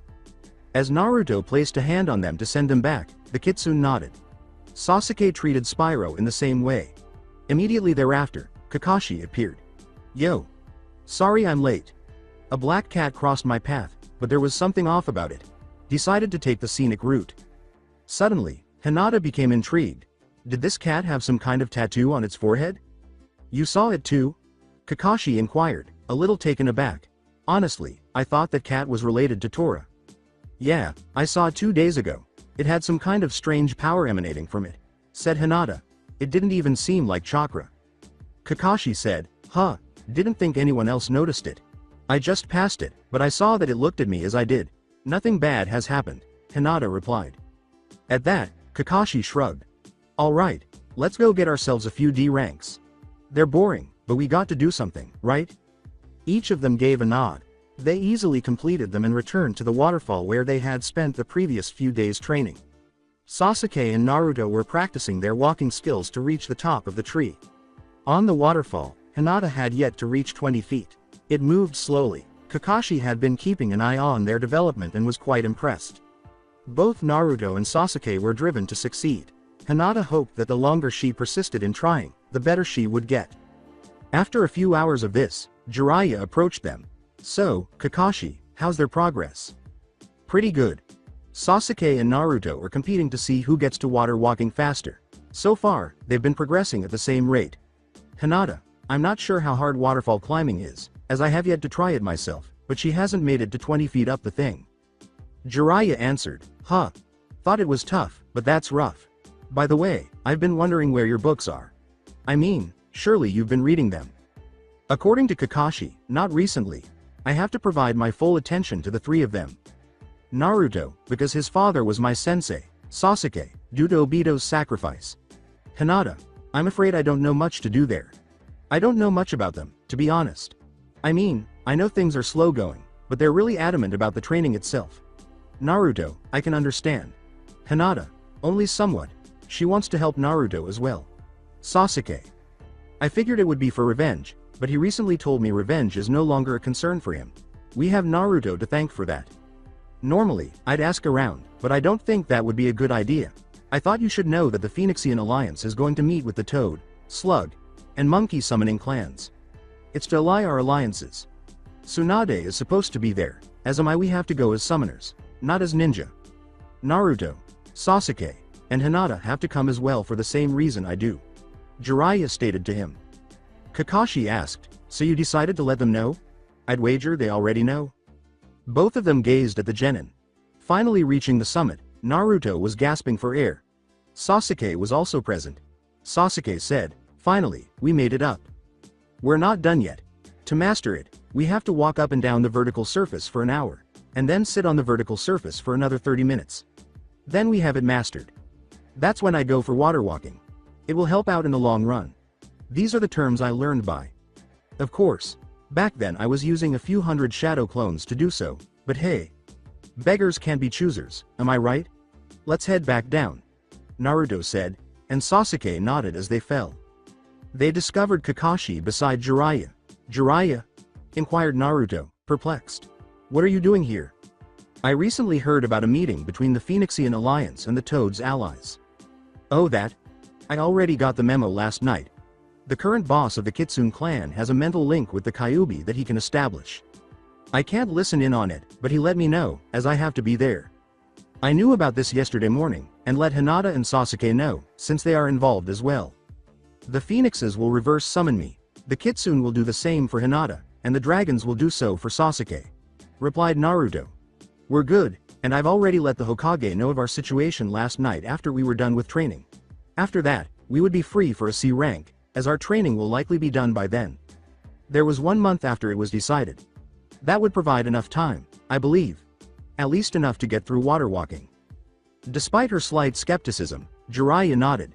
"If you have your mother's flair, you'd get it done in a little less. She always had a flair for the impossible." Naruto answered, "Yet another thing I share in common with her. No surprise, I guess. Probably an Uzumaki thing." In addition, Kakashi said, "Seems like it. Nah, your father was like that too.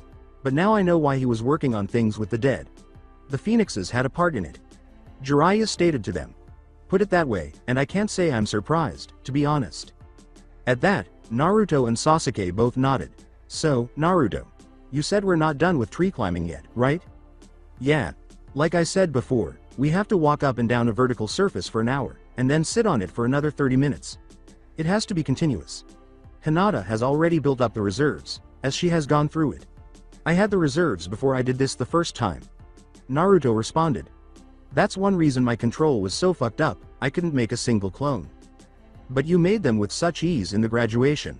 Those were shadow clones, Sasuke, and I only made 2, when I could have easily made 500. Even with the 500 or so back at my place working on things." Naruto responded. "At that point, and maybe even now without this seal, I probably couldn't make one normal clone to save my life. Hopefully by the time we're done here, I can perform a regular clone. That's why you could never do the clone jutsu. Inadequate control due to high chakra levels," replied Sasuke. Naruto remarked, "You finally got it. My reserves are far too high for any genjutsu by using the control I get from water walking normally. And right now the only ways the Kyuubi can help me out is with chakra and healing. The telepathic link is gone until the 5. Prong seal is removed, and once we're done with this, I'd rather have the seal off for my control training to actually be useful." Kakashi questioned, "What do you mean, telepathic link? Since he's sealed in me, he can hear my thoughts, usually. He can also answer them through the link, and even give me some advice, if I ask. So far, he's done nothing but help out, but there are a few things he's outright refused, because of the villagers. Even though the person was willing to go through it, he said no due to a side effect." Naruto clarified. Jiraiya narrowed his eyes and said, "What do you mean? And what is the side effect?" "Well, I wanted to help Hinata out with something, and figured that the Kyuubi would be able to help with that, but he outright refused, saying it could turn her into a Hanyu, or a full-blown demon," Naruto stated to them. Jiraiya's and Kakashi's eyes grew wide. That Kyuubi opposed transforming Hinata into a demon or Hanyu, Kakashi thought. Just to get a few giggles, I assumed he would be all for it. Jiraiya was thinking in a different direction. I guess Kushina was correct. I should have realized that if the village wasn't in danger, the Kyuubi wouldn't want to attack. That implies that he was coerced. This is going to be a huge hit with the toads. Though he wasn't thinking about anything else, Sasuke was thinking too. Something always seemed odd to me. Sasuke shrugged. It turns out that a lot of things that happen these days have some weird motive behind them. Well, if that's all, I'll think we should get back to the tree climbing exercise, don't you? Naruto nodded, and they began attempting to ascend and descend the tree they had previously selected. Sasuke nearly reached the hour mark before running out of chakra. Naruto reached an hour before collapsing just as he was ready to take a seat. Both of them touched down, Sasuke gasping for air due to his low chakra. Sasuke was on the verge of fainting when you said, you had large reserves. I didn't expect this. Naruto approached him, supported him against a tree trunk, and then took a seat beside him. You have no idea. I still have 40 or so shadow clones working on things. He was shaking. Make that 41. One of them dispelled. And they just finished another project. The Amulet of Ghost Speak. A.N. The name and function are the same as the one used in RuneScape, which I do not own, but their appearance is different, as will be demonstrated later. Still exhausted, Sasuke said, that will help me talk to her? Naruto then got up, went back to the tree, and began to walk up it once more while Sasuke was unconscious. Yeah. Get some rest. I'll take you home later. I can't use the flaming teleport until I master this exercise, so getting it done as quick as possible is what I should do. Although he was able to sit, he was unable to maintain it for 10 minutes. He was moving much more quickly now. He made another attempt, but before he could complete the sitting down portion, the sun went down. Naruto fell as Kakashi uttered, "Naruto, Sasuke, Hinata. I believe time's up." He landed on his feet, at least. The following day, they returned and carried out the same action. After finishing it in front of Kakashi, Naruto spent some time reading a book. Sasuke, however, was trying to sit down while remaining motionless. After putting a bookmark there, Naruto shut the book. "Want some advice, Sasuke?" "Why? So you can gloat?" Sasuke shrugged and said, "Nah, I do that in my mind all the time, but rarely about you. Focus on multiple points for your chakra to stick when sitting down. Once you do that, you should be able to sit down, but then you have to keep each spot completely even. That's why this is mastering it, instead of just walking up and down the thing." With great admiration, Kakashi watched. "Naruto, how did you come up with this?" Naruto continued by explaining. "I said yesterday the Kyuubi told me this is truly mastering it, but he never said why. Found out my father had figured it out already. Keeping several chakra points even, separating them from a select few spots to many more spots, such as 5 to maybe 80, is a lot harder to do. This is especially true when you're keeping it in one area for an hour straight. Switching the position is a lot harder." Kakashi gave a nod of approval. "I believe he qualifies as a chakra sage. He has a lot of knowledge." He turned back to Naruto. "No, he's a bit too young for that, even though he might be knowledgeable about the topic. Nobody would notice." "Oh well. Surely you can't win them all?"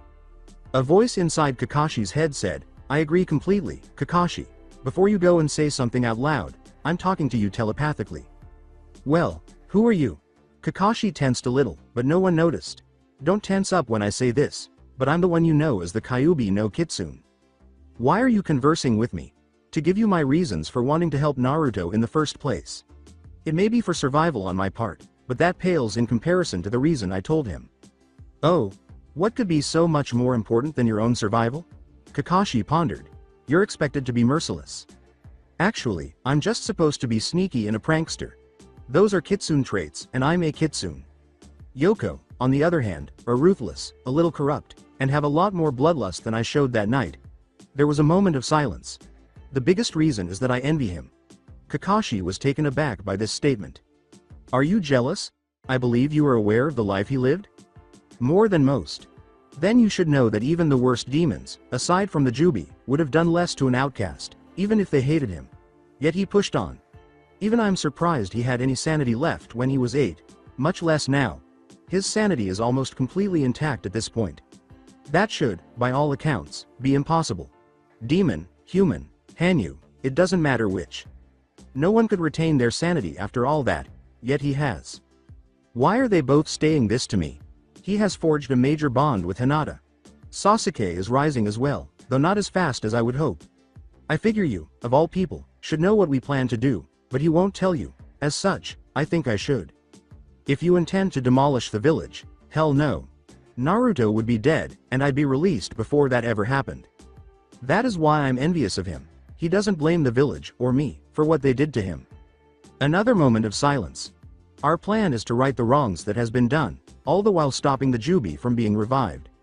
He needs to get his water control up as fast as possible, then we can finally get rid of the taint the Jubi placed in me a long-ass time ago. It's Naruto's bloodline that will help me out with this. His mother's side, while normally harmful to demons, it also has a purifying effect. Since I got most of the taint, I need more than time to get rid of it. That's where he comes in." Kyuubi clarified the consequences.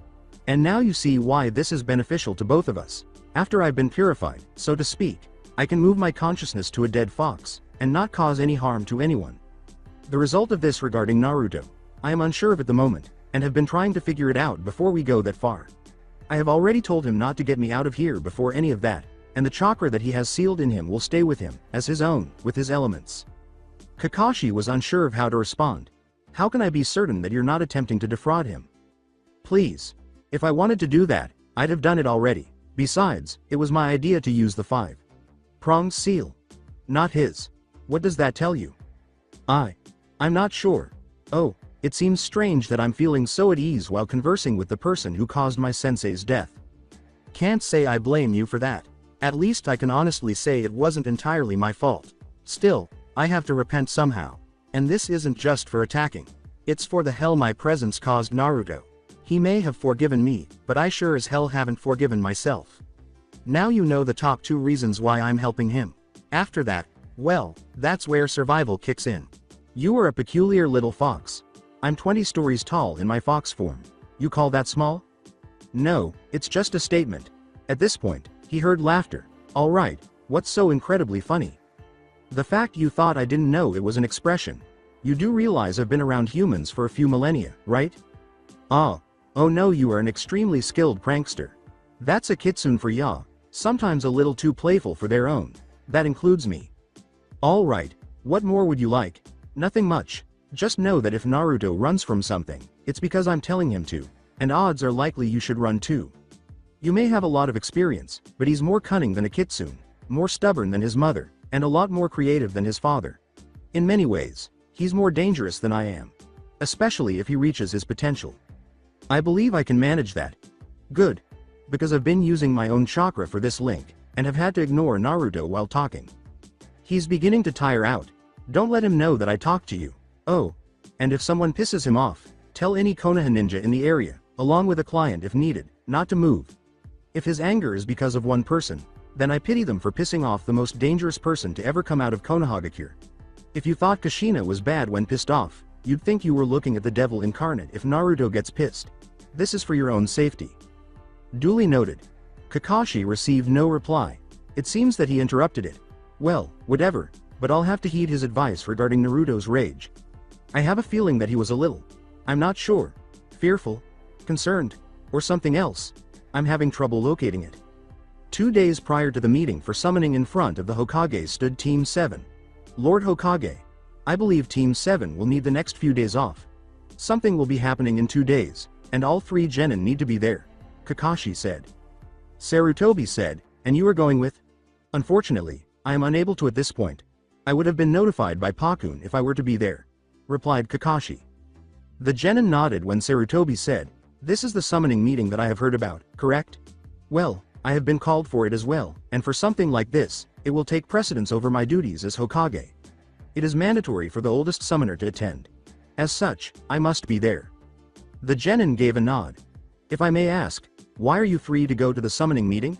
Only summoners of those participating are to come. Naruto took a step forward. Lord Hokage, we are to be there, being as we are part of the reason the meeting is being held. Or rather, I am part of the reason. The Kitsun summoning clan, and yes there is one, is in a desperate bind right now, and the Phoenix and Dragons clans, along with several others will be present. The allies of the Toads, which I can assume will have the Slugs and Monkeys, are to meet with the Phoenixian Alliance. All laws here will not be in effect during that meeting, so everyone there will know exactly why it was called. Sasuke will represent the Dragon Clan, Hinata, the Kitsun clan, and myself, the Phoenix clan. Sarutobi arched an eyebrow and asked, you know of the reason why this meeting is being called? I have already been filled in with some of the details, but not the entire thing. One regards the Biju in general, the other an alliance between the Toad and Phoenix clans that recently became official. Those are 2 reasons I have heard, but there may be more brought up. The boss of each summoning clan can bring 1 summoner as a human representative. That's why I'm going with the Phoenix clan, when I'm also a summoner of the Kitsun clan. The Kitsun have 2 summoners, so they will take Hinata, while the Phoenix clan takes me. Naruto clarified. Sarutobi gave a nod. They both nodded and departed after saying, I understand your point. You will have the next 4 days off. Kakashi, Sasuke, you are dismissed. Alright, now what is going on between you two? Uchiha Estate Sasuke was in a room wearing a pair of navy blue glasses and an odd necklace that appeared to be a phoenix. He stood in the center of the room, which was empty. Hey mom. I've been working on things, and have wondered if I can activate it with all the training I've been doing with my control. I haven't been able to try until recently. Makoto merely arched one eyebrow. Why would you bother doing this now? The meeting obviously has something to do with the Biju. You already told me that. You don't want the Sharingan there. I am already aware of the Scourge of the Biju, and he happens to be a Uchiha. The Sharingan is not a good idea to use there. Not until you let them know that there is nothing that you will do against them once it does activate.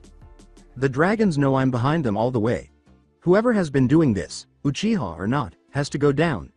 If they are Uchiha, then all the more reason for me to help out, Sasuke stated to her. Makoto asked, you want to get rid of the shame of the clan, correct? And Sasuke nodded. That's why you wish to take him out? At this point, a raven landed at the window. Yeah, Mom. This is something I have to do. Though it would be easier if Itachi could help me here. He is considered a rogue. Sasuke saw. If you're one of the raven summons, I need you to give Itachi a message. I already know the truth. He is not my main target, not anymore. If I kill him, it's to get rid of the guilt he has built up. Not for revenge. The Uchiha clan was stupid and corrupt. I almost started following father, but someone else opened my eyes. I am not going to say why, nor will I say who he is. However, the Scourge of the Beu is my target. If you could help, please let me know. We'll need someone on the outside, and I now know you are not a true rogue. After giving a nod, the raven took off. Didn't think I was right that it was a summon. You have been around summons long enough to tell the difference between a normal animal and a summon. Makoto stated to him. At that, Sasuke gave a nod. Alright. Now go through it again. You have the weights on, so you better move it. Well, at least Team 8 is coming back tomorrow. Then I can actually get a date with someone that, somehow, I actually like. Makoto stopped him and said, Hold up. You finally found someone to love? I wouldn't put it that far. She's still in the fangirl stage, but I figure she has the merits for it later on. I also don't know much about her personally. It's only because of a bet Naruto and I made that got me to realize it. Sasuke relayed the wager to his mother. And, he won. I did exactly as was agreed upon beforehand, 2 of them I didn't get anything. But the last one. Sakura is a different story. I let her know one thing. Get stronger physically. Then I might actually go out with her. Recently, I asked Naruto to have a shadow clone stalk her, since he, somehow, heard about it. Turns out he already was. She's taken the advice seriously, so I figure that tomorrow I can actually go ahead and ask her for that date. I need to find out for sure if she is the one for me. Sasuke clarified. Makoto nodded and said, Oh, I see. Trying to find a way to make the clan better, Well then, ask Naruto to oversee the little date, and make sure he knows not to let it be known that he's following you. Utmost secrecy is needed for this. He should have the items he made for you. A voice from the door said, I happen to have a pair of my own, you know. Both the amulet and the glasses were on Naruto. I finished the 3rd pair yesterday, and Hinata already has it. Makoto said with a hint of joy, Oh, well then, don't just stand there, I want to know how far she's gone. Well, at first I didn't want to believe it, but she's been working on both her reserves, and physical strength. She's even gone far enough to ask Kurenai about learning genjutsu, and even ran into Team Guy. Found that he was a taijutsu specialist, so she asked for a few tips. That was 3 weeks ago. She's been wearing weights everywhere she goes ever since. She hasn't gone that far in ninjutsu, but I don't really see the problem there. Neither do I. She's obviously been taking her training seriously like I asked, replied Sasuke. Naruto turned to face the north gate and said, That she is. Want me to let her know once she gets through the gate? I can already sense her coming.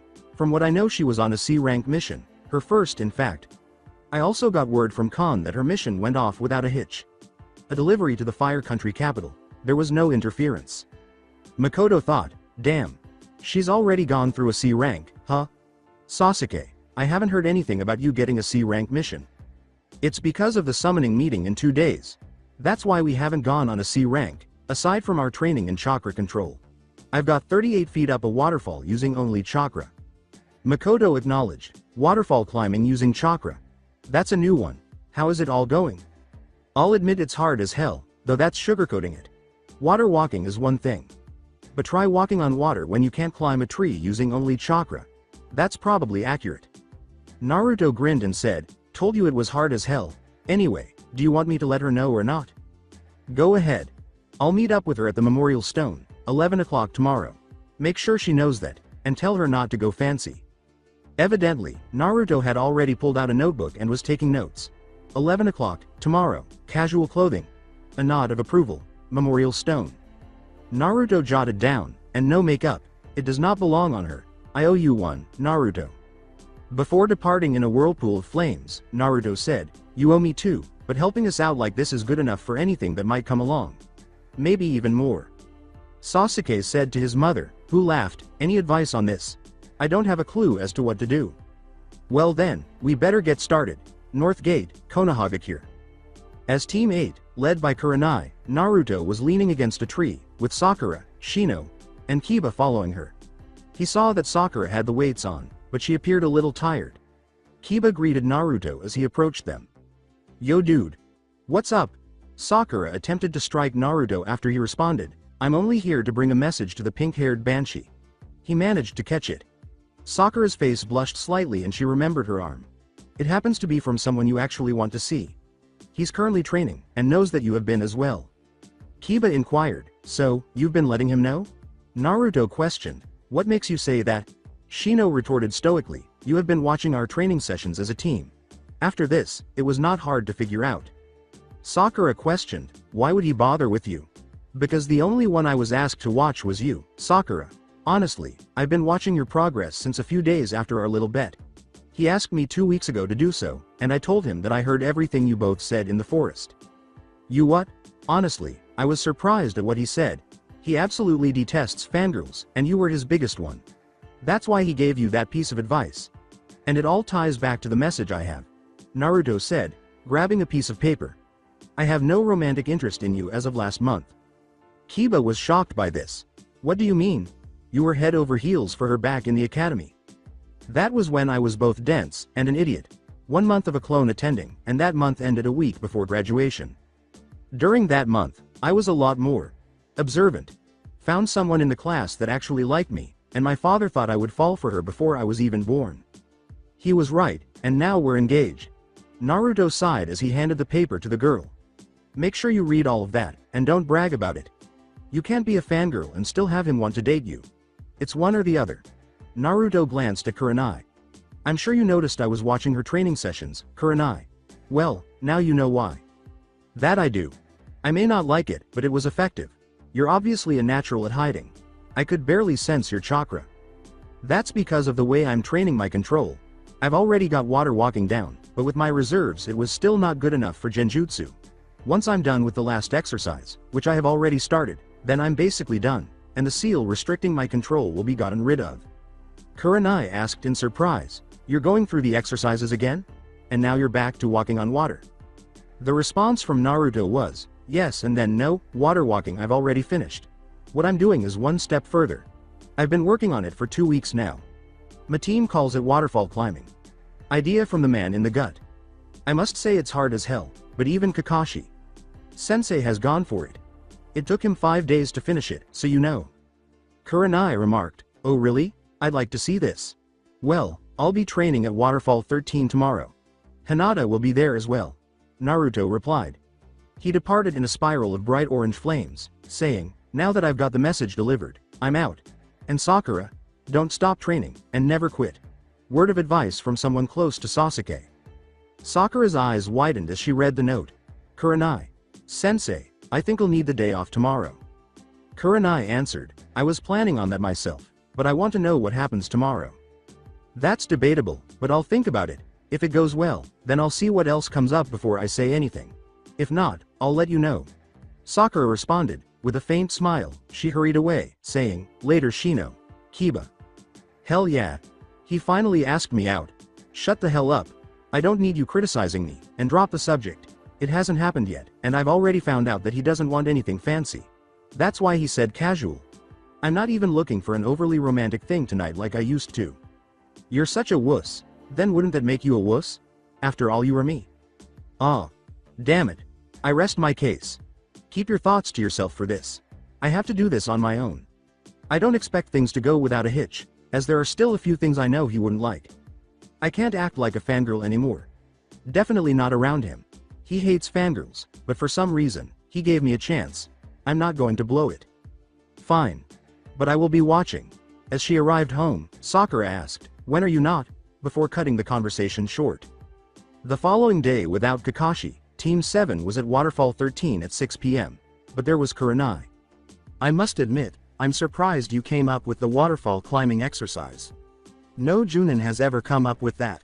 Kurenai responded. Naruto stated, we didn't come up with it. Hinata continued, it was the Kyuubi. And before you say anything, Sasuke and I are already in the know.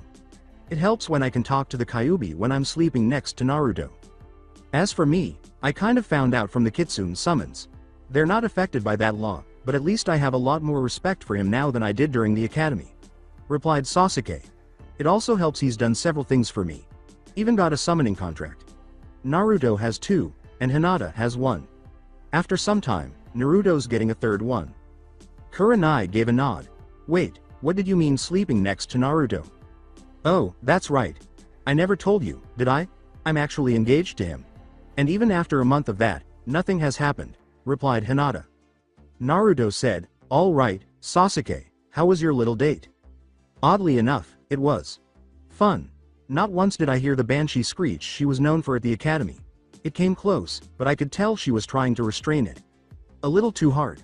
She apparently still has some fangirl left in her. At least she was truly taking my advice seriously. Yeah, that guy made a mistake that even I wouldn't have made. You never touch a girl there unless you're already married. I don't even do that to Hinata, replied Naruto. Kurenai questioned, you were watching it all? As Sasuke acknowledged, it was my request. I wasn't completely sure about it, so you know. I needed someone to be around to bail me out. He's the most likely choice. Luckily, I didn't need it. Sasuke nodded and asked, would the person you went on a date with be Sakura Haruno? Well then, at least I know it went well. I'd rather wait for the details. Let her tell me on her own terms, you know? He grinned. At the waterfall, another clone went poofing. Naruto turned to face the waterfall and remarked, there are 4 more left. Training your control with shadow clones is an amazing tactic, but the fact of the matter is, it doesn't seem practical. For anyone else, it wouldn't even be beneficial enough to make it possible. I'm an exception, due to my status as a Jinchuriki. A Jinchuriki always has extreme levels of chakra, and as such genjutsu is never something we can use. We can break them, but we can't use them. I'm going for what no one else has bothered to, and that's train my control to the extreme. I'm even using a 5. Prong seal to screw up my control and increase it like that. I haven't taken it off yet, so I guess you can say that I'm not completely aware of the results, but I'm hoping for the best, replied. Well, that will work wonders. How much did it go down? From water walking mastered enough to go for a 4-hour fight on a lake, to unable to go 6 steps up a tree without blowing myself off. Kurenai remarked, wow, that's bad. And all that because of the seal. He replied with a nod. When you're finished, there won't be any question about your ability to use genjutsu once it's taken away. After the final 3 fell, Naruto said, thanks. Damn it, 3 feet remain. Sasuke and Hinata nodded when he said, guys, we're not going to be training tomorrow. Remember, we have to be present at the meeting, and we should look at least somewhat decent. Which meeting? Kurenai was clearly perplexed. This meeting is the real reason we're supposed to be off today. Because of it, we have tomorrow off as well, and the Hokage himself is required there. He requested that Kakashi Sensei act as a sort of stand-in for him, but I informed him that I could send a Yuki clone instead. After all, I am aware of how everything is set up.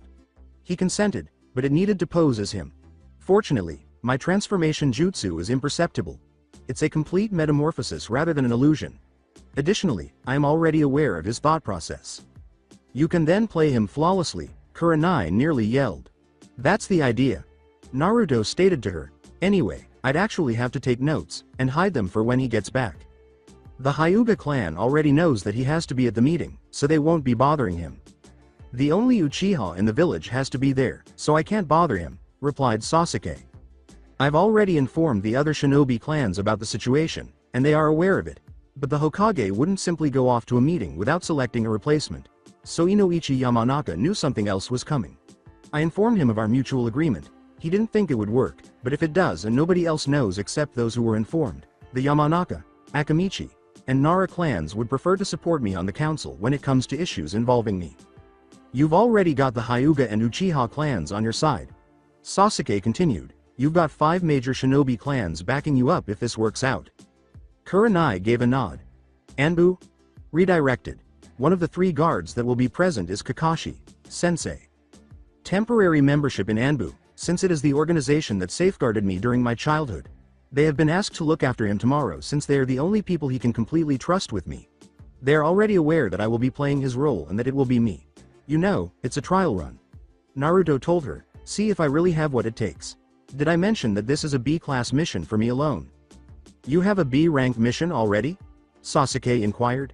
Naruto shrugged and said, it will go on my record as such. However, no one else is supposed to know the specifics. So don't tell anyone, Kurenai, he said in a chilly tone, and she nodded. I want to know just how many people fall for it. The Hyuga clan knows not to let anyone else know, already. Hinata continued, The only reason I told them is because they would think it was an imposter trying to get the secrets of the village. And that would be helpful if they could watch this one. Naruto replied. This could easily be a village-wide prank, but no one will ever know of it. Alright, I'll let you work on your own. Don't worry, I won't tell anyone. Kurenai stood up and departed in a shunshin. Sasuke was encircled by flames and departed in the same manner as Naruto, who rose and vanished in flames, while Hinata vanished in a water spiral. So that's it for today. I hope you guys enjoyed it. Don't forget to like, share and subscribe to the channel for more awesome stories like this. Thank you. See you all in my next video.